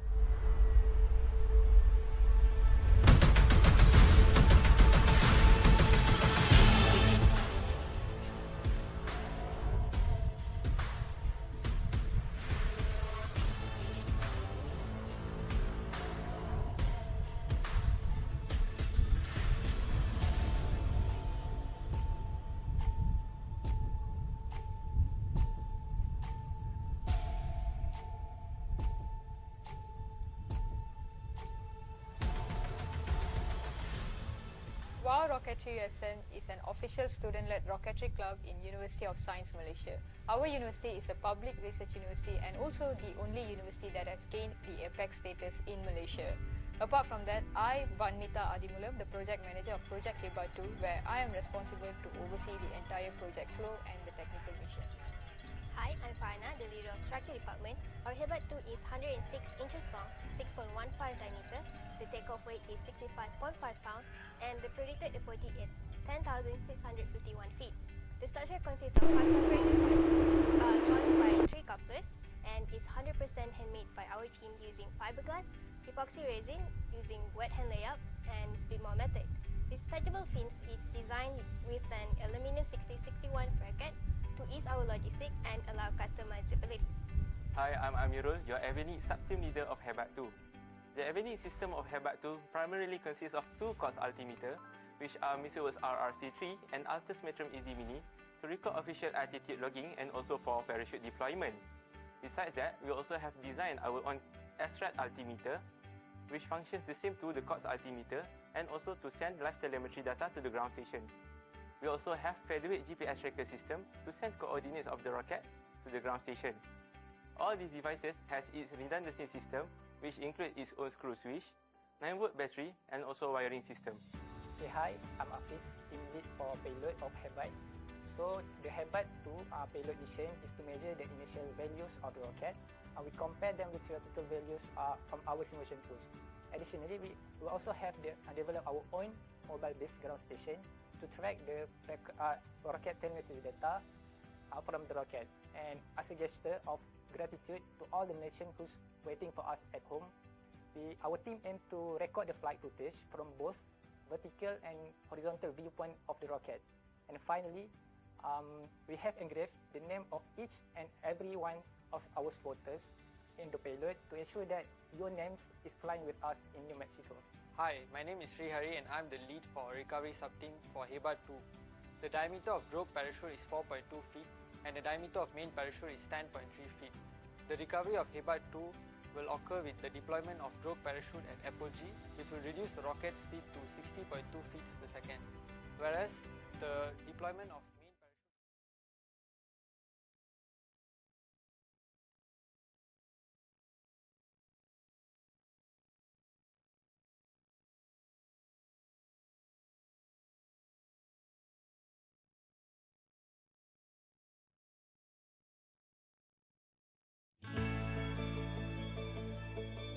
Hi, I'm John Smalley. I'm the president of Duke Aero. I'm William Kim, vice president of Duke Aero. My name is Vanessa, and I'm the corporate outreach chair and structures team lead.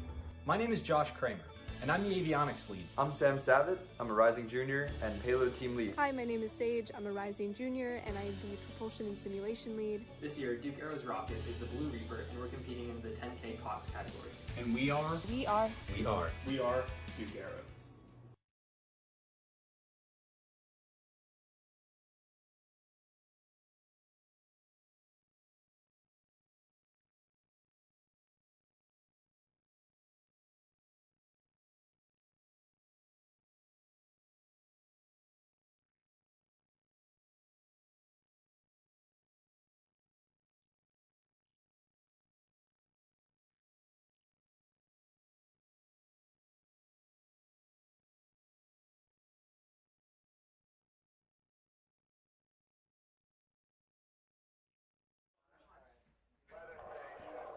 Hello everyone. Please stand by as we wait for a weather report. Thank you very much.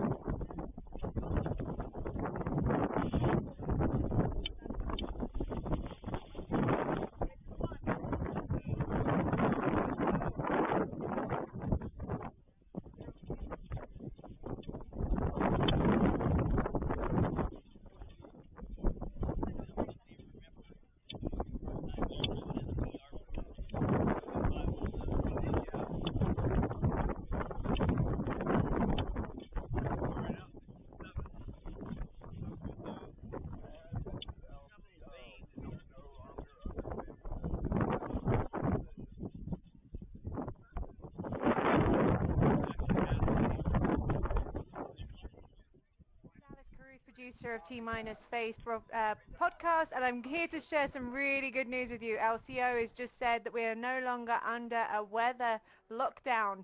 We've currently got sustained winds of about 13 knots. About 17 is when we have to cut things off, so we're back to being able to open up the range, hopefully, and get some launches coming out to you soon. So I just wanted to give you that really good update. There are still some gusts coming in that are much faster and much harder, so we do have to keep an eye on that, and we do have the automatic weather operation system that's just about 4 miles away at Spaceport America's horizontal launch area that's giving us those regular updates of exactly what's going on here. And as always, it's safety first, so we have to make sure that things are safe, and it looks like the range is about to reopen. So hopefully we'll be bringing you some more launches very, very soon.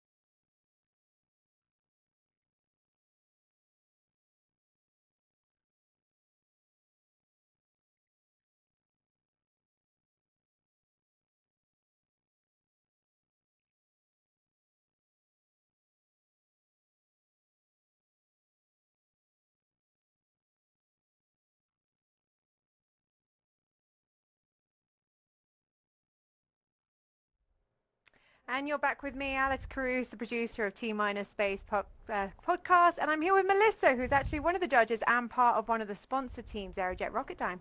Melissa, can you tell me a little bit about what it is that you do with Aerojet RocketDyne? Yeah, so I work in West Palm Beach in Florida. So I support the RL-10 program, which is a second stage liquid cryogenic propulsion system. So we're on a lot of the major ULA vehicle launch systems, so on Delta and Atlas that are going out of commission, and soon they'll be putting Vulcan online, which will be having 2 RL-10s on it. So I'm a component valve engineer, so it's cool ushering all the valves through their design, through the supplier manufacturing process, and getting them integrated onto the engine and shipping them off to the customer. So it's been a very fulfilling job getting to help put satellites into orbit and soon launching humans into space with the Boeing capsule, the Starliner capsule, and then the Artemis program launches. So I can't be more grateful to be in this role at this point. So you come with a ton of experience when it comes to rocketry, and you're now a judge with Ezra and have been for a couple of years now. What do you find interesting about this competition particularly? Well, actually, for me, I work on a liquid propulsion system, and these are all pretty much solid rocket motors. So it's been a new area for me to learn about. So I enjoy judging the teams and asking them how their rockets work and getting to learn new stuff on my own. And as I'm learning, I can ask more detailed questions.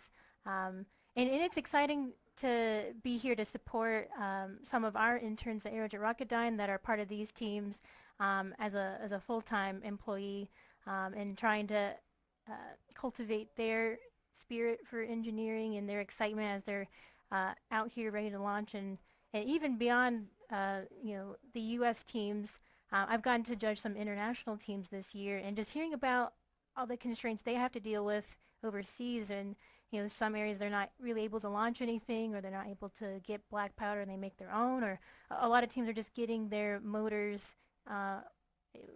as they arrive at the competition. So it's been a widening of perspective, getting to go beyond the U.S. teams and get to interact with the international teams.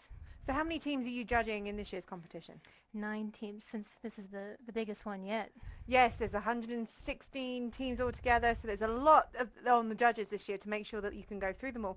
Tell me through the process of when you get the reports initially come through. Are you impressed by what they're giving you? Absolutely, yeah.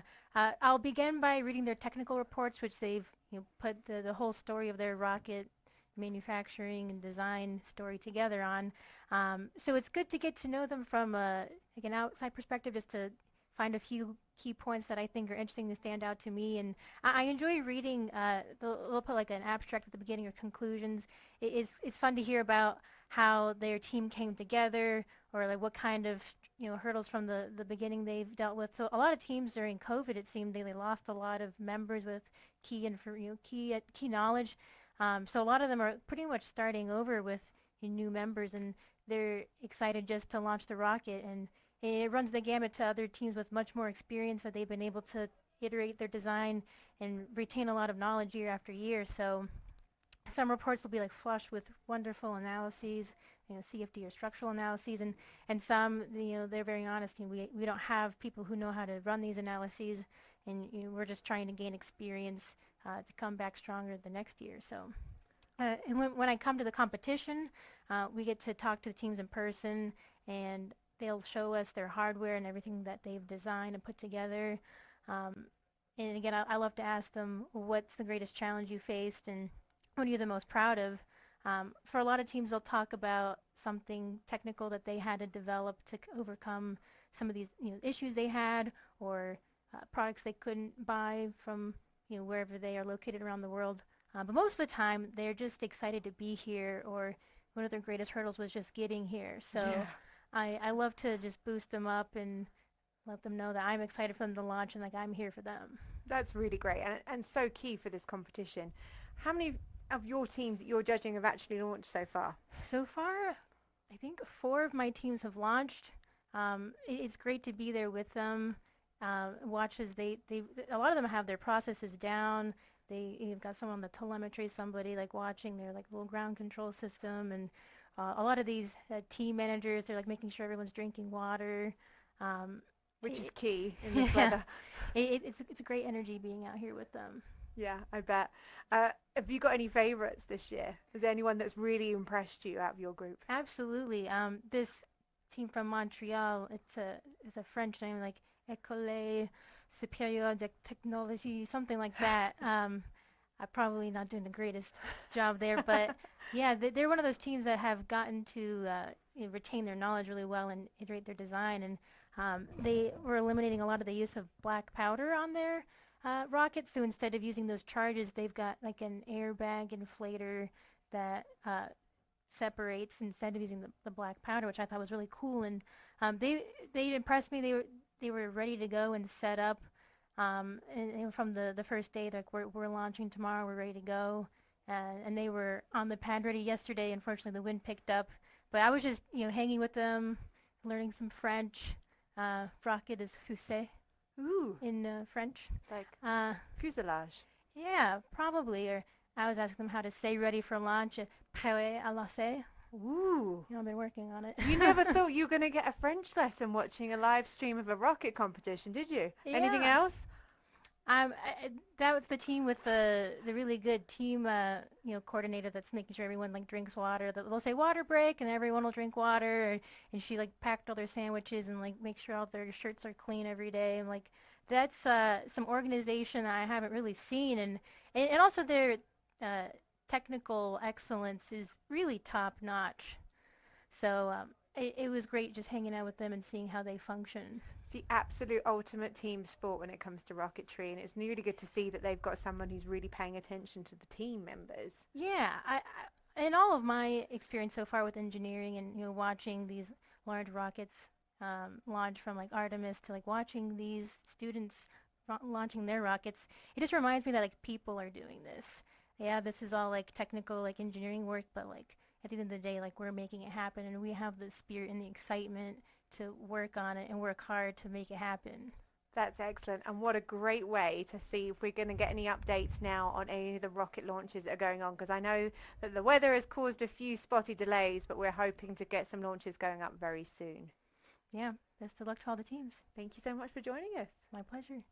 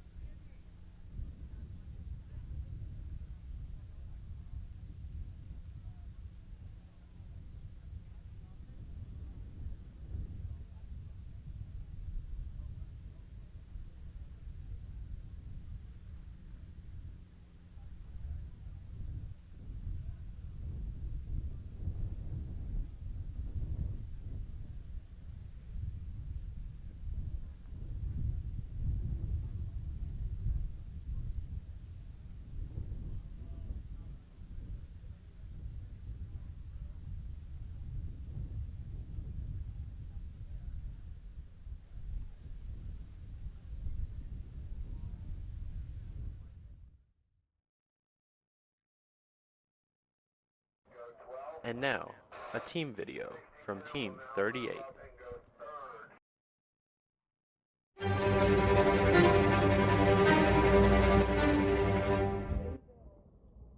Kondakova Rocketry Club is a team formed by students and professors of the Instituto Politécnico Nacional. The main material with which our rocket is composed, coconut. Our team is further divided into 3 sub-teams: avionics and payload, and aerostructures, control and recovery systems.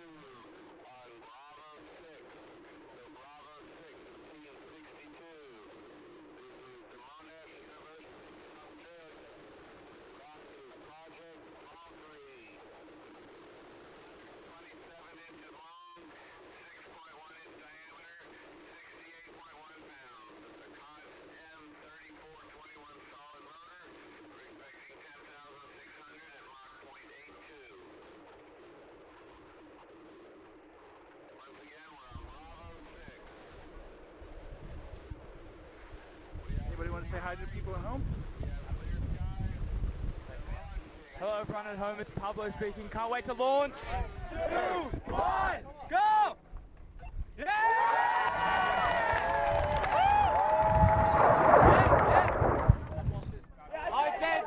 That. I see it. Yeah. Come on.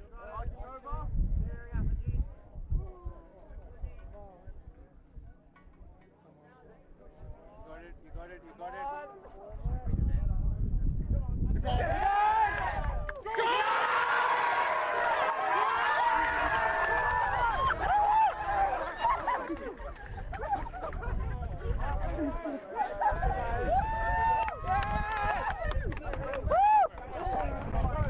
Sorry. Are we good? Right there. We have main. No, sorry for the shake. It's fucking windy. Hi everyone, it's Andy Berger again. Looks like a very successful launch. Obviously you can hear the background with the crowds. Very excited. Great launch, good recovery. Hard to do that in these kind of winds.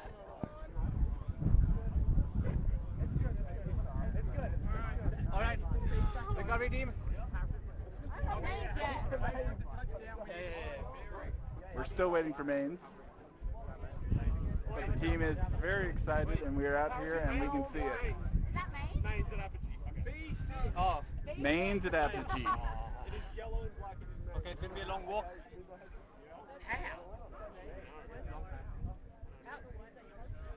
Yeah, you see the badge right there. White flying. It was flying away. Something's left there. Oh. We get it back. Jono, what? We find out. Jono, what's left of the rocket? Wait, what? Something's gone. Yeah, next to the white cloud. Yeah, something's fly away. How did you? 4, 3, 2, 1. Don't need it.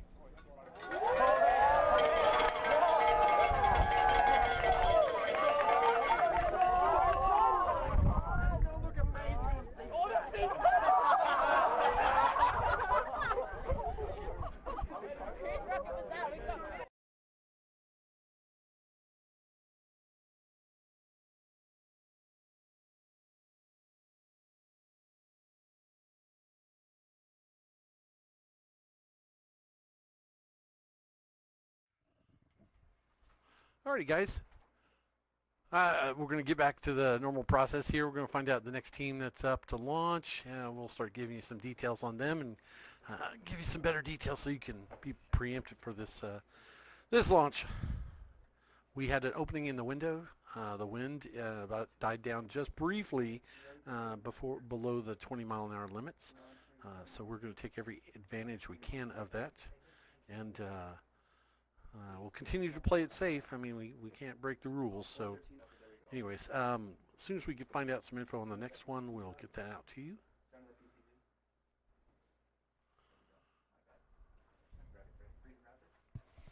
What team is this? 113. All right. Looks like we have up on deck team 113. Let's find out about the rocket. There it is. Okay. So Team 113, we're looking at the University Sains Malaysia. So this is our Malaysian team. This is the rocket's called Hebat 2.0, 113 inches long, 6.2 inches diameter, 66 pounds. Flying on once again, the favorite, the M2500 COTS motor. We're expecting 10,544 feet and going Mach 8.86. An enhanced version of their first model, first rocket, the Hebat 1.0. All right. Looks like we have LCO doing the countdown on it. Yeah, they're giving the description that I just gave you guys, and we're just about to do a countdown. Beautiful rocket. We got all the great camera positions we need. Looks beautiful. Good job, guys. They're armed on pad A2. Skies are clear. Launching. 5, 4, 3, 2, 1. See some smoke. There she is. Nice. Looks like a little hesitation on that PTZ camera. Maybe some network lag. But that's okay. A little bit dusty and windy out there, but excellent launch. As we say in Rocketry, the up part's pretty easy. It's trying to get all the avionics and stuff to work for your recovery. It can be a little bit more challenging. Do you have anyone on roaming or crowd cam? All right, as soon as we find out about the next team up. We have an event. They are all winning and very happy.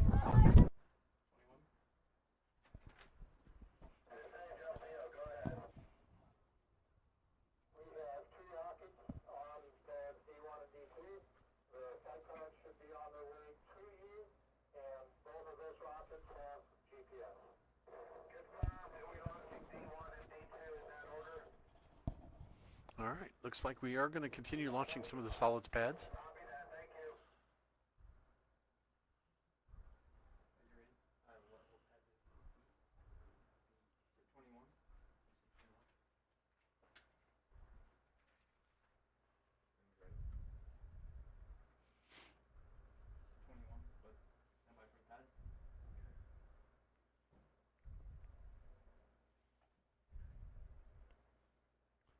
Is on A3.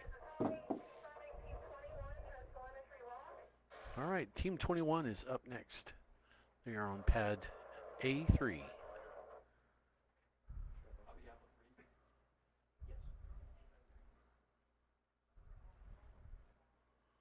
21, there they are. All right, here's what we're talking about. This is Duke University in North Carolina. Their rocket is called the Blue Reaper. 95 inches long, 6-inch diameter, 64.8 pounds. Wow. They must have gone on a buy one, get one free sale on those M2500 rocket motors. Another M2500 going to 10,000 feet, Mach 0.86. All right, LCO's giving them a description now. We'll have a countdown in just a few minutes. A few seconds, actually. They're green on Alpha 3. Skies are clear. LCO's countdown. 5, 4, 3, 2, 1. Smoke and fire. There she goes. Those are some solid, consistent motors. Looking great. Good launch.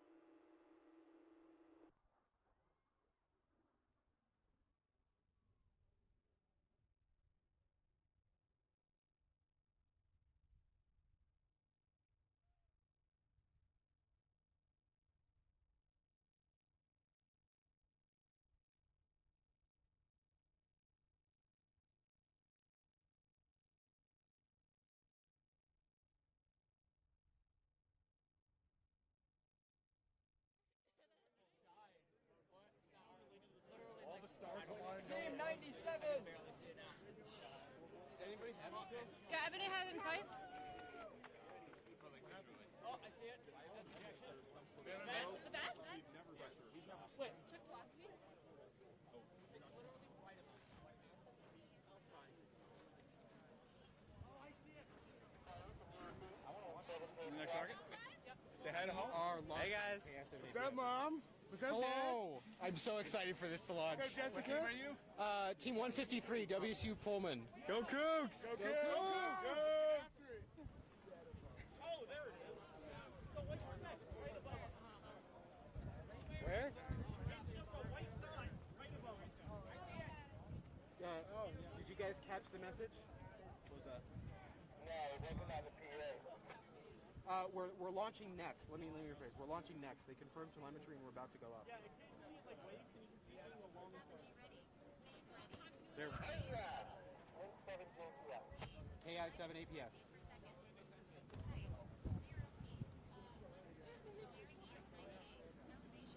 Are we live?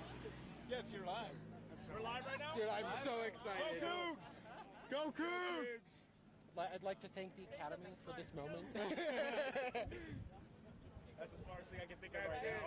Yeah. I would like to thank Caffeine.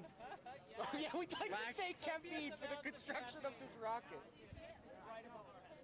What is it? What is it? 2 weeks ago, we didn't even have a fin can, and we're here in New Mexico. Like, I'm so happy with. What's up, Jackson? How you doing, buddy? Let's do it. Back up a little bit. Thank you.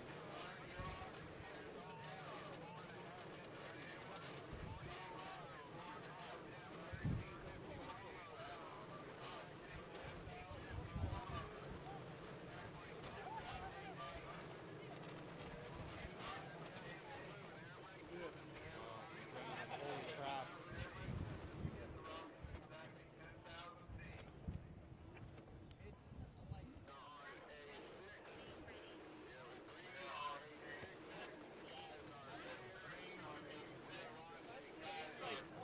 Exactly left. 5, 4, 3, 2, 1. We have liftoff. Yes!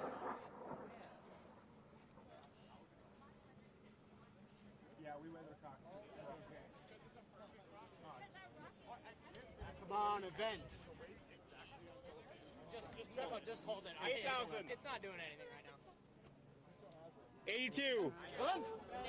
Event. Where? Right there. 8,000. Speed 111 feet per second.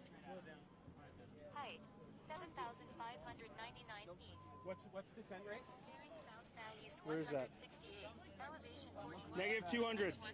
Oh, 200 feet? Oh, dear. That was a max. That was not right. Left I can't see it. Where are we at? 176 degrees. Distance 1. Speed, 170, 102, 160. We're good. 165 a second. 102, 118. We're under drogue, definitely. Let me see. Yes, we are.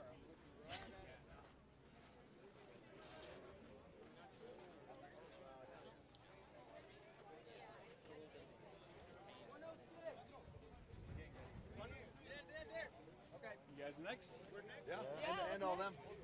Got the team behind us. All right, who wants to say hi to home? All right, hey Ohio State. Hi, this is Go our Bucks. commander. Yeah, go Bucks.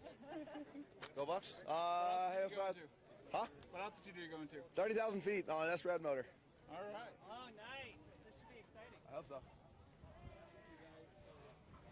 Who's the most nervous?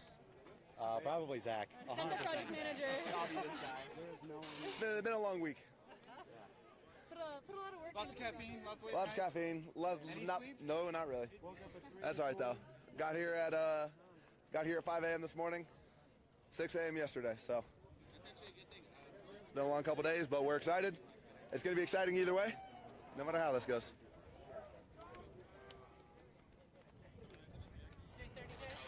30K.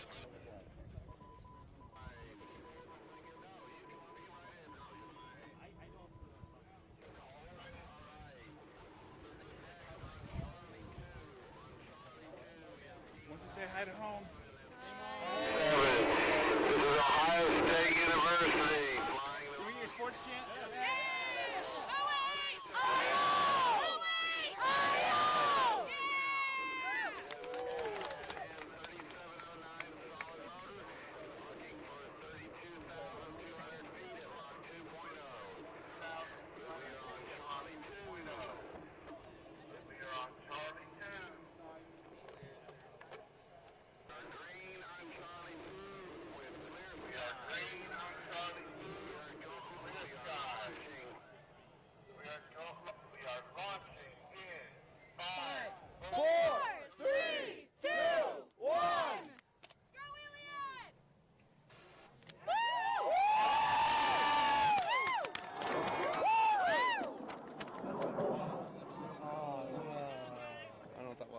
for a great picture. Something is coming out. Something came out. It's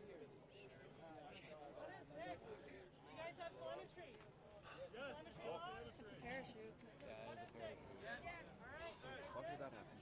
I have no idea.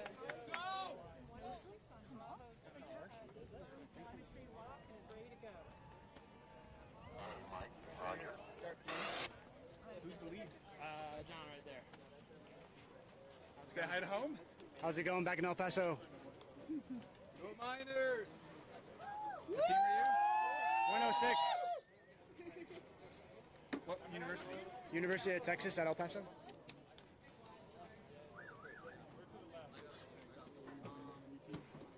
It's the orange and black. Blue, dark blue. Yeah, navy, Orange hat. navy and orange. Peter, you have anything? I have snowshoes still. I don't know what part. I don't know what. So what altitude are you going to? What's that? What altitude are you going to? 10,000 feet. 10,000 feet. SRAD? COTS? COTS. COTS.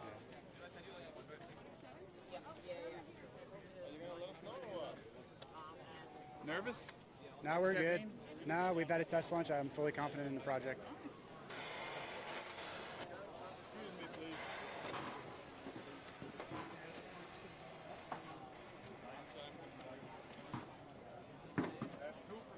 Anybody like to thank sponsors? I'd like to thank the Department of Aerospace and Mechanical Engineering at UTEP, Dr. Chessa, Dr. Cedeno, Blue Origin, 5 West Auto.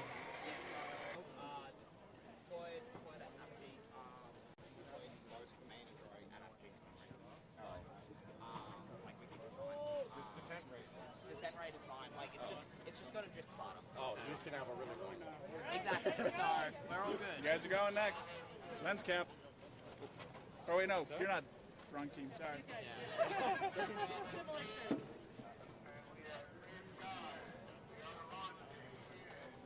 Five, 4, 3, 2, 1. Yeah!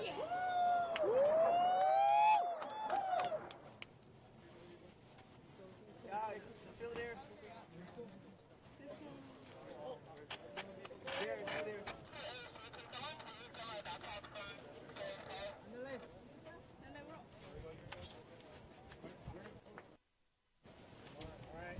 Hold out.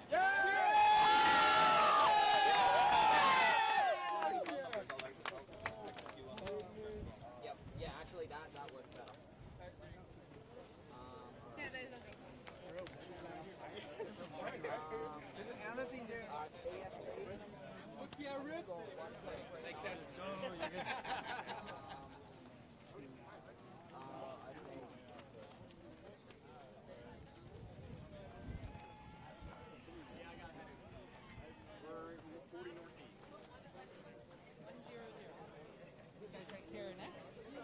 Anybody want to say hi to home? Hi. Edinburgh, UTRGV.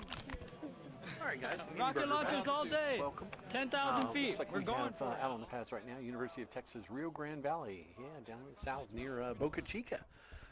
Those guys get to see some big launches every once in a while. This is their Kaboom, 123 inches in length, 60.5 diameter, 65 pounds, going up on a COTS M3421, expecting 9,600 feet and Mach 0.9. LCO is clearing them now, and they are green. Pad B3, clear skies. And the countdown begins. 5, 4, 3, 2, 1. 3, 2, 1. Come on, baby. Smoke and fire. Give me something. There we go. Ooh, I had a little hesitation there.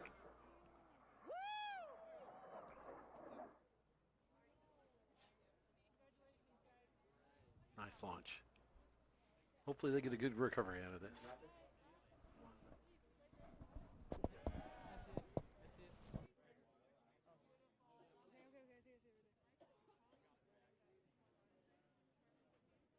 Oh, we got an event. Oh, there it is. Oh, right there. Oh, point to it. You got a drogue?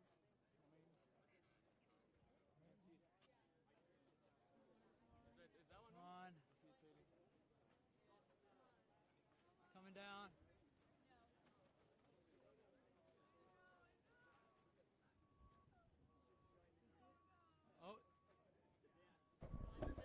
Looks like the team is very, very intently watching, looking for parachutes.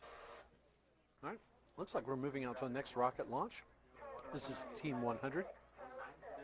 We have University of Akron in Ohio. This Imperium 6 is the name of the rocket. 140 inches long, 6.2 inches in diameter, with 152 pounds. This is that SRAD 06000 we had talked about earlier. This should be a very impressive flight.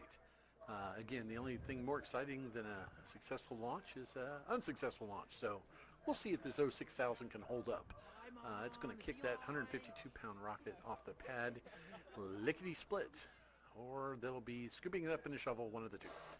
So they've tested this thoroughly, so they're very, very confident that we'll have a good launch on this one. So here we go. Countdown is 5, 4, 3, 2, 1. 3, 2, 1. Some smoke and fire. There she goes. Nice liftoff. Look at that acceleration. Beautiful. Rocket held together. Burnout is complete. We are essentially coasting up to apogee. That apogee was way up there.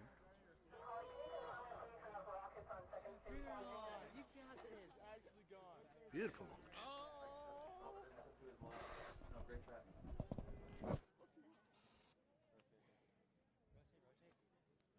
Gotcha. All right. Direct me wherever you want, Jackson. I got you. Eyes up. Chroma. Anything? Negative. Where's parachute? Ooh, excited. Dude, that one. We're getting partial packets. That's good. That one should have gone through. Anybody see eyes? I don't see the drill though. Anyone see it? No. One of that one past the scope. That was pretty damn straight. That GPS? 14,000 feet. Hold. How fast are you going down? What's the sun rate like, Josh? I don't know. I just lost it. What was it at before? It was 14,879.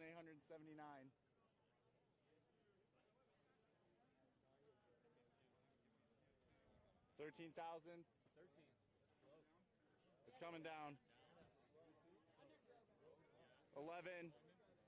11,000. Yeah, I got it. Anybody see it? No.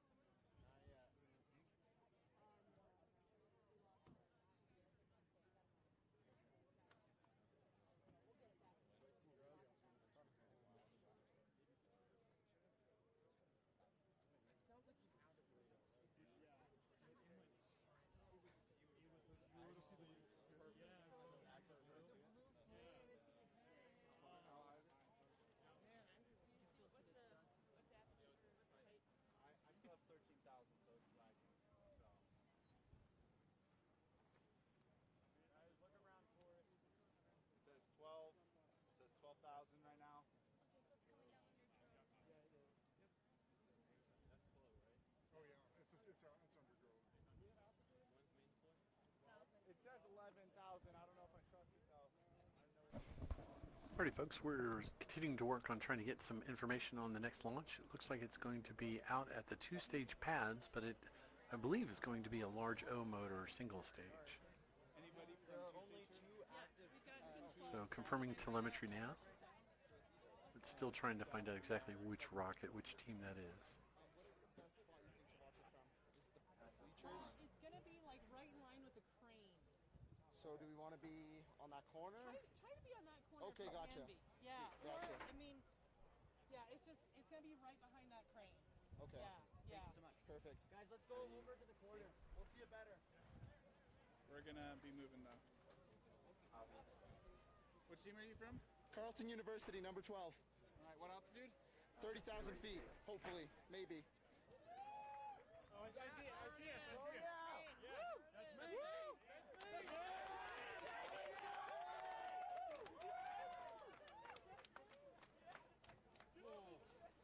Do you have a camera person on your team? We do. Nick, where you at? Where's Nick? There you go. He's in a red shirt. Is that him right there? That is. 12. Stand right next to him. He's gonna Team 12 is up on the two-stage pads. They're being called out right now on the LCO. I have your info here in just a split second. Team 12 is Carleton University from Canada. Their rocket is called CR-23, 131 inches long, 6.3 inch diameter, 80 pounds. Going on COTS 3417 solid. Expecting 30,000 feet with Mach 1.6, so this one's going to go high altitude. Thank you for calling us the banana rocket. Yeah. Skies are clear. Fingers crossed. Launching in 5, 4, 3, 2, 1. 3, 2, 1. There she goes. Nice straight flight. Beautiful. Rocket held up. That's important. That's a high thrust motor. Good job. That was Team 12, Carleton University from Canada.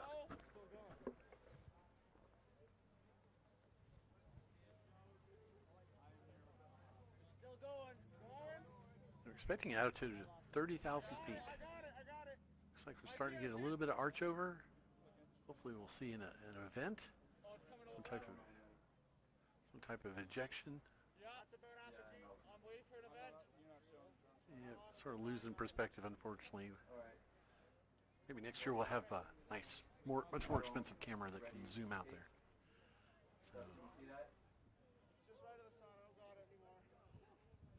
I put my phone down. Do you see drogue? I don't see shit. I'm trying to not be blinded. So range safety has been monitoring the wind throughout the afternoon, and we are right on that edge. It is, we're checking it probably every 3 to 4. Oh, very good. That's the Carleton team celebrating. It looks like they had a successful recovery. It's always a moment to celebrate.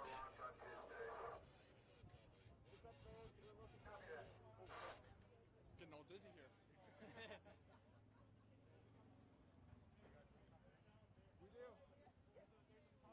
Just very excited that we're continuing to launch today. Yesterday we were cut short. Winds were pretty nasty. We were right on the edge. Range safety can shut us down whenever those winds go above 20 miles an hour. So we are doing our best here. So we have Team 86 up next. All right, and give you some info on that team here right now. Team 86. There it is. Team 86, Rutgers University out of New Jersey. This is their rocket Morbius, 165 inches long, very tall one. 6-inch diameter, 79 pounds. This is a, looks like a two-stage rocket. This one is going up on a COTS N5800, a big booster, to an L1500 sustainer. Expecting about 29,100 feet, Mach 1.4. And so we're wishing them the best of luck. They include a bunch of 3D printed parts. So they're having dual deployment for single bay for both stages. That's impressive. All right, we're waiting for the countdown.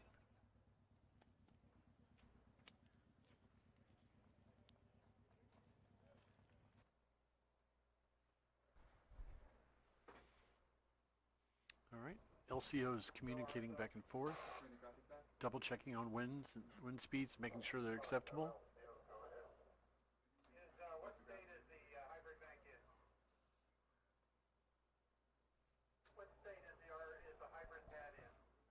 Again, we're checking on LCO right now. They're having some additional communications before we launch out at the two-stage. You can send them to the gate at any point in time. If we're at the gate, they can't proceed.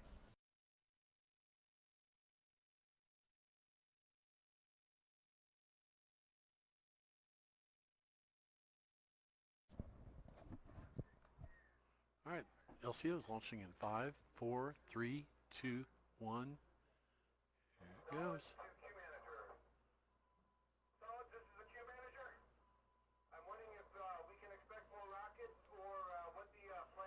No evidence of a launch yet. Salvo of 16 ready to come out if you can accept 16 rockets. That was our queue manager confirming that they have at least 16 teams ready to roll out if we're able to launch. Oh, there we go. There we go. There's the launch. That was a little bit of a delay, but let's see if we can get that second stage.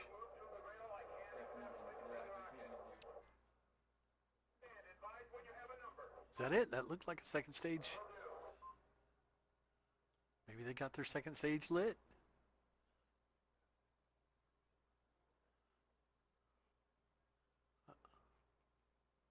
Or is that...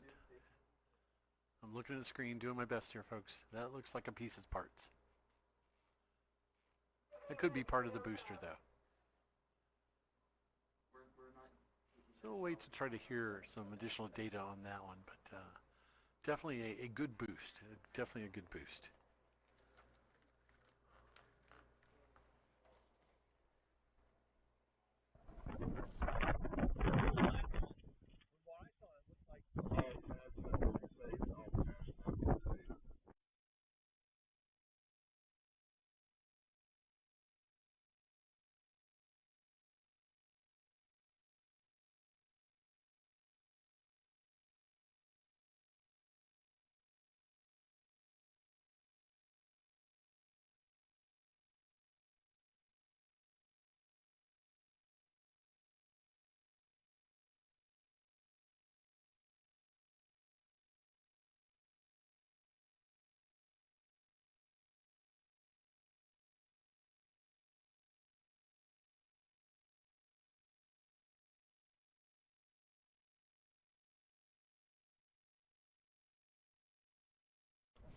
All right, well, it looks like we have launched everything we can launch out of the solids, and so RSO has directed the pad managers and the range safety staff to send out some more. My goodness, we're going to have maybe a record-breaking day today.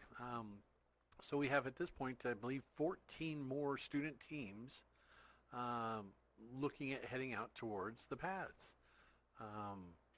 You know, at this point, you can't get much better news than that. If we can just pray for moderate winds, that they don't accelerate anymore so that we can continue. I mean, at this point, we're at 245. Certainly would have enough time if the winds hold off to launch all of those. That would be fantastic. Nice view of the hybrids. It looks like they may be finished for the day. I think we have a couple of teams left that are going to attempt launches tomorrow.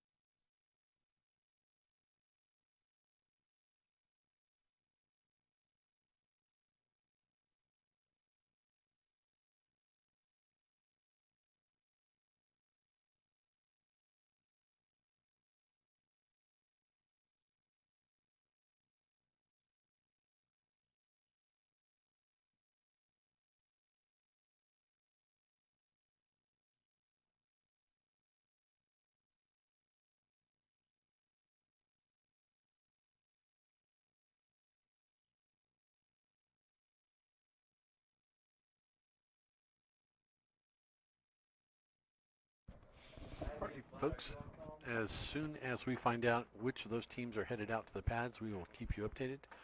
At this point, again, we have 14. There were 16 teams ready to go. We have 2 rockets that are left on the pads. So I'm looking through the listing of those groups now.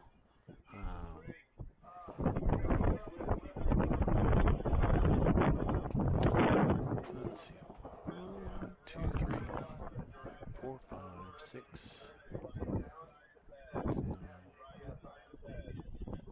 Yeah, that may be it. So I'll start, I guess in a few minutes I will come back and give you a listing of it. Here's a good video of the convoy headed out. But again, we have 14 teams headed out.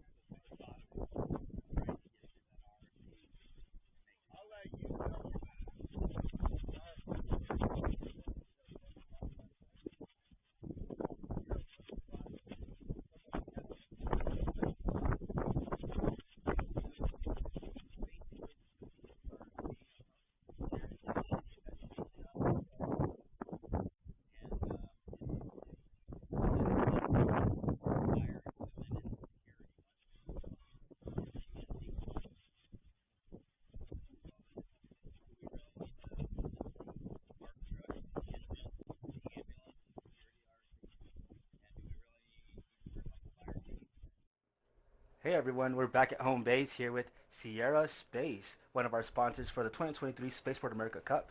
How are you guys doing? Pretty good. A little dusty, but a lot of fun. Staying under the shade? Yep, Yes. yep. Drinking Watching plenty all of the water? launches. Oh, We've so been much water. drinking. Oh, Yes. of course. Gatorade, water, Yeah. everything possible. Yeah. Awesome. So what's it like so far? What's your experience here?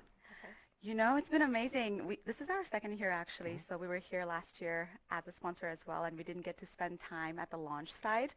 So this year has been amazing watching people, watching all these students. Right. They're like interacting with them. Yeah. Heat is, you know, could do without it, but No joke. Yeah. but students are amazing, and it makes it worth it. That's awesome. Do you have your eyes on any specific teams?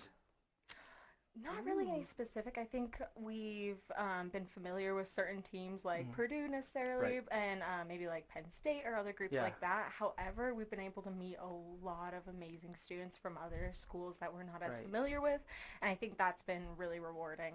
Awesome. Does anyone stand out, like when you guys talk to? Oh, University of Buffalo, they've been really Nice. cool. They came over and Cool. chatted with us for a while. Who else? Well, I think Duke, Purdue, I have like been interacting with them for so Yeah. long, like all past couple of years. So I think I was really excited for them, and they Right. did really well yesterday at the launch. I think they went first. So it was really amazing to see what they talk about usually with us over the phone. Yeah, awesome.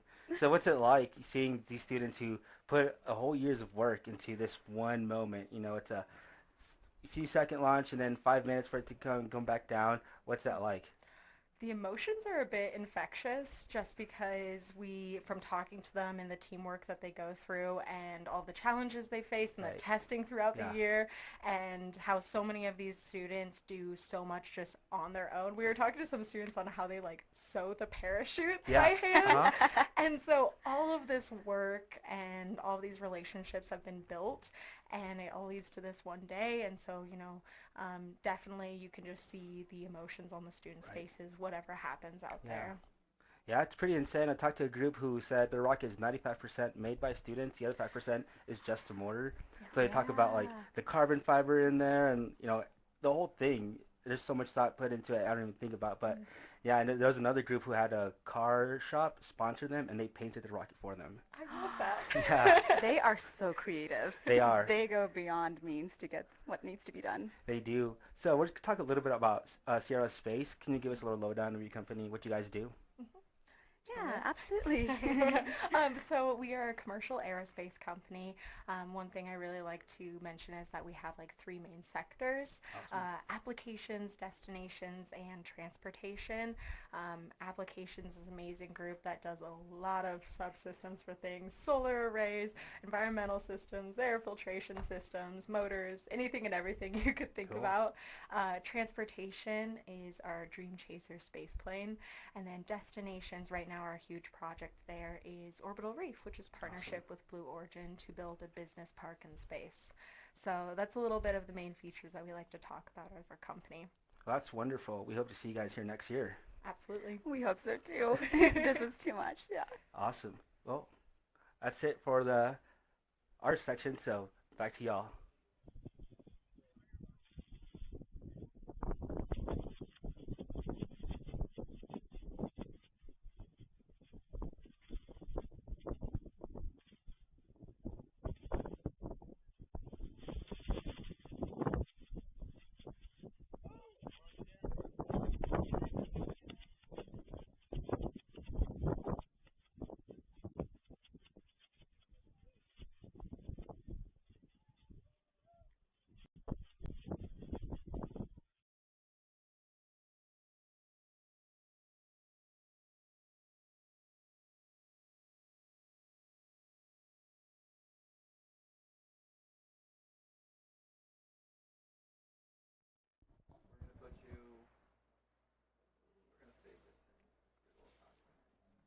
All right, folks, we are back. That was Sierra Space, huge sponsor.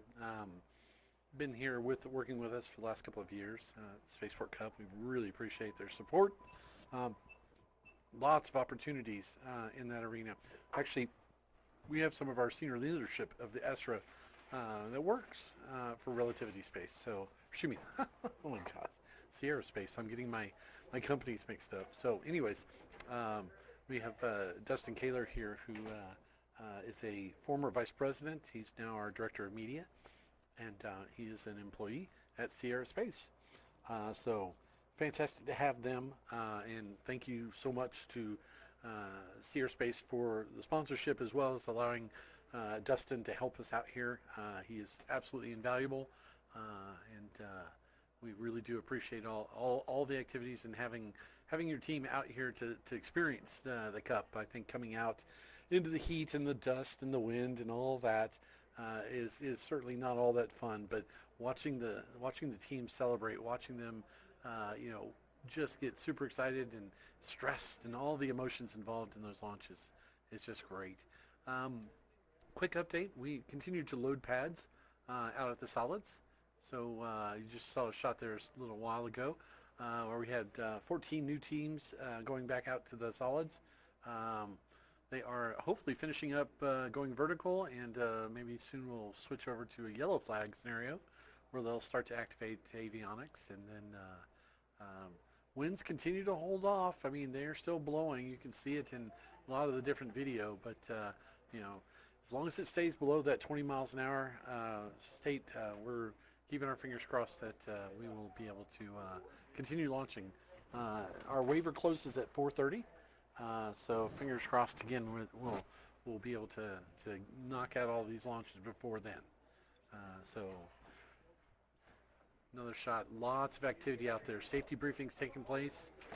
All the pad managers are actively working with those student teams, and we're going to do it quickly, but we're not going to rush through and miss any of the safety points. So we had two rockets left on the pads due to one situation or another, and we'll address those and give them another shot to launch. But fairly certain that this will be the last batch of rockets for the day from the solids area. I believe we do have maybe one more two-stage and one more hybrid out at the hybrids and two-stage pads. So potentially around 18 to 20 launches for conclusion. And we're looking at this correct. I believe it's 3 o'clock. So we have about an hour and a half. We have about an hour and a half to go. And usually by this point in time, the winds have reached their maximum. So fingers crossed they don't accelerate anymore. I mean, I can already notice a difference in just the canopies out at range safety. If you're looking at the screen right now, yesterday at this time, that canopy was flapping up and down very aggressively. So that's a good sign. That's a very good sign. We'll keep our fingers crossed. We'll be back in just a second.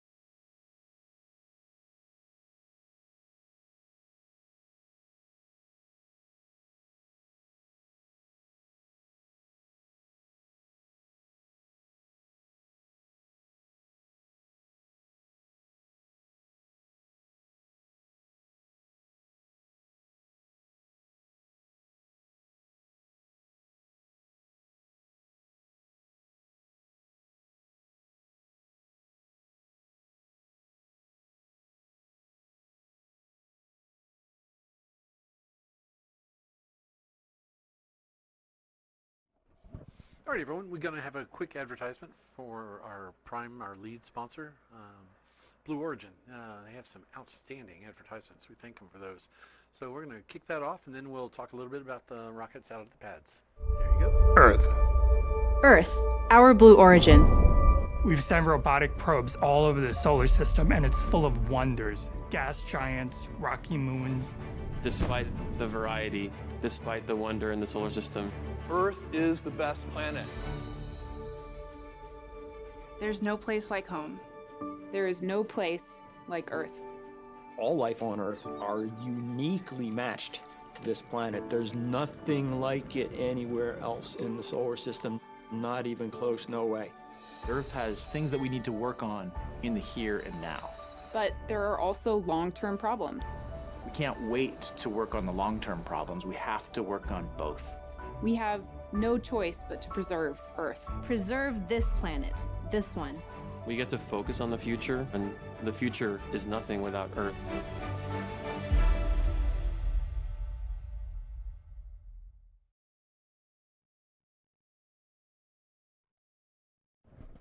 All right. Again, huge thanks to Blue Origin and their sponsorship this year, taking the lead role this year after many, many years of support and sponsorships from them. Love having them out here every year, and I hope they've hired a lot of Spaceport America Cup participants over the years. So at this point, we continue to process solid rockets out at the solids pads. So you're looking at a video of the one of the UTVs that we have that pulls a trailer with one of those. So I have a listing. So we haven't been assigned pads quite yet, but one of these teams is Missouri University S&T, Missouri S&T Science and Technology.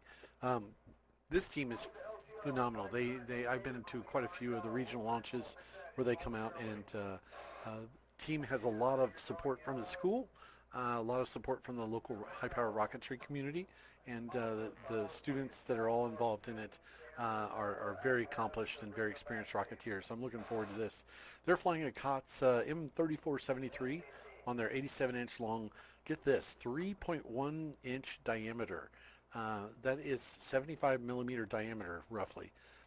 37 pound, probably the smallest rocket, one of the smallest rockets out here, if not the smallest rocket.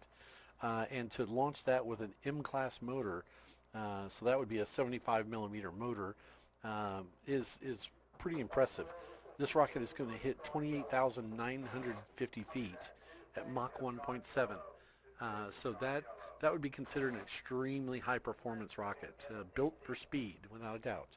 And it still has to carry an 8.8 pound payload. If you think about that in terms of 8.8 pounds, so you've got the propellant that weighs at least that much, and then the rocket has to obviously have some weight, plus the 8.8 pounds. That is a very lean and mean rocket. So it's going to be impressive to watch this launch. This is going to be a scooter. This one's going to move off the pad in a very, very, very rapid fashion. So let's find out this next team. All right, next team that we have up, California State University Chico. This is their rocket called the Wildcat, and it's 122 inches long, 6-inch diameter, 68 pounds. Going up on the M2500. Haven't seen any of those today. I'm just kidding. That's been one of the predominant motors we've had all day. Expecting about 11,000 feet and Mach 0.8. They say it's a very small but very competitive team from Cal State University Chico. All right. Team 116 is next. University of California, Berkeley. All right, so we got another California school. This is their Cal Visitor rocket. 124-inch long, 6-inch diameter, 70 pounds. Going up on a COTS M1582 solid, and it is expecting 10,367 feet and Mach 0.7. That looks like a textbook Spaceport America rocket. So good luck to them. We have next Team 139. Oh Lord, University of Strathclyde. University of Strathclyde. This is their Stratosphere Mark II, 119 inches long, so 10 foot in length, 6.1 inch in diameter, and then at this point, let's see, they're flying on an M3421 COTS solid. expecting 10,741 with Mach 1 speeds.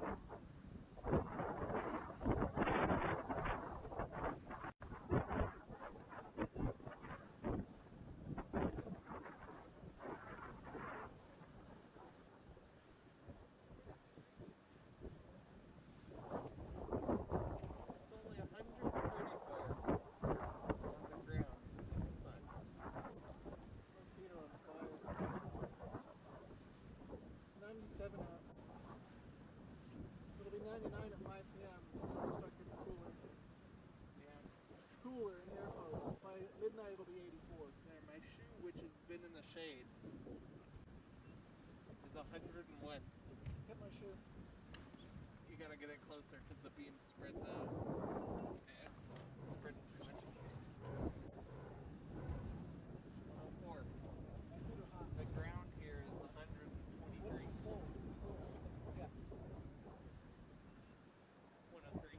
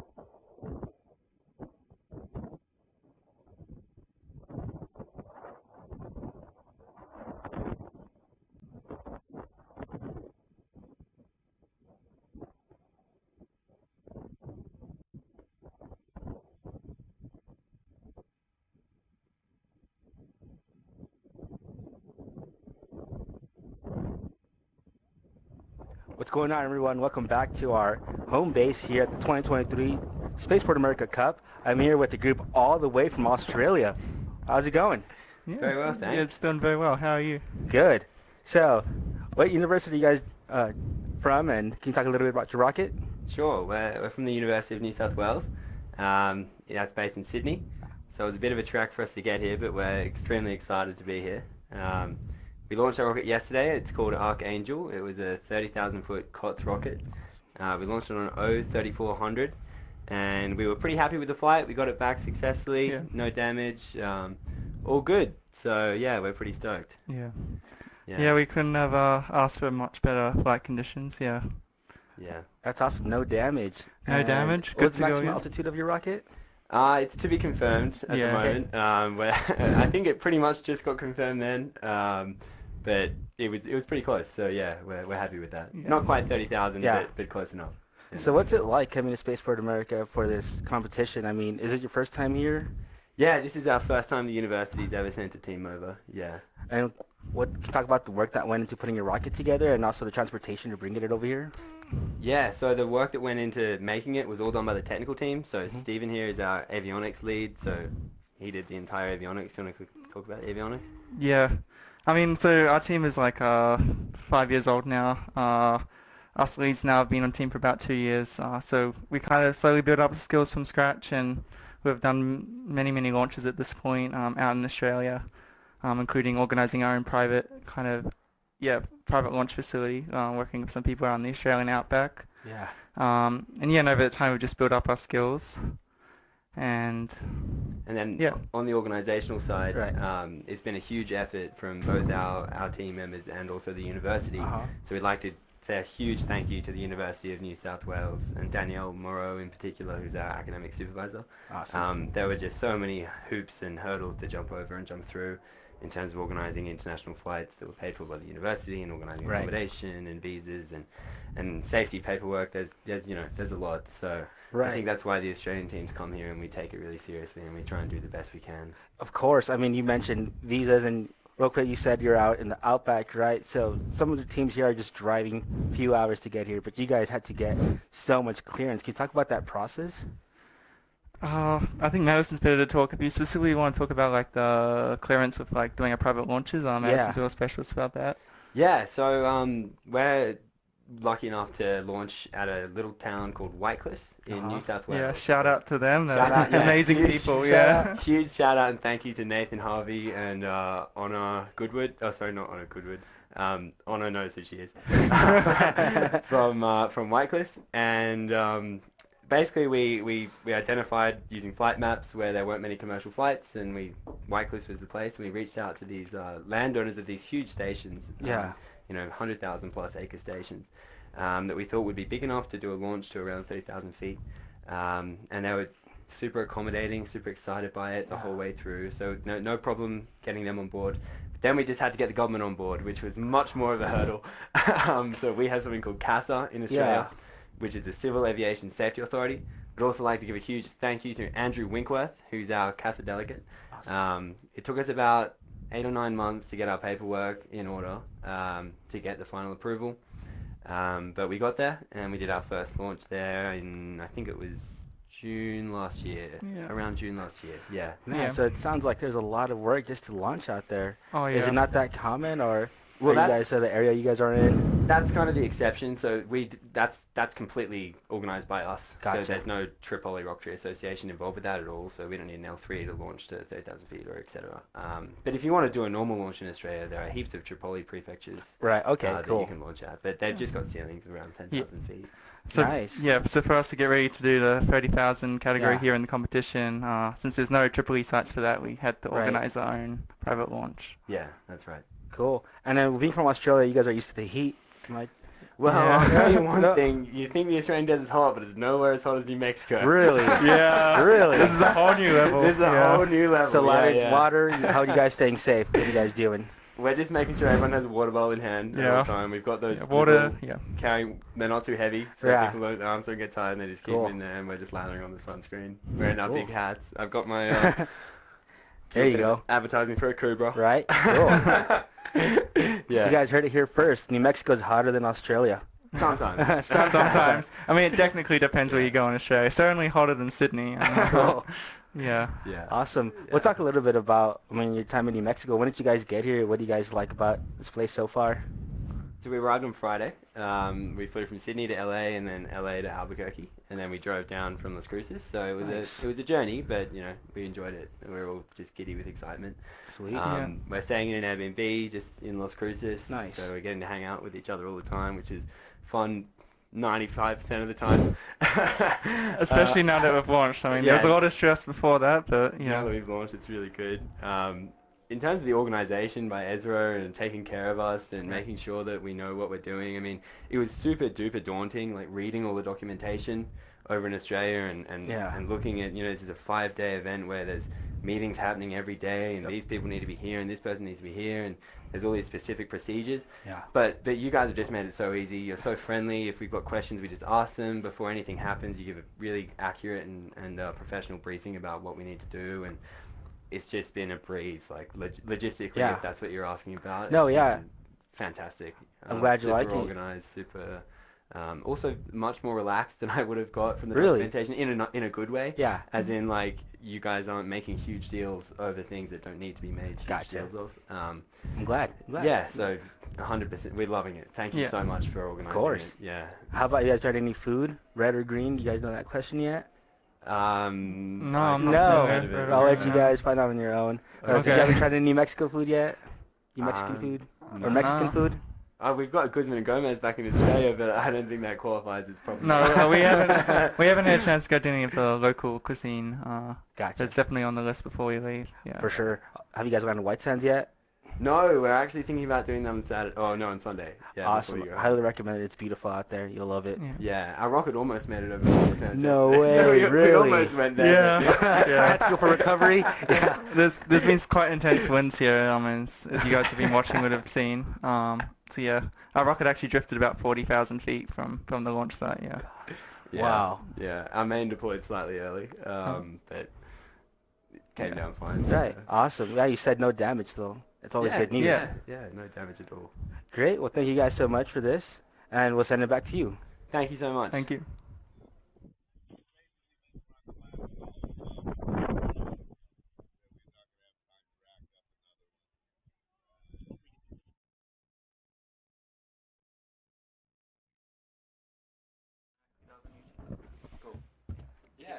Just a perfect example of some of the amazing teams from Australia that are here. I think we do have 6 Australian teams. That's a record for us.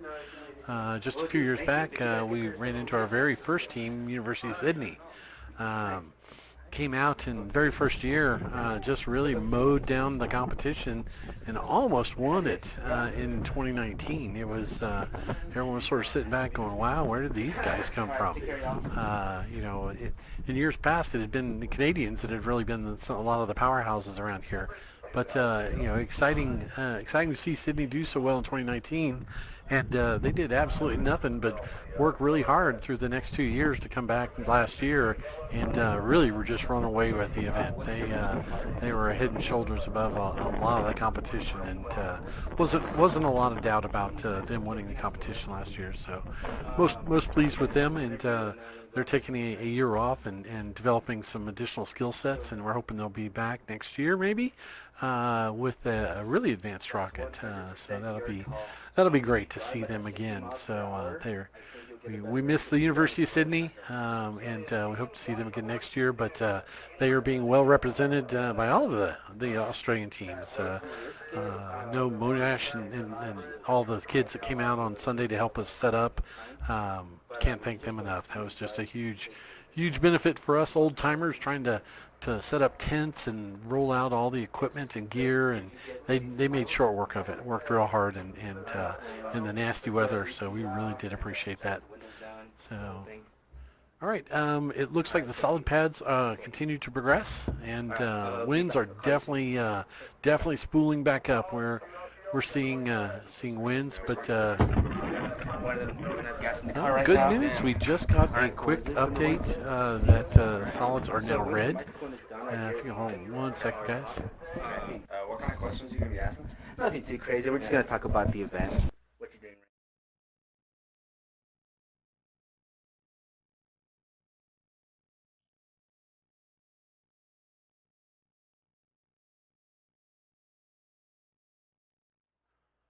All right, good deal. So we've got an update that the solid pads are now at red flag. They're going to be dropping that yellow in the screen right there and changing that to red. And so we've had some big significant wind gusts, but luckily the constant winds are still below 20 miles an hour.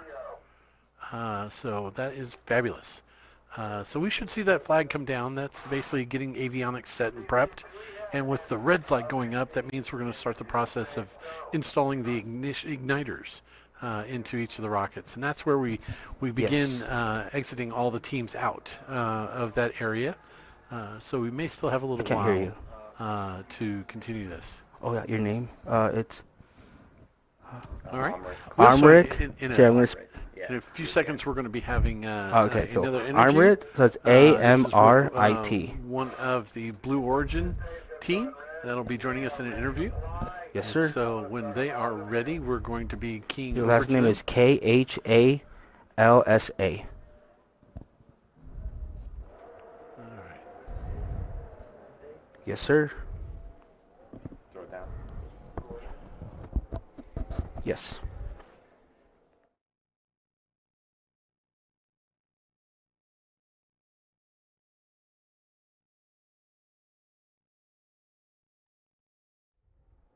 What's up, everyone? We're back here at our interview booth with one of our lead sponsors, or our lead sponsor, Blue Origin. Hi, how are you? Hey, how's it going? We're doing good.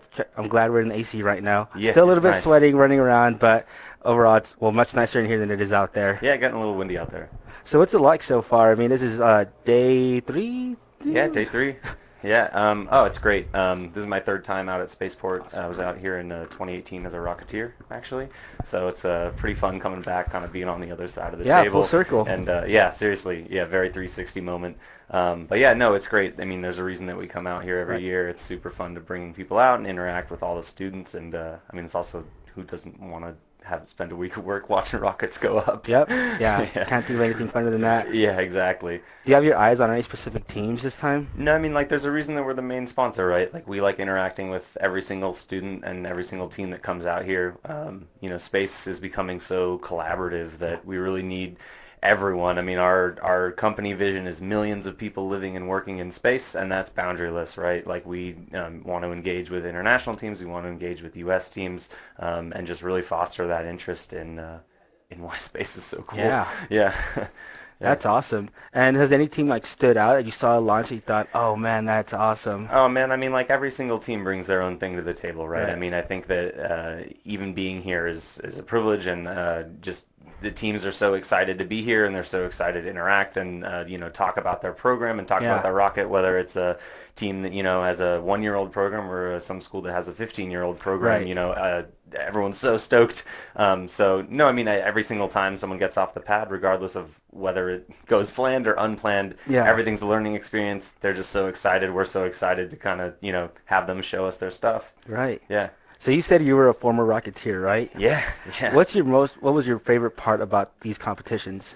Oh man, that's hard. That's a hard question because even the sleep deprivation part was fun looking back, But no, I mean, I would say actually seeing all the other teams, because I think that when you're building, it's like you're pretty focused on, all right, this is my piece, this is my team, and then you get to extrapolate out and you interact with all the thousands of other students here, and you get to talk about designs, and you get to see the differences in designs and how everyone approaches a different problem. And I think now working in industry is such a big piece that you see is like different perspective is super, super important for creating that final product. So I think that was the best part. I think it's awesome to just get to know what it's like to be in their shoes and now be outside and just watch rocket after rocket after rocket. Yeah, I'll definitely say it's less stressful being on this end of things. But yeah, it's super fun. And just coming back to, I remember being here and talking with Blue Origin and talking with the other sponsors as well, and you're just like, oh man, I want to be there someday. And so coming back is just awesome to see if I can do that for someone else. Awesome. Yeah.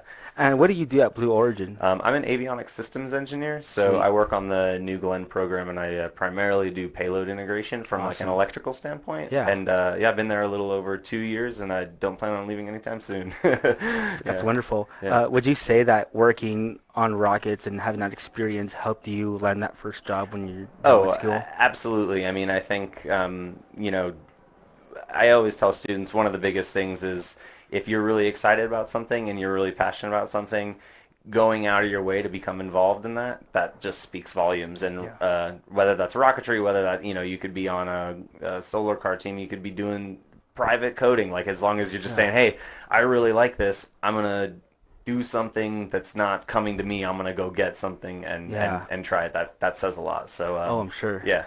That's wonderful. And when you're out here, are you guys recruiting or looking at things like that with students? Yeah. I mean, there's a reason that we're here. We think that the everyone that comes out here kind of shows that passion for space already.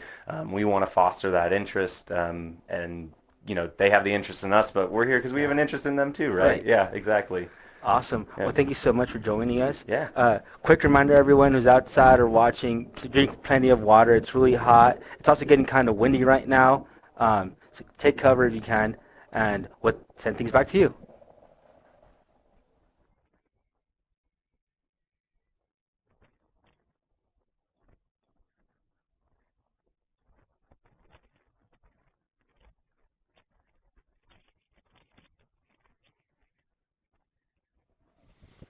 All right, as you can see in some of the video footage we have here, well, the winds are back. They are significantly back. They are blowing very, very hard right now, and we are rapidly, unfortunately, losing our waiver. We've got an hour left, but the good news is we do have rockets on the pad. So again, it is a wind hold at this point. And so that means if we can get a window where the winds calm down enough, we can begin kicking off some of these rockets. But at least over the last 10 minutes or so, it's very visible, very apparent. You can hear the wind, you can see the dust storms kicking up and the tents flying around, that kind of stuff. So having the range on red flag and being able to basically evacuate all the teams and just have the rockets sit there is not a bad sign. We need a 5-minute window or so for the winds to calm down a little bit, and we can get back to launching. So that would be fantastic. That's where we're at. We're going to continue to try to add in some more interviews here. I think at some point we're going to be talking to some Rocketeers from University of Texas El Paso. give us a little bit of discussion around what's involved in competing in the Chili Cup. Let them talk about what it is and how they're going to win it this year. Yeah, that's it. I love it. I love it. So, anyways, we'll be back in a little bit, and we'll keep everybody updated on the status of the wind hold. So the moment LCO lifts the wind hold, I'm pretty certain we'll be launching some rockets. Oh.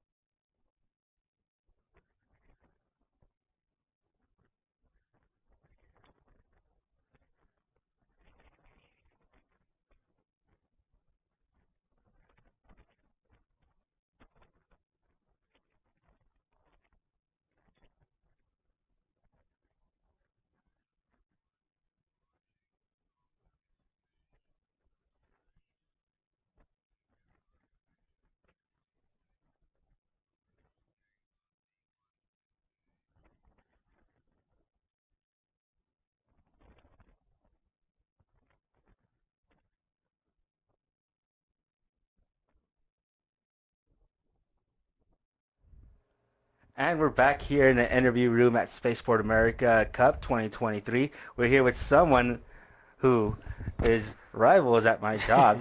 Well, we're not going to bring that up here today. Was the Sun City Summit rocket team from UTEP. Sir. Yes, sir. Go Miners. Go Miners. Go Aggies. Let's put both of our signs up. There we go. Nice. Good rivalry. Good rivalry. Yeah. So what's it like being here? This is not your first year, correct? You've been launching for a while now? This is our second year competing, but for us personally, it's our first year. Oh, yes. Awesome. And what's it like, the whole experience? Talk about it.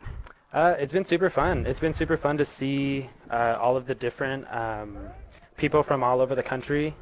So that's been super fun, getting to meet so many different people and getting to work together as a team also with all of our sub-teams and stuff, and getting everything to get put together is really cool to see.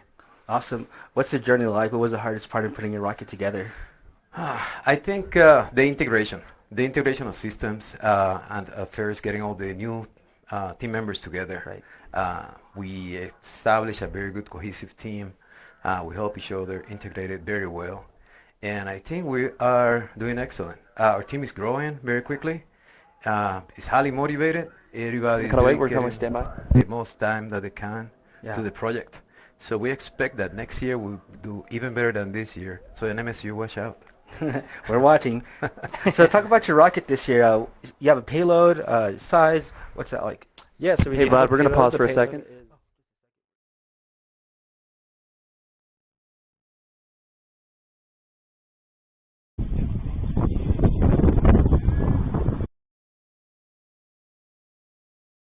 Yeah, that's correct. Sorry about that, guys. They actually did sneak a launch in on us right in the middle of an interview. So I guess a couple of quick updates. Yeah, they lifted the wind hold for at least a short period of time, and right in the middle of an interview, the first thing we heard was 10-9. So we apologize. We really have no earthly idea which team that was, but we'll try to gather a little bit. I'm sorry? Oh, okay, Team 49 just launched. So it looks like we got recovery coming in now. Let me get you some data on that team in just a second here. And we'll let you know. We apologize for that one, but hey, when the opportunity strikes, you got to go. So, from that standpoint, that was Konya Technical University in Turkey. They're flying a rocket called KBM Elsi. And it's 106 inches long, 57... I think that's 5.71 inch diameters, 70-pound rocket. It said 57-inch diameter. I'm not sure it's quite that large. Anyways, it's on an M1797 COTS solid motor, expecting 10,001 feet with Mach 0.7. Solid fuel, highly equipped model rocket programmed to not make the mistakes. Okay, it can reach 10,000 feet and has a capable payload. Very good. Looks like a good launch. They're rolling through the recovery side, and hopefully we'll see a successful main parachute deployment here. Again, apologies for not catching that, but we did want to interview. Chris Lopez, if you're on the net, RSO. So anyways, congratulations to the team, and hopefully this recovery will be just as successful as the launch was. It's really loud, guys. Negative. Okay. Anyways. Yep. Yeah, we were turning the radio up loud enough so that we didn't miss any more launches, and then got a little bit too loud. So, anyways, it looks like they did lift the wind hold. Maybe we'll continue on into some of the solids here in a second. But again, congrats to the Konya Technical University Team 49. We're all set in the studio.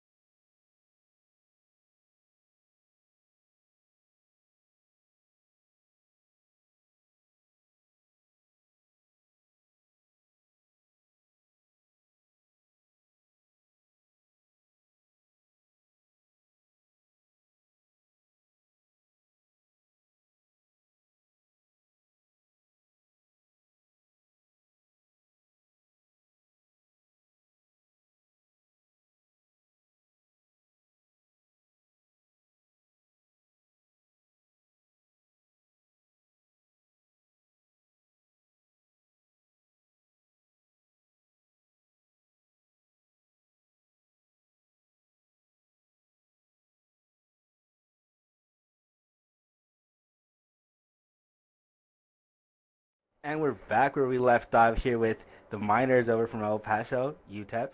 And we were talking about your rocket, and we're going to get into it, your payload, the size, and all that. Could you give us those specs, please?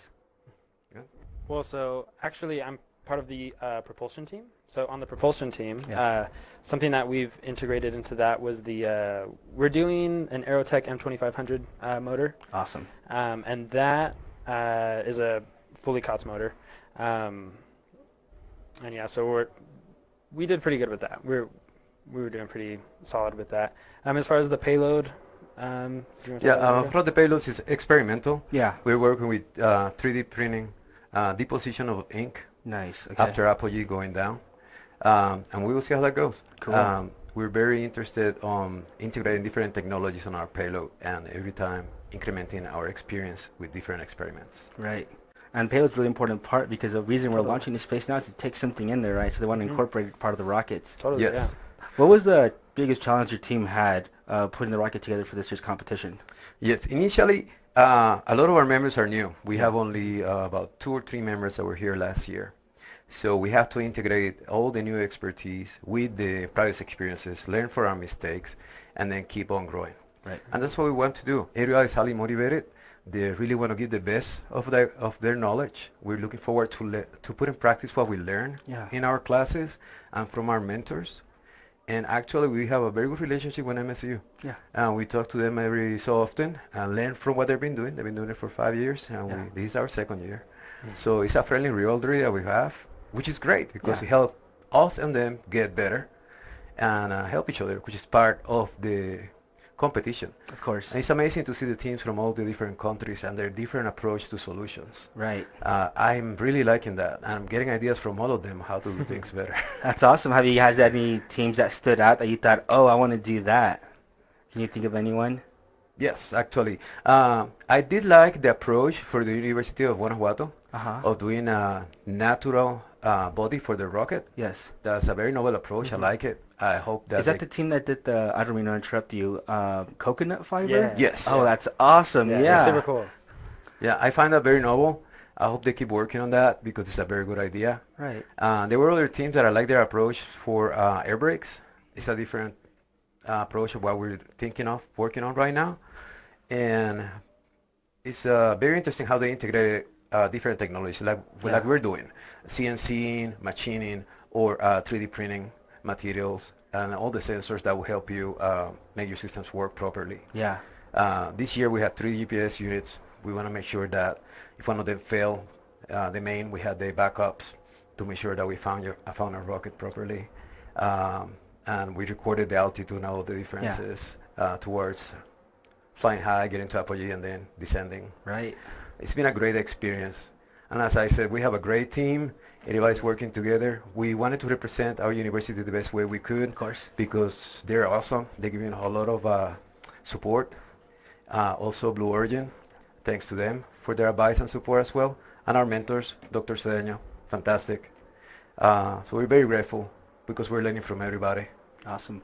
That's beautiful. Have you guys been able to launch already, or are you guys still waiting for the launch part? No, we did launch. It was a successful launch. Actually, they were doing recovery right now. As we speak. As we speak. Awesome. So we'll let you know how it looks like, but we did put a lot of effort on the structure. Yeah. It took a lot of love, a lot of caring and dedication. So it was awesome. That's awesome. Any other thing you want to add? Any shout outs or? Yes, I want to thank the families of all our members that support them. Thank you for helping them getting motivated and working hard. So go Miners. And also our staff at the Aerospace and Mechanical Engineering Department, Carmen, Maria, Dr. Chesa, and all the other advisors that have been helping us. Thank you so much. Can't do it without him, right? Yes. Seriously. Well, thank you, everyone. We're going to take it back to the field. Thank you. Go Miners.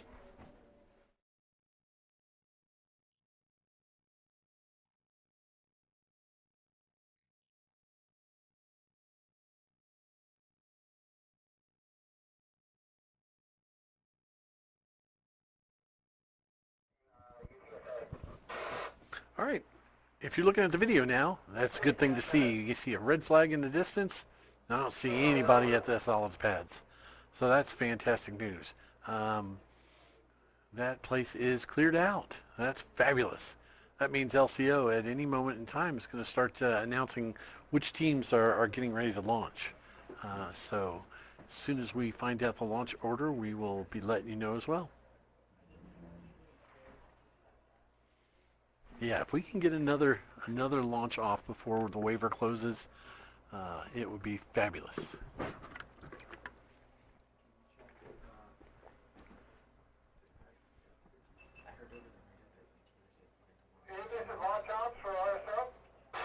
Okay. So it sounds like we have the hybrid getting fairly close to being able to launch as well. So we're going to be juggling cameras and drones and video and all that, and so we are going to do our best to get a good hybrid video of this launch. Haven't had a lot of luck on those this last couple of days, but if you're looking at it right now, it looks like a beautiful big old hybrid sitting there. So we are ready for them if they try to sneak one past us again. So, University of Texas, San Antonio. What's the team number on that one? 140? Yep. Team 142. Let me get you some more details on that. All right.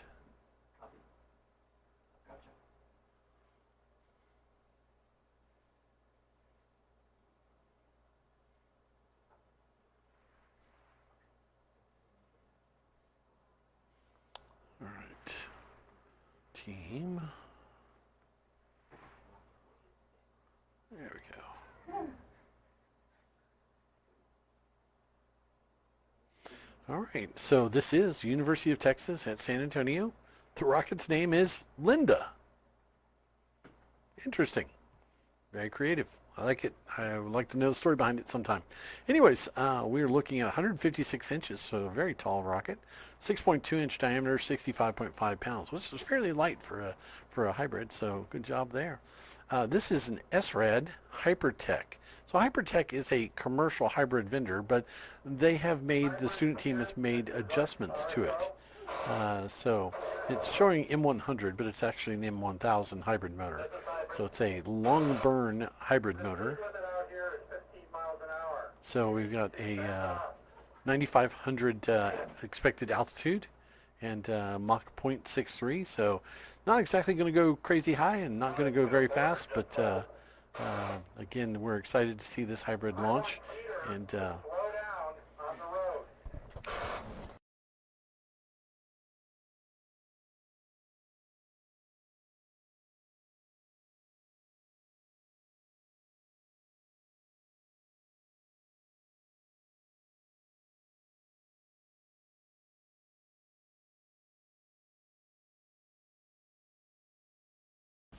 all right, we're going to keep our cameras just solely focused on this rocket since we've missed so many of the hybrid launches already. We're not going to miss this one. They're not going to sneak it by us. But they are departing the area. In fact, some of them were departing a little bit too fast. So our range safety officer had to give them a little bit of additional training on the speed limits in the area. That's okay. We're always about safety here. So, but it's a good sign. That area is emptied out. The solids are emptied out. We're going to have a large number of rocket launches here very soon.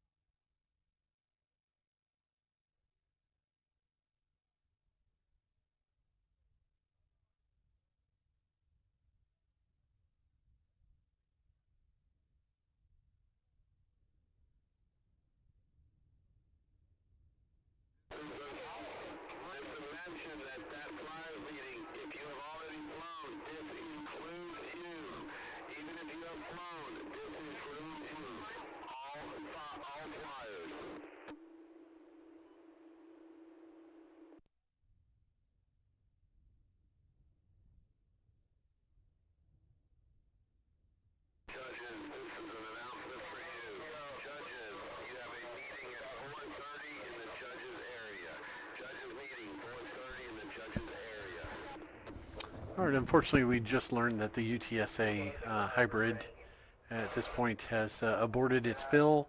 They are running into some additional technical challenges. The hybrid range will now close for the day. So hopefully they'll be able to resolve whatever issues they run into, and we will see them back out on the pad tomorrow. So good news is we're going to roll over to the solids, and we've got 16 rockets out there ready to roll. All right, guys, we're writing this down. Are we writing this down?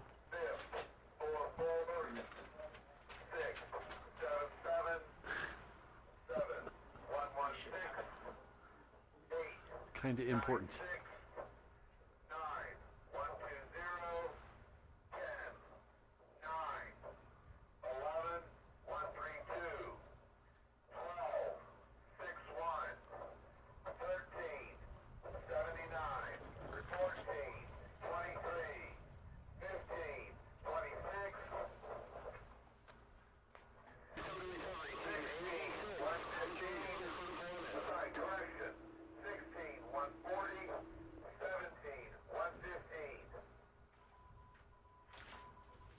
LCO, can you run through that real quick one more time? Real quick.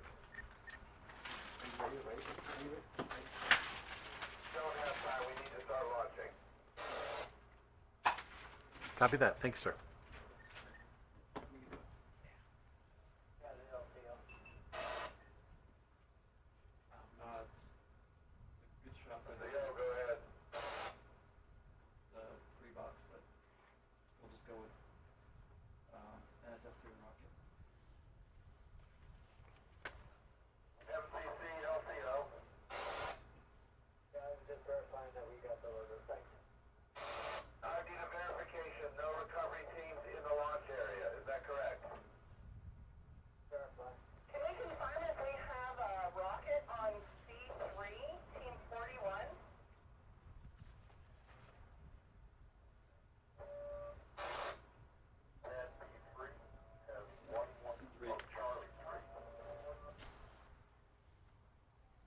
Do that with the other PTZ. Spin it around.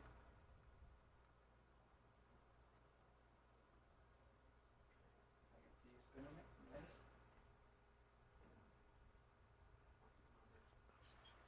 No, that's B6. B3. Keep turning to the left. Oh, the right. Okay, yeah, no, that's B. Charlie 3. Charlie 3. Charlie 3.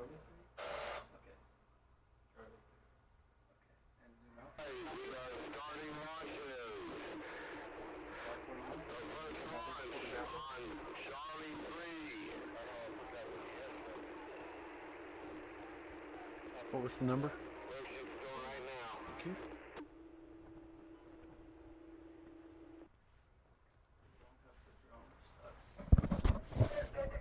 All right, it looks like Team 41 just confirmed that their telemetry is live. And this is Iowa State University, Science and Technology. Rocket is known as Intrepid, 175-inch long, 6.2-inch diameter, 133 pounds. This is going up on an SRAD 05580. That's a big research motor. It's a 30,400 foot at Mach 1.5. Cyclone Rocketry entry into the 2023 Spaceport America Cup. They have telemetry lock. Launch control is going through the details announcing to the spectators. 5, 4, 3, 2, 1. Nice. Beautiful performance. Nice. Ooh, ooh, ooh, ooh, ooh. Oh, that's what happens. Yep. That is called a shred, my friends, and a good example of a shred. So passing through the Mach barrier, fins start flickering a little bit, and unfortunately one of those fins fails, and the rocket basically tries to hang a hard left, and it splits the rocket right in the middle, and parachutes and pieces come flying out. So unfortunately, a non-nominal flight for Iowa State. Beautiful motor, though. We'll definitely give them points for that. That was a nice big SRAD research motor. Hard to build a body that can withstand those kind of G-forces. Yep. Luckily, again, everything's far enough away that absolutely no potential danger at all to anyone at all. So teams will be out there as soon as we're done launching to recover and bring back to a post-flight data recovery team.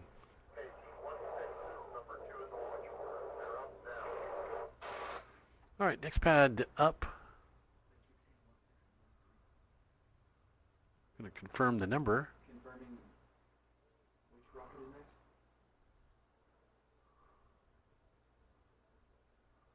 139 is next. All right, team 139 is up next.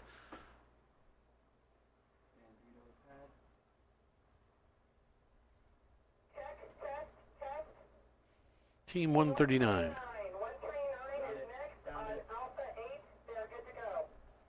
So this is University of Strathclyde. Copy, thank you.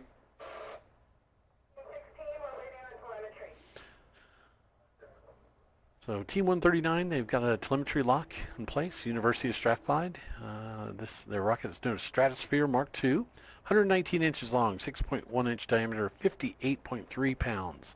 Flying on a COTS M3421 solid. Expecting 10,741 feet and just over Mach 1.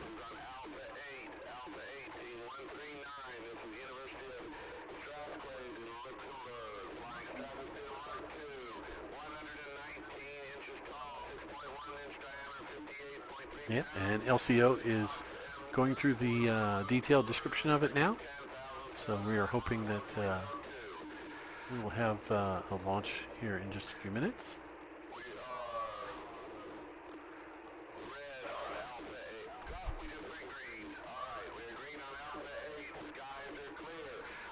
Skies are clear. We're launching in 5, 4, 3, 2, 1, go. There's the smoke and fire.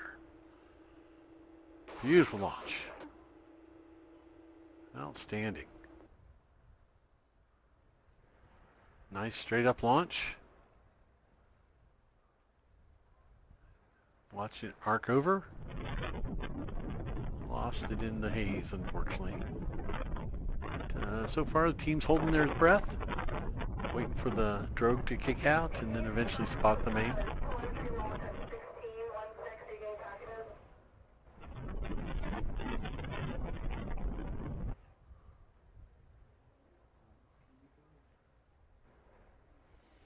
So Team 16 may be up next. They are having some challenges with telemetry right now, so they're reaching out to Mission Control to see if they can pull in. Nope. Unfortunately, Mission Control cannot get telemetry on Team 16. Team 16 is Clemson University of South Carolina, so they may have some. All right, looks like we're transitioning over to Team 92. Clemson may have to scratch for today and wait till tomorrow.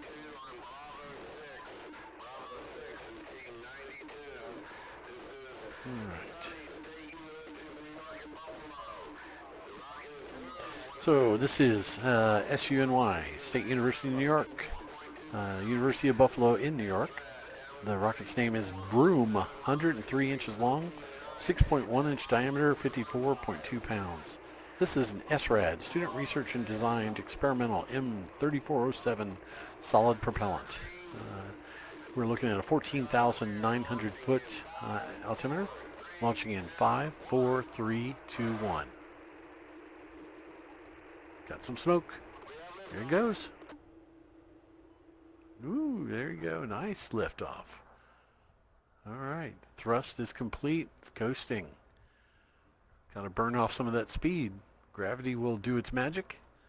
And hopefully as it arcs over, that altimeter will notice a negative shift in the barometric pressure. Actually, I guess it would be a positive shift. And at that point, that'll trigger off an ejection charge. And hopefully we'll see some type of drogue chute, small drogue chute pop out.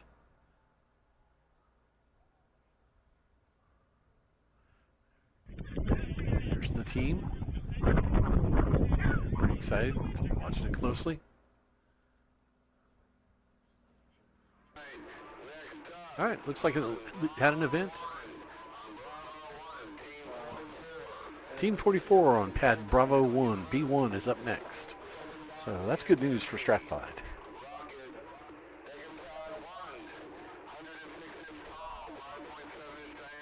Team 41. Let's see here. Team 41 is Iowa State University Science and Technology. I thought we just flew that one already. Oh, I'm sorry. Let me get this correct. 44. Team 44. My apologies, everyone. They're getting ready to launch.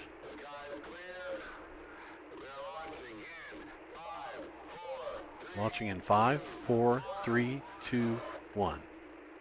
Istanbul Technical University. And this is SMTAG, ECE MTAG. All right, looked like a great launch off the pad. All right, that was 106 inches long, 5.7 inch diameter, 59.2 pounds, flying on a COTS M2021. Step 77 on Bravo 2. All right, they were expecting 10,800 feet. And their comment is to make a rocket flight as smooth as it can get with a robust, simple design with safety in mind. And safety is simple is always the best. Very true. Congratulations, team. Good job. Moving on. We got to get these things knocked out as quickly as we can as the waiver is shutting down in about 20 minutes. 77. Princeton is up next on deck. And we have Princeton University. The rocket is Pegasus. 111 inches in length, 4.3 inch diameter, 65.9 pounds. Going on a COTS N3294 solid motor.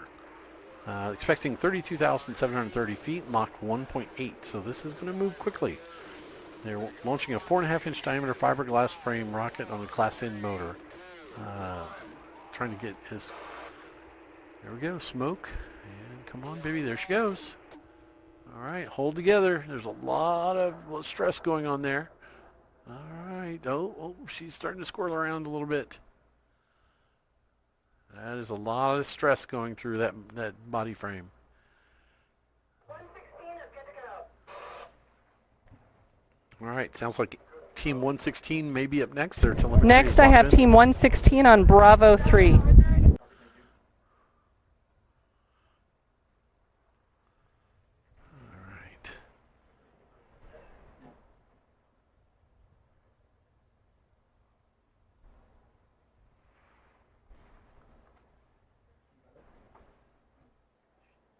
There we go. Team 116. We're looking at University of California. So this is UC Berkeley, and this is their rocket Cal Visitor. I think we've gone through this one before. Maybe this is a re-attempt at it. Again, 124 inches long, lengthwise, 6-inch diameter, 69.9, basically 70 pounds, and a commercial M1582 solid motor. Expecting just over 10,300 feet at Mach 0.7. Beautiful purple rocket.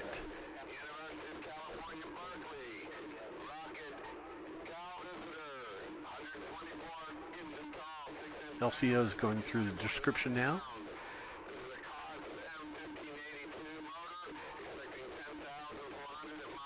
And almost done with the description.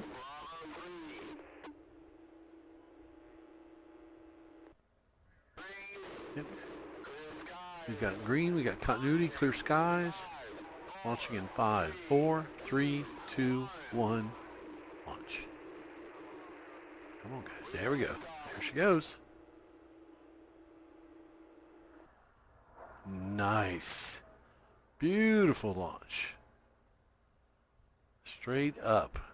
Love it when you see a smoke trail that just is perfectly perpendicular to the ground.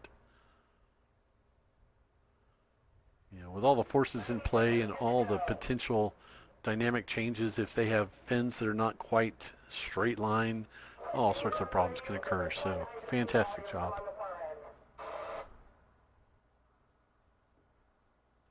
All right, next up we've got Team 96 on Bravo 4. All right, Team 96 is up next on Bravo 4.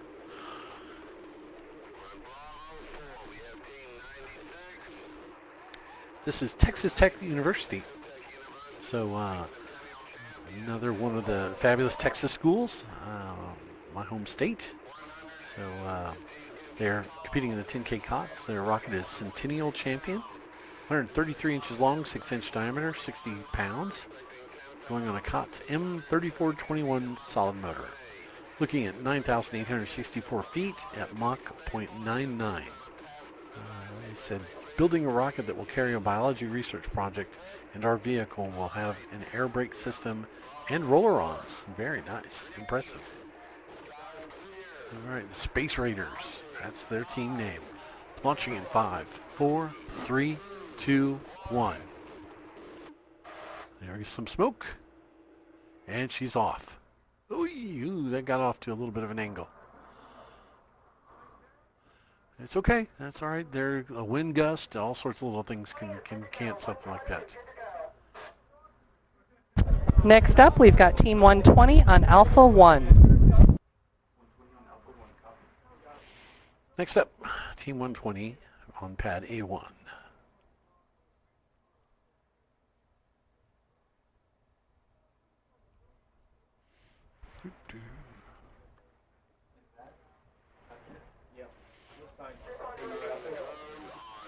They have telemetry lock, which is fantastic. This is University of Florida with the rocket called See You Later Alligator. 130 inches in length, 6.1 inch diameter, 41 pounds. That is a very light rocket for that size. This is flying on a COTS M2500. I've lost count of how many of those M2500s the teams are launching, but every single one of those has been near perfect, so it's been fantastic. Expecting 10,082 feet in Mach 0.9. So we are a group of students on University of Florida's rocketry team that designs, builds, and tests high-powered rockets using our collective knowledge. All right, we're going to wish them the best of luck. We've got some heavy gusts coming through right now. So their team is Swamp Launch. I love that. All right, they're green on pad A1. Skies are clear. And here comes the countdown. 5, 4, 3, 2, 1. There's some smoke. There's some fire. Whee! That one lit and gone. It wasn't messing around.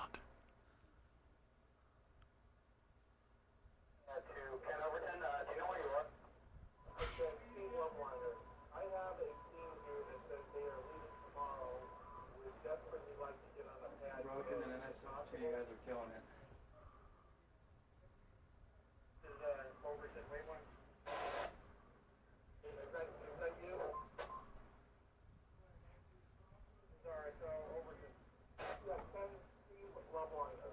I have a team here that desperately wants to get on a pad today, but they are leaving tomorrow.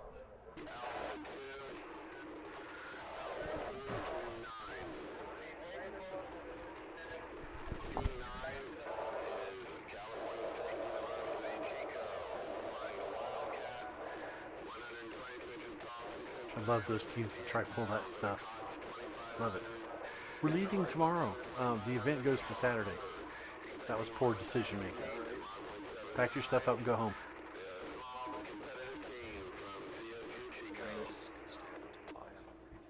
just found that out. Because Team 9 Alpha 2. Team 9 Alpha 2. What's that? Who decided?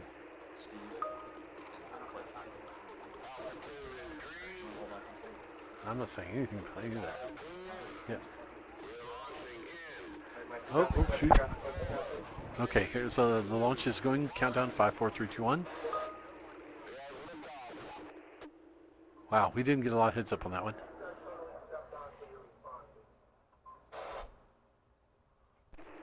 That was University of Florida, correct?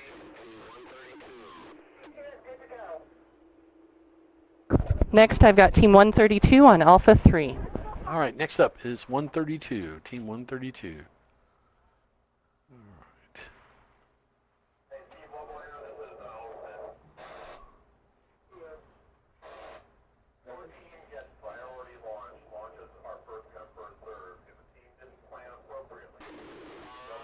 right. Next team that's up is University of Nebraska-Lincoln. This is Project Eve. 111 inches long, 6.17 inches in diameter, 46 pounds. This is flying on a COTS M1850 solid propellant. And, all right, this may be a typo. It says 2,100 feet. Seems a little bit low to me. May have been 9,100, I'm not sure. But this competition rocket will have its payload containing different plants that will undergo stress analysis with sensors and a camera. So, unfortunately, we're not sure exactly how high it's going to go, but nonetheless, we're going to be watching this one launch here in just a few seconds. They're clearing the skies. They're launching in 5, 4, 3, 2, 1. Smoke and fire. There she goes. I'm pretty certain that one got a little bit higher than 2,100 feet. Didn't quite make 10,000, but it definitely did a little bit better than 2,100 feet. So, arcing over.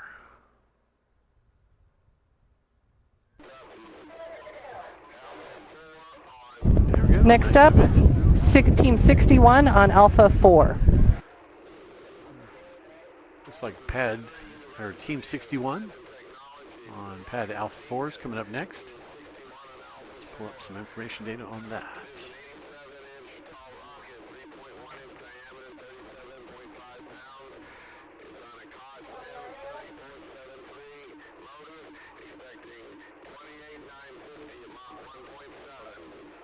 No, they've already. Oh, okay. This was Missouri S&T. Okay. So Team 61, Missouri University of Science and Technology, Missouri S&T, 87-inch long, 3.1, 37.5 pounds, launching in 3, 2, 1. Come on. Wow, I'm not seeing anything come out of that poor baby. Come on, give us some smoke. Oh, no. We've got nothing on the pads.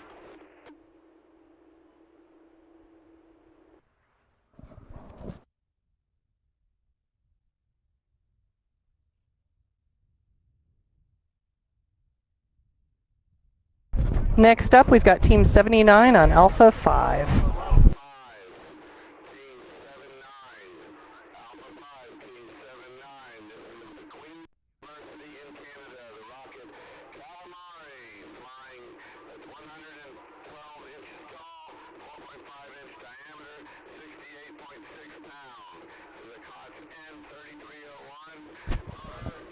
All right, we have Team 79 up next. This is Queen's University in Canada. Their rocket's called Calamari. Good old squid. Going up in 112-inch long, 4.5-inch diameter, 68 feet on an N3301, launching in 10. Smoke. And the launch.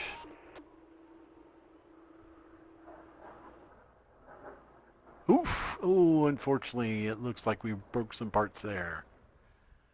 Yeah, there's definitely, it made it through a majority of the flight. It was decelerating, but unfortunately the damage had been done. It looks like they blew a fin off. Ugh, shreds, shreds, shreds. Next up, we've got Team 23 on Alpha 6. Team 23 is up next. Team 23, Ecole National Polytech, our Algerian team. Their rocket is named Atakor. 118 inches in length, 6.5 inch diameter, 60 pounds. Flying on an M794. Wow, that is a long-burning M, especially for a 60-pound rocket. That's going to be interesting. Atakor is an experimental rocket that will compete in the 10K COTS category with a commercial COTS solid motor propulsion system.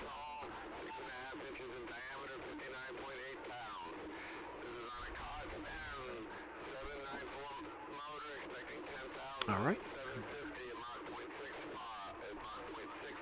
So we have LCO counting down. 5. Nope.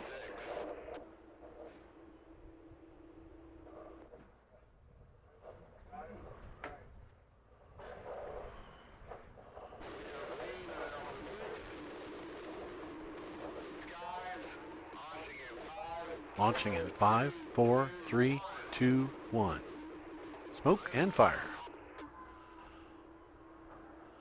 I'm not certain. I don't think that was an M750. That kicked off the pad just a little bit harder. Next up, we've got Team 26 on Alpha 7. Next up is Team 26.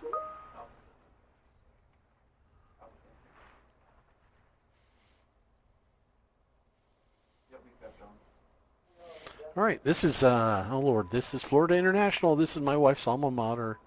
It's called Worlds Ahead. 123 inches long, 6.2 inch diameter, 60 pounds in weight. Flying on an M1783, expecting 10,232 feet at Mach 0.8. Said for this year's competition, we developed a sounding rocket that carries a rover payload to participate in the 10K COTS category. Good luck, FIU Panthers.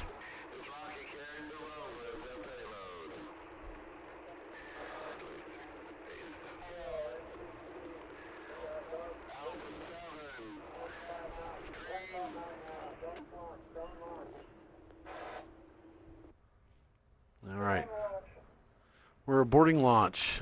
We just received word that the winds are now gusting at 25 miles an hour.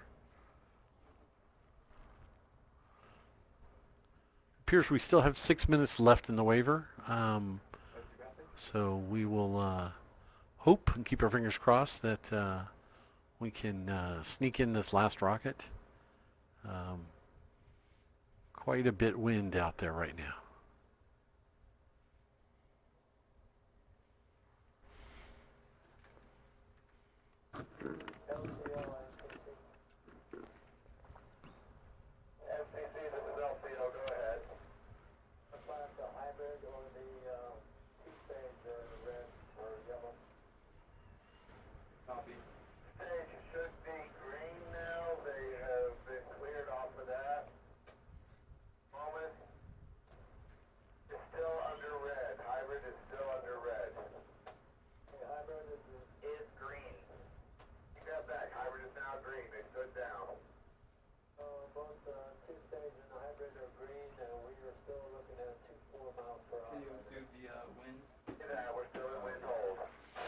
Yep, we are still in a wind hold, unfortunately. We have sustained 24 miles an hour winds.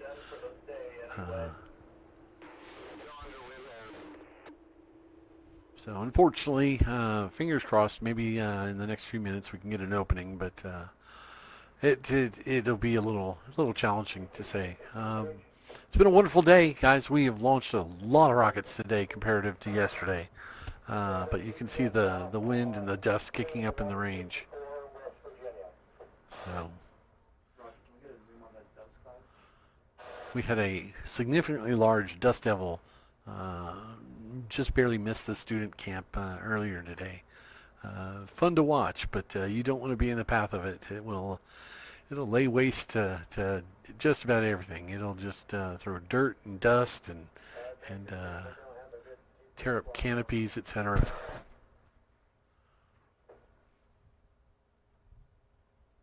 Continuing to monitor the weather.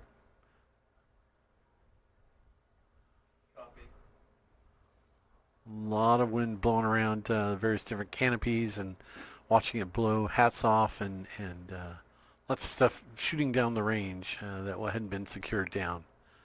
So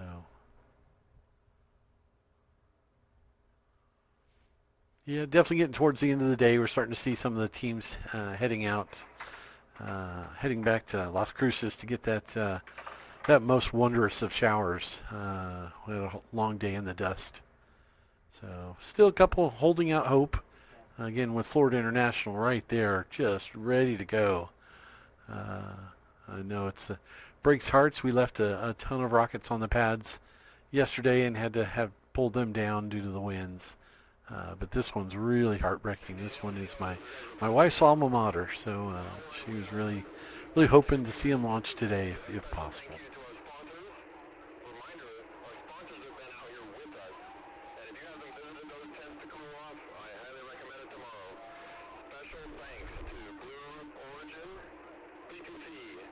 I think.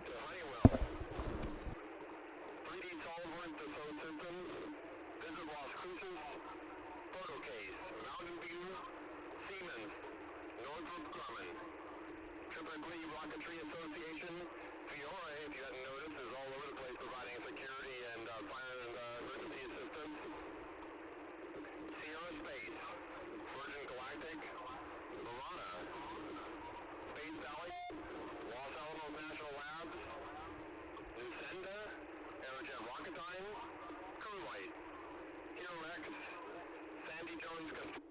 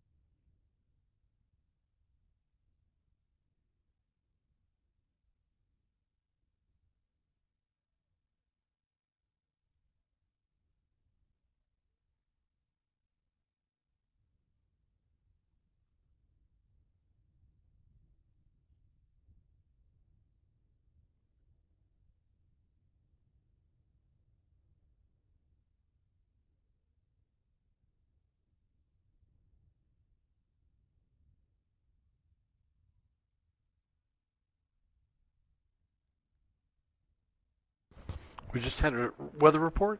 Looks like the winds have dropped down below 15. Looks like we're going to swing back to the Florida International team, launching on Alpha 7. Again, this is their rocket Worlds Ahead, and flying on the COTS M1783. No, FIU Panthers. No, FIU Panthers.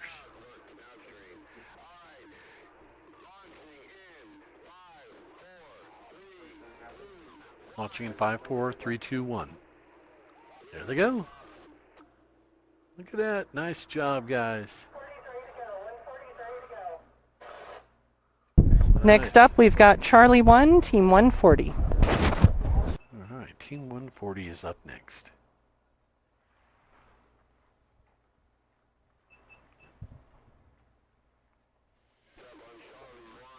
All right, Team 140, University of Technology, Sydney. Their rocket project is called Project Blue Tongue. 84 inches long, 4-inch diameter, 23 pounds. Launching on an L805 solid. Expecting altitude of 11,768 at Mach 0.8. Australian blue tongue lizards have small teeth but powerful bite. Identically, UTS aims to succeed in our first international competition. Good luck to them. I think we saw all three of the L's launch today. 4-inch diameter, 23 pounds, definitely one of the smallest rockets. Still carrying an 8.8 pound payload, so that's still pretty impressive. Beautiful paint job, nice work on the cameras.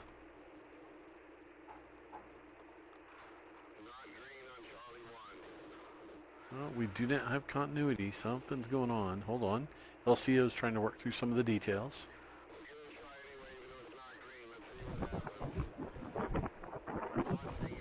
They're going to attempt to launch in 5, 4, 3, 2, 1.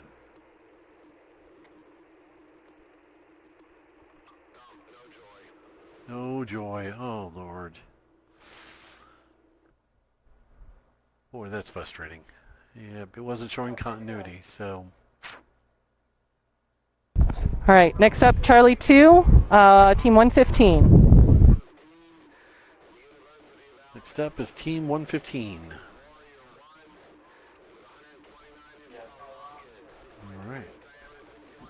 Team 115 is the University of Alabama. It's named rocket, named Warrior 1. 129-inch long, 6.2 inches diameter, 61 pounds. Going up on a COTS M3421. Expecting 10,583 feet and Mach 0.98. We are creating a rocket capable of carrying a muon detector to 10,000 feet. In it launches. Smoke and fire. Off the pad she races.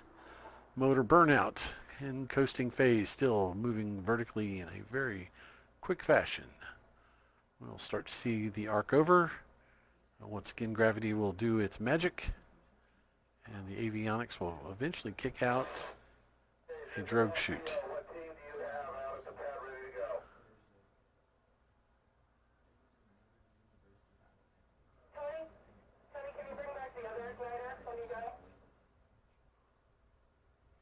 All right, we've lost sight on that one, but LCO's spotting it and keeping a close tab on it. If they had any concerns, they would be pointing them out to us. So we'll see which of the rockets are left out on the pads.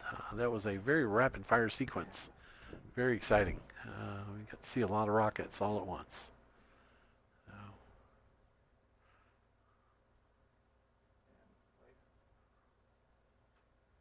All right, our camera is losing its mind, but sorry for that roller coaster ride there.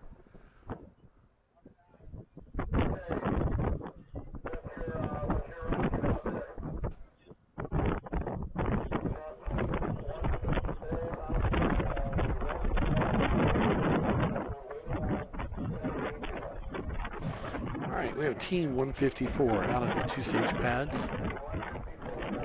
We're just waiting for the team to get GPS lock.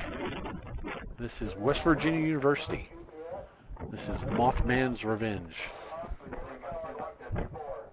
All right, 139 inches long, 6-inch diameter, 132 pounds. This is it's not a two-stage flight, this is a single stage, but it is an SRAD, student-designed 3137 solid motor. They're looking at 38,225 feet and Mach 1.26. So, West Virginia, or UER, is a student-led organization that aims to teach the fundamentals of high-power rocketry to peers through experiential learning. All right, LCO is coming through and describing the rockets.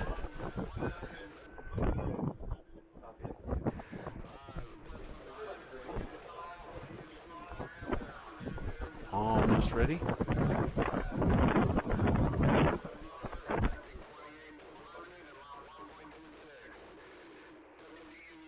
This is going to be a very quick liftoff. Definitely a high-performance launch, and looking at, again, close to 30,000 feet in altitude. That's almost 6 miles vertical.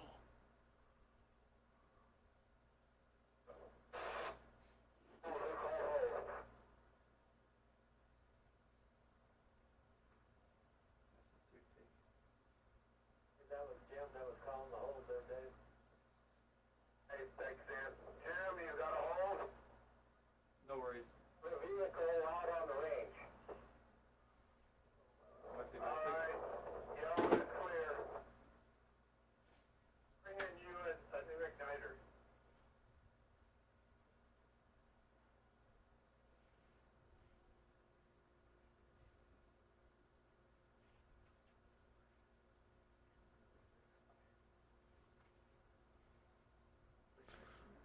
All right, there may be a vehicle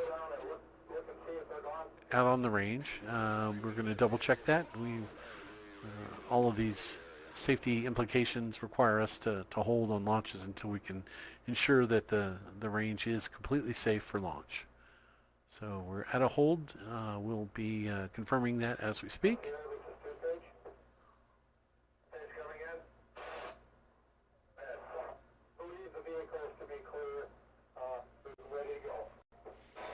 Again, West Virginia University, Team 154.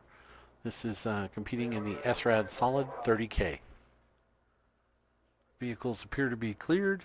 LCO should...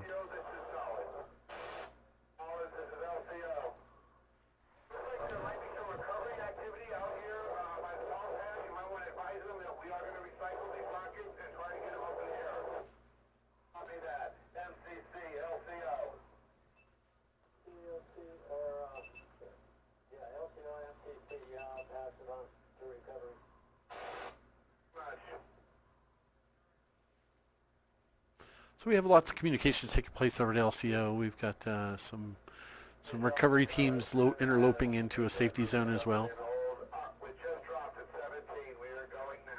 All right, winds have dropped down below 20 again, so we're going to attempt to launch again. Again, West Virginia University, Mothman's Revenge.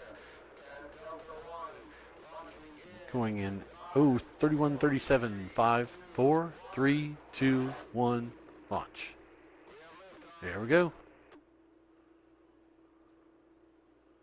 Nice, solid, steady lift. I don't think that's quite going to make 30,000 feet. Got a little bit slow off the pad. Yeah, 30,000 feet, we would not be able to see it, and we can still see it in the camera pretty clear here. It's nice that it's literally going to come back down on itself instead of arcing over like a normal rocket. All right, we got an event and some kind of drogue out, and it's coming back down.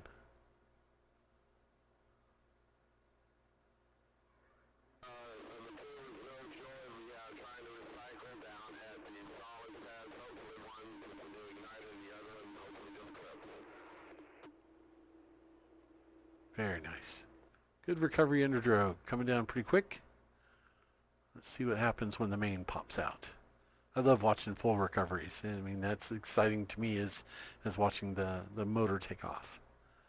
So hopefully the camera can stay on it. And once it gets down, usually about 1,500 feet is when they want to try to kick the main out. That gives the parachute enough time to fully unfurl and slow the rocket down, so that when it does touch down on the ground, it's going at a quite reasonable 20 or 15 to 20 feet per second. There's the main. How about that? That was perfect. We even had the backup charge fire. That's a perfect launch. I expect nothing less from West Virginia. This team, I visited them earlier this year, and actually it was winter of last year.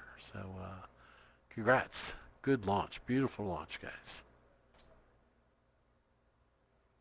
Hopefully you guys can have a safe and easy recovery and roll through your post-flight without any problems and head out to celebrate this evening. So congrats. Good job.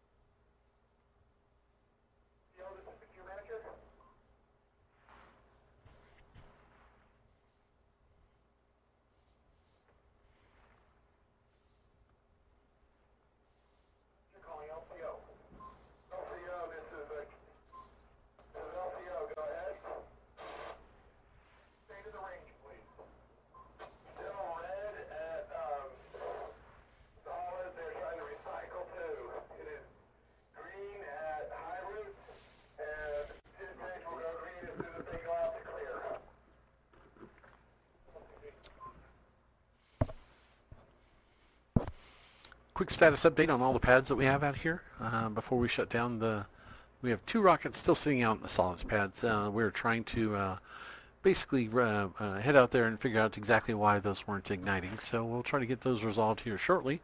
Those will probably be the last 2 flights of the day. Hybrid pad area has already been shut down, and so they will be done. And if we can get these last 2 solids off, that will close our waiver. So definitely, guys, a wonderful announcement for everyone on the LCO team and Livestream and all of the judges and range safety staff. We have broken a record that's been out there for a couple of years, at least 2018, I think. We were successfully able to launch 59 rockets today, which is desperately needed because yesterday we didn't. So fantastic job to everyone, 59. Absolutely amazing. Incredible job and a new record for our group. Launching 59 rockets at a launch is important and incredible, but launching the rockets the size of these rockets, 59 of them, that is a whole different scenario, particularly hybrids and SRAD solids and all of the different variants. But it is a true team effort. ESRA, Spaceport America, White Sands Missile Range staff, everyone working together. So with the weather, who knows what we could have done if we had a full window today, but absolutely fabulous. And we like to have, the last couple of days be nice and light. And at this point, we have an advertisement coming up. My goodness. One of the competitions that a lot of the student teams in the U.S. go and attend, and run by some good friends of ours with Tripoli Rocketry and the Cloudbusters out in Kansas, particularly Bob Brown and the whole crew out there, and Lance and the team. They put on this event called the Argonia Cup, and the launch site is in Argonia, Kansas, one of the best launch sites in the country. And every year they have a good number of teams competing out there, including quite a few Spaceport America Cup rockets. So let's run this advertisement, and any teams that are out there may want to consider this a rocket launch during the school year. The Argonia Cup is a collegiate competition that challenges teams to design, construct, and fly a rocketry project utilizing innovative engineering concepts. The teams that best meet the objective go home with cash and prizes. The event is co-hosted by Cloudbusters and the Tripoli Rocketry Association and is held in early spring at the Rocket Pasture near Argonia, Kansas. Visit argoniacup.com for more competition details and to register your team.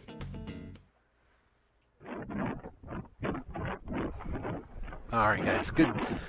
Again, consider that if teams cannot seem to make it to the Spaceport America Cup during the summer, and cannot afford to spend an entire week in a competition, the Argonia Cup is fantastic in the fact that it's essentially a single-day launch.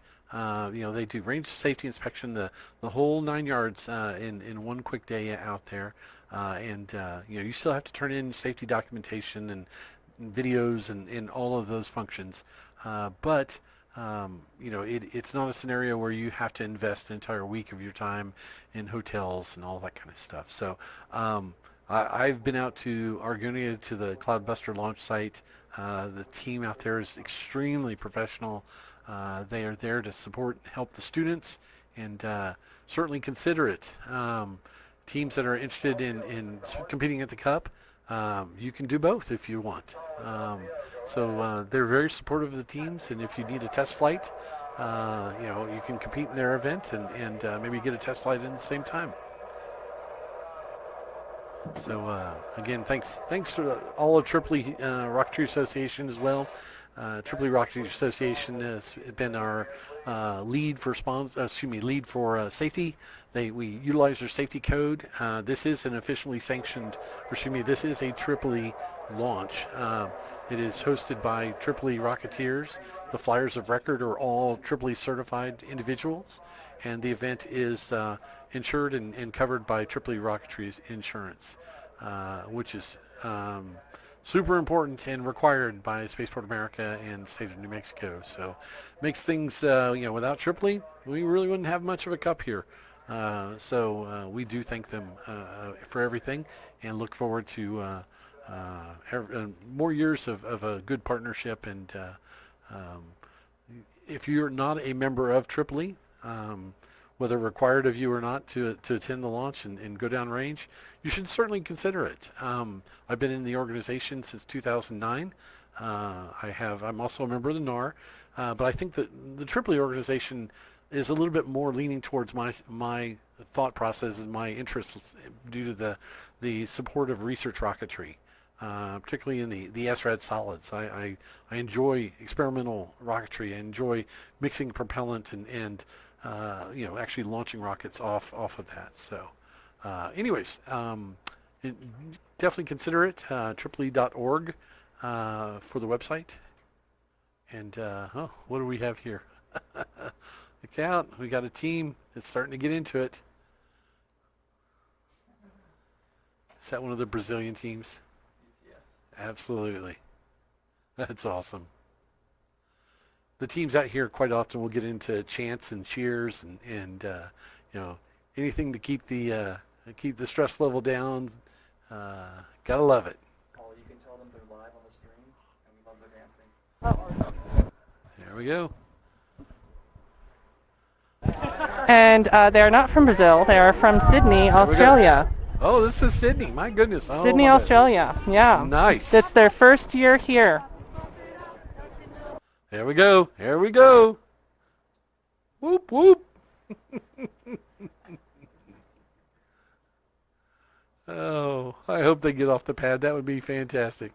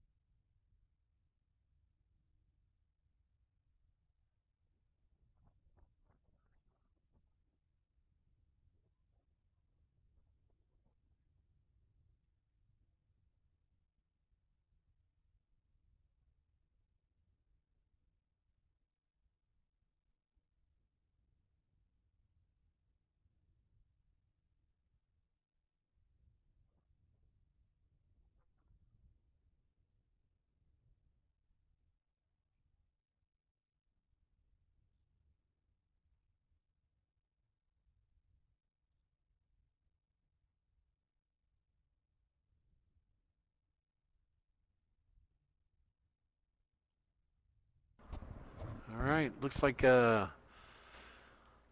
Team 61 is on the pad. Hopefully they've resolved whatever technical issues they had. Yeah, well, the winds have kicked back up, but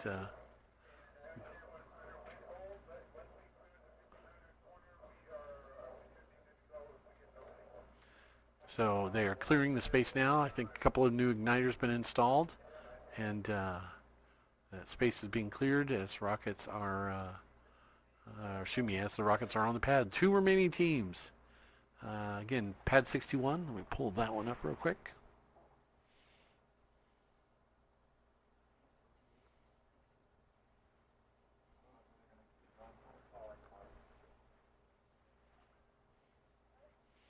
All right, Team 61 is Missouri University, Missouri S&T. This is their Zenith. I think this is second or maybe even third attempt at this one. So every once in a while, some of these motors can be a little difficult to light. All right, they've got telemetry on both. If we can get the winds to slow down a little bit. It looks fairly mild right now.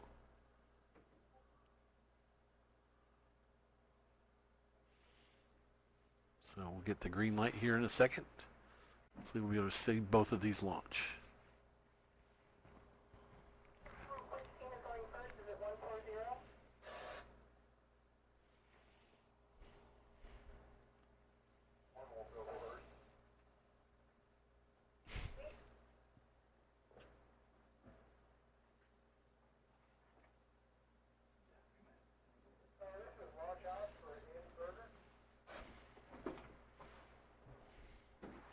Go launch ops.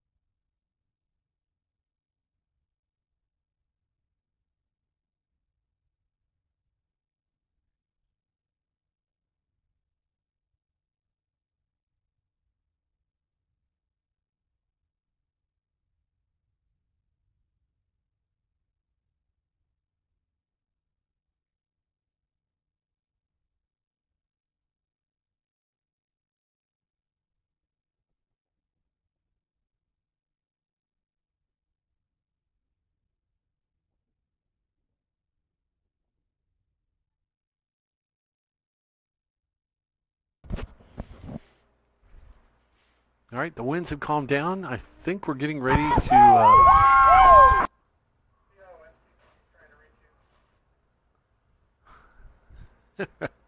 So Team 140 is University of Technology Sydney.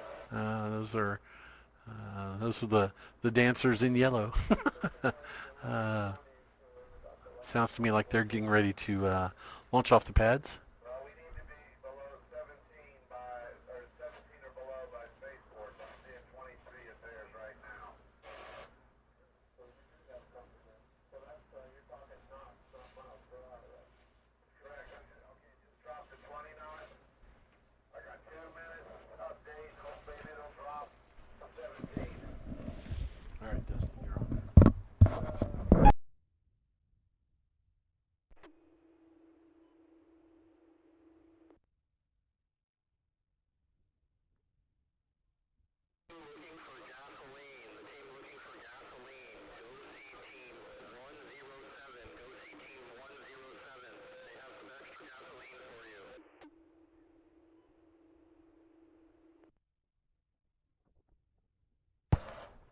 It sounds like we are launching. I had to replace Andy as he had some people to talk to. The last 2-minute window. C1, Charlie 1. Last 2-minute update looks like it's going to give us a chance to take at least one more rocket off.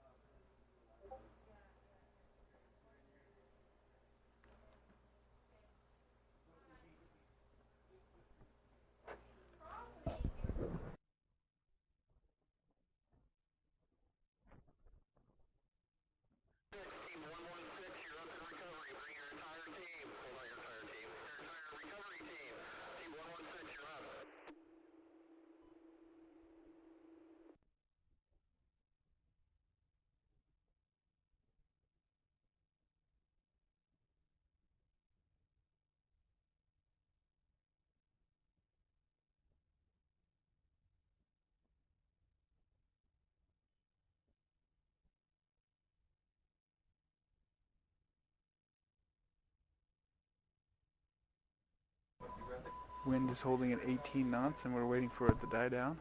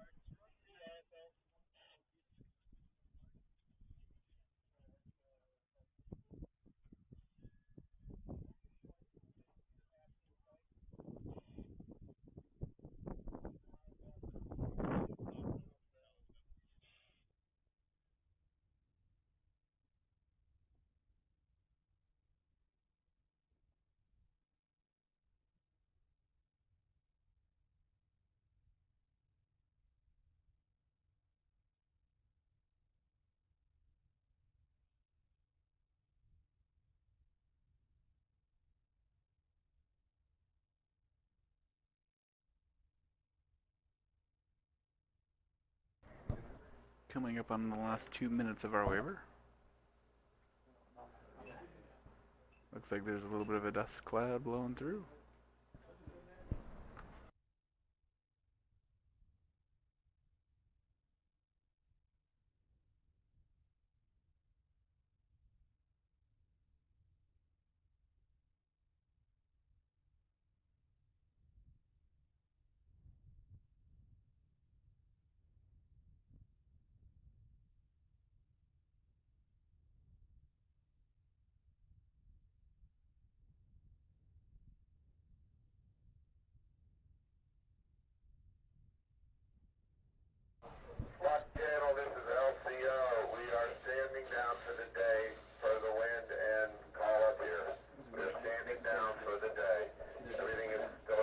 It sounds like we're standing down. Wind gusts are increasing at the moment. But here we have the team bracing for the wind. And looks like they just got the news that the range is closed.